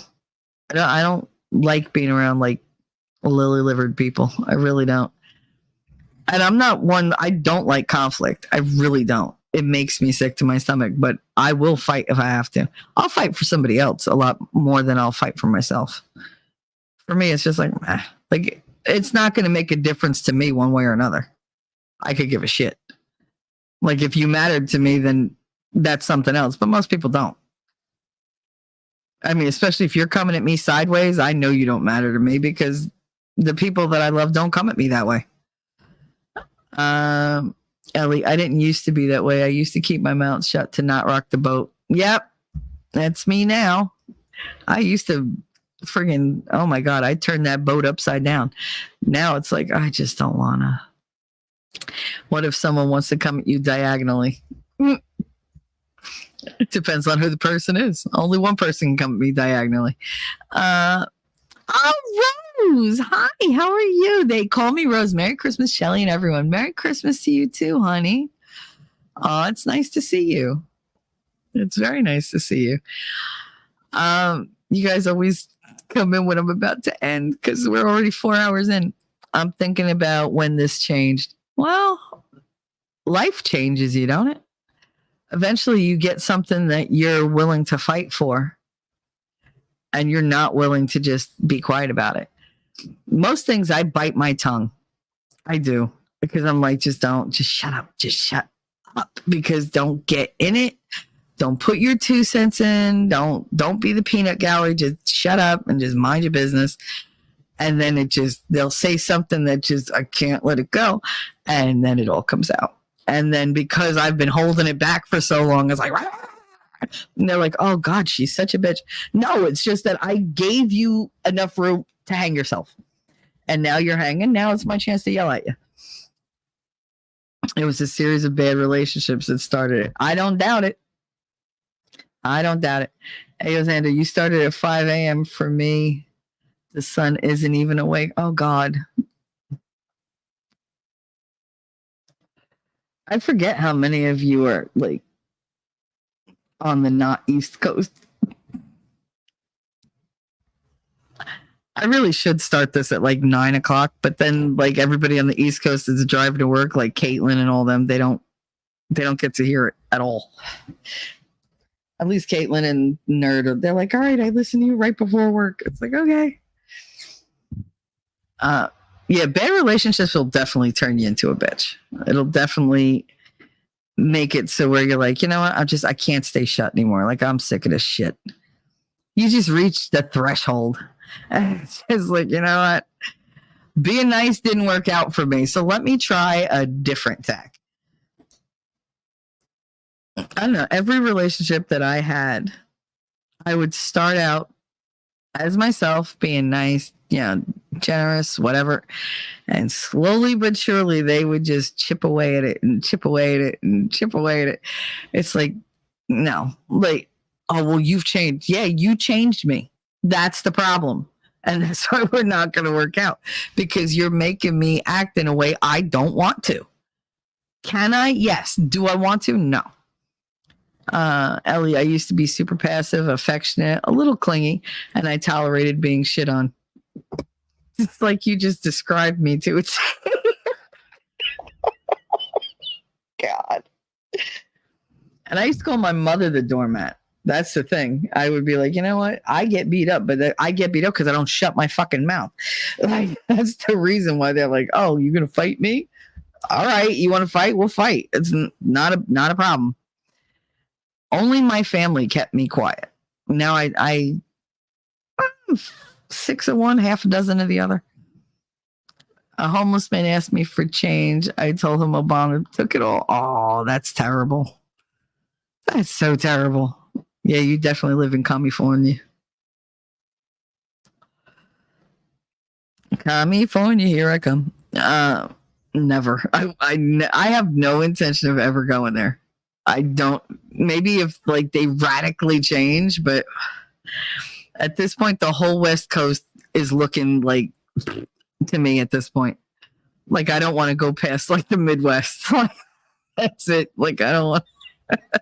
He said, yeah, stay out. Layover flights in California. I don't even like layover flights in California. Stay out for the time being. Yeah, I plan on it. But I wouldn't go there on a fucking road trip anyway. I can't even, like, I've heard about LA traffic. Ugh. I've already had to fight Chicago traffic. I hate it. Oh my God. That was the most stressful drive of my life. First of all, who was drunk and high and created those highways? I no, with all the layers and on top of one and the circles and fuck that. Like, at least in Jersey, everything's straight. I know T-Rex is gonna bitch about the jug handles, whatever. But jug handles that's a good way to do a U-turn. I don't understand what the fucking problem is.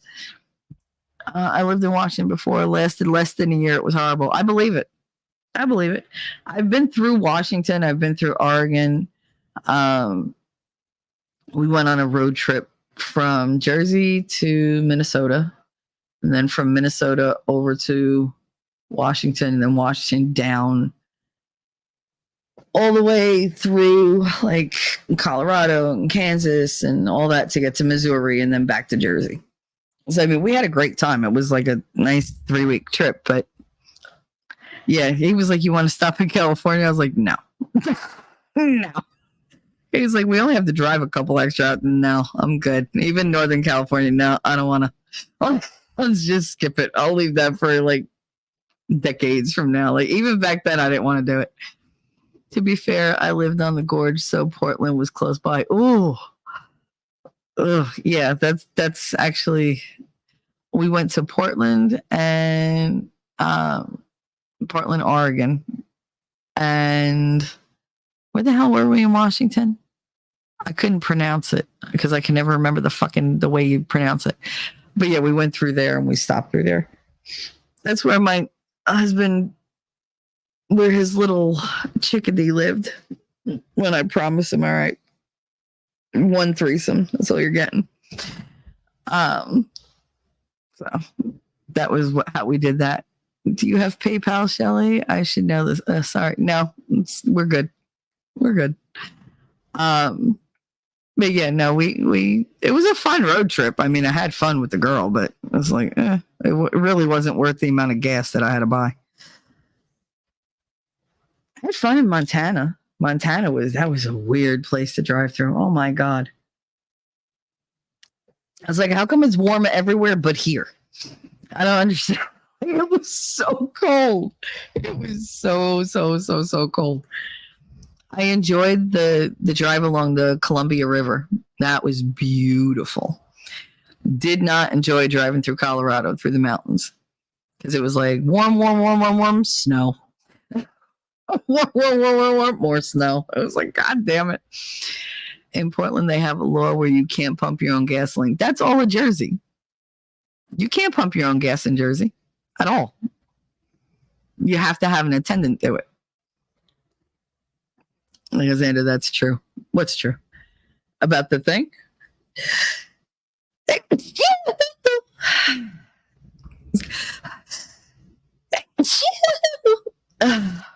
Sorry about that. What the fuck about the gas? Bless you. Thank you. Thank you. Apparently my sneezes are really retarded, but whatever. Yeah, no, in all of Jersey, you can't pump your gas. I never did ask why. I guess Shelly has a cute sneeze. Thank you. I have to sneeze like that. Otherwise, the cats run away. As soon as they hear me go, they're gone. They are out the door. Thank you very much, lady. They are out the door. They don't come back for like an hour. I don't like, what the hell? I actually have video of them. All I have to do is go, and they run. It's just they're gone. So yeah, I've learned to like, that's the sneeze of don't wake the baby. That's what that sneeze is. But then it came back out when I had the cats because they just freak out every time I sneeze. Anyway, anybody who's joining late, you might want to go back and watch the beginning or listen to the beginning, the first half hour, to find out all about the live stream wars between Gary Lamb and Winning Reality and my part in it.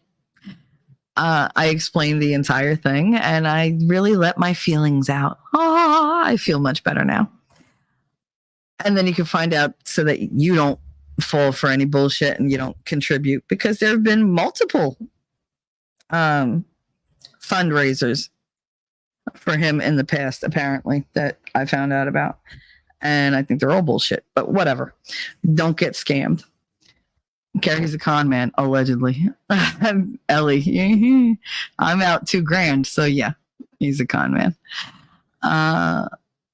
Oh, I once did a sneeze so loud, scared my dad, which is ironic if you know about dad sneezes. Ma'ams, thank you very much. You're very sweet. Don't do that. Merry Christmas, my friend. Love you. It was awesome hearing you laugh today. Thank you. You're very sweet. Thank you for the super chat. You're awesome. You don't have to do that. Merry Christmas, Mims. You know I love you. But I do appreciate it. Thank you very much. You're very sweet. And I do want to wish a Merry Christmas to everybody. All I know about him is his community doesn't interact. Nope. They really don't.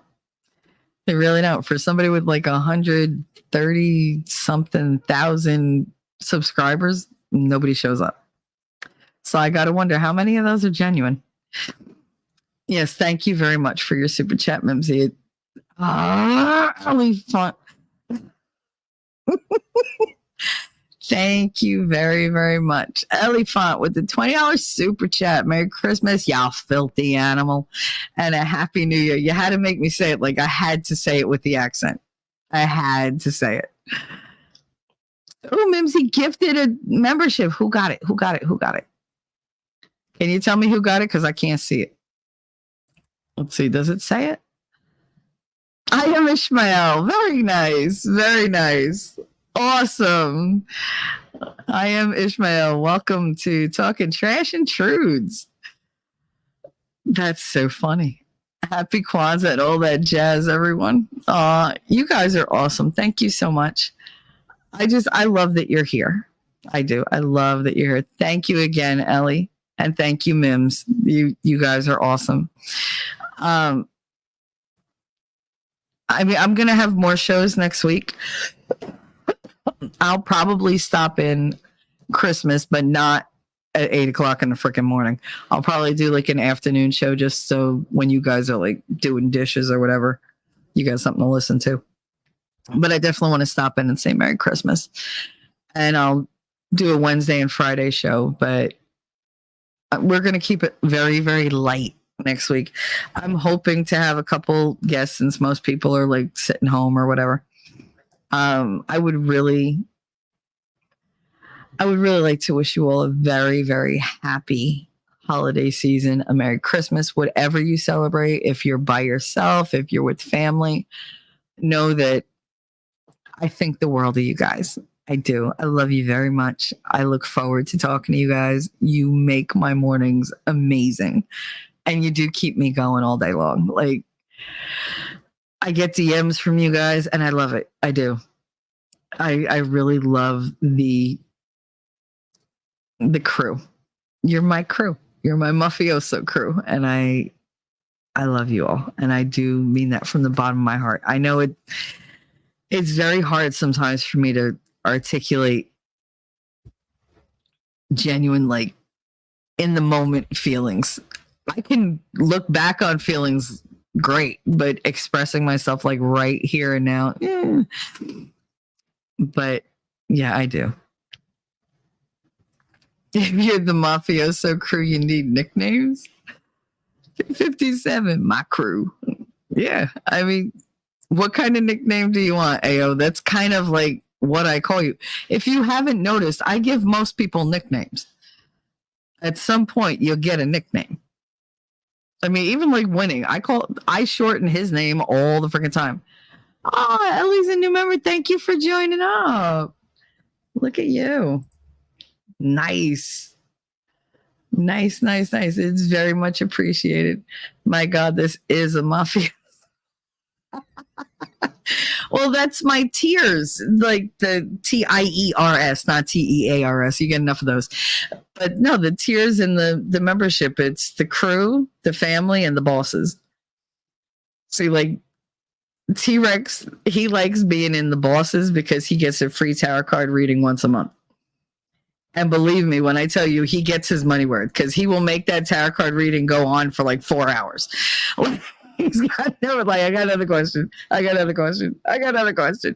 It's like, all right. And we'll just sit there for hours and just do tarot card readings. It's funny. And I enjoy it. But yeah, so that's the perk of paying for that. Even though if you really want one, all you got to do is DM me, but don't tell nobody. And I do them for free. So I don't like to charge them. Someone tarot carded me with several different decks and they were scarily accurate. Yeah, well, I hear voices. They could be spirits, could just me being schizophrenic. You don't know. You don't know. So you roll the dice. Live dangerously. It's okay. Thank you very much, though, Ellie, for your membership and for the super chat. Thank you, Mimsy, for the membership, the gift, and for your super chat. You guys are awesome, and it always makes me feel so weird when people give me money. Oh, it's so weird. I don't know how Nick does it. Nick's just like, yeah. I'm done with it. He just rolls through. He doesn't say thank you. He's just like, he just reads it, and he's like, next. I don't know. It's just weird to me. But I appreciate you guys. I've come to I think I need you guys more than you need me. I do. Elephant, I'm a fence sitter about that stuff. Hubby told me to pray instead of tarot. Well, that's the thing. I didn't grow up with that gypsy mentality or whatever. That's not how we were. Ours were all I was taught by my grandmother. She was taught by her mother. We skipped my mother. She has no ability at all. But I was taught to read based on mythology, based on Greek mythology, and based on my instincts and the things that I see rather than the definition that they tell me that card means. You can have the same card for 5 different people and have 5 different meanings because different things pop out at me about that card for that person. Sometimes, and it's the way I see it. Sometimes something will be highlighted in my vision that I can't look away from that won't be highlighted with the same card for the next person. So each one is individual. I don't do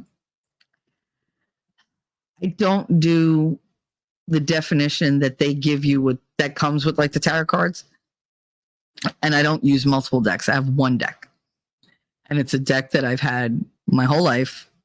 It's charged in the moonlight every night. Doesn't matter. And I'm very connected to those cards. I'm very connected. I can feel the differences. I don't sit there and go through them and things pop out at me or whatever. No, that's not how I do tarot cards. I do it based on energy. And the card will tell me if it wants to be picked or not. I'll feel it'll either be hot or cold. I might feel a zap of energy. I might feel it pulling my hand down. It depends. But it's all very not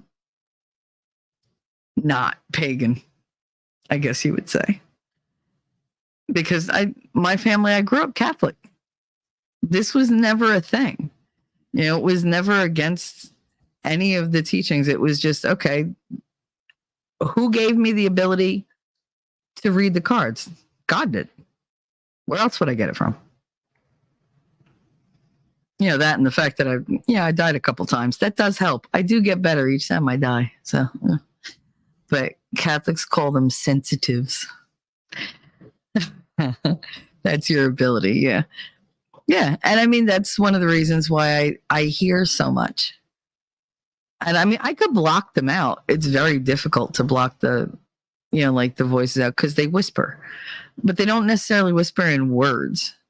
If you could whisper emotions and ideas and thoughts, then that's what I receive. Sometimes I can smell things differently. I'll smell a certain dish and I'll tell the person for some reason, and they're like, oh my God, that was only they cooked that for me. That was my favorite dish with them. And I'm like, all right, how do you know that? I didn't. I'm just telling you what's going on. I'm not trying to tell you your past or whatever. I could tell you different things if they tell me, if the cards tell me, but I can't just like look at you and just read you. I can't do a cold read on somebody. I could do a cold read on the cards. Hell, Vice has made me do that. And I know Winning has heard this story a million times, but like he made me do a cold reading with gummy bear cards. I was so insulted, but I did it. And he was like, oh, that was impressive. No shit. Like, no shit. Really? Hey, oh, I just got an idea. No. And on that note, we're going to end here. So there was something before we go. I want to show you guys this. Hello, hello. It's Max Mira here. Just remind you to come to Winning Reality, Winning Saturday Night Christmas Special next week at 9 p.m. Eastern. I'll see you there. So Saturday night is Winning's Christmas special. Please, everybody that can show up, please show up because he is putting so much work into this. I don't even know what's in it because he's like, no, I'm not telling you. It'll ruin the surprise. It'll ruin the surprise. And I'm like, oh, you bastard. Because he knows I don't love surprises, but for some reason when he surprises me, I love it. I think because he knows my boundaries. Like he just knows. But yeah, we're going to have a good time. It's going to be a very good time. Matter of fact, let me see if I can. Do we have let me find the link. Live Winning Saturday night. Here we go. And it is at 9:00 Saturday night. Please join us. I will be in chat. And that is the link for Winning's Saturday night show. He's been working so hard on it. He's got so many things lined up, and it's going to be a really good time. We're going to have so much fun. So if you can, please, it starts at 9:00 on his channel. Stop by. Hey, Xander, you trying to get Shelly riled up? Yo, my kiddo is going to shoot guns with the guys. Nice. Ah, come on. Why are you like? She's like, oh, no, it's going to be fun. You know it's going to be fun. That's your ability. Jacob said peace. Merry Christmas, everyone. God bless. See you Saturday night with Winning. Absolutely. Sent you a vid of someone breaking spaghetti. Hate that. I hate it so much. Ellie, you're not wrong. That would You don't break. Why would you break spaghetti? Why?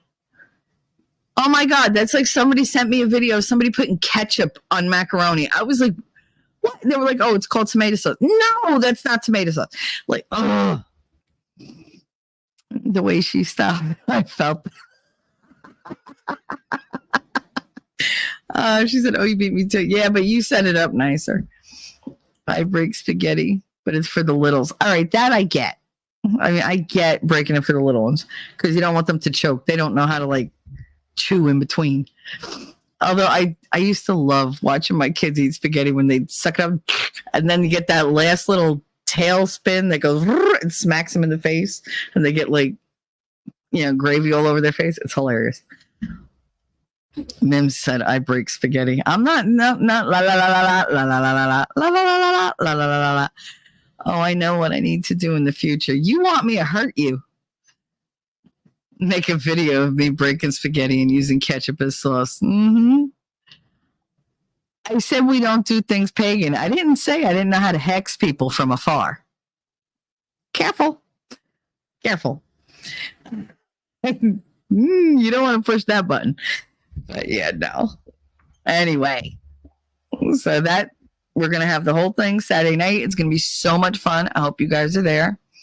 We will not be having our old school watch party on Sunday because Christmas Eve. He's going to be busy with family and, well, I might have a stream. I don't know. I might not. Who's to say? I did it last year, but I don't know if I could do it at nighttime. I'd rather sleep. Ketchup is not a sauce, and it is gross. Thank you, Ellie. I love you so much. I love you even more for saying Hey, for once I'm safe in California. T won't come for me here. No, but I am strong with the force. I will send shit after you. Anyway, you never know. Spirits travel and they go through walls. So careful. Don't forget, I have their ear. Just ask the expert. He'll tell you. I love fucking with him. I'm like, oh, look what's behind you. And he's like, stop. I'm like, I'm sending them to you. And then one day he had like freaking like 5 spirits like roaming around. He was like, Shelly did this to me. I was like, no, I didn't. I might have, but no, I didn't. At least I didn't do it on purpose. But anyway, if you want to believe that I could do that, then you do that. Oh no, if she conscripts my mom's ghost, I'm screwed. Thanks for that info. Good to know. Good to know. He does have shadows in background. Yes, he does. Yes, he does. Shelly is more coffee than tea. I'm more vodka than coffee. Or at least I used to be. But anyway, I love you guys. I gotta go. I'm starving and I cried enough that I really need to go to the bathroom. Like it's, yeah.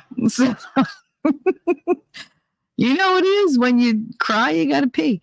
If your ghost mom smacks you with a wooden spoon, I support I can't read. T3 sending her to you. There you go. All right. So you guys have a good one. Thank you for everything. I love you. Have a wonderful, wonderful weekend and Merry Christmas, y'all. All right. Enjoy. Mwah. I know that you're a Jersey girl inside. 4 a.m. at a diner, stop singing, living on a And doggone it, people like me.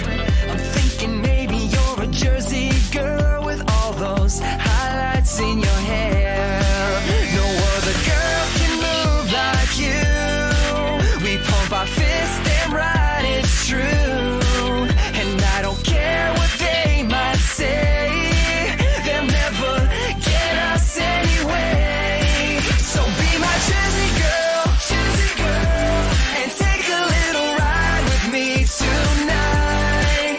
And let's get dirty, girl.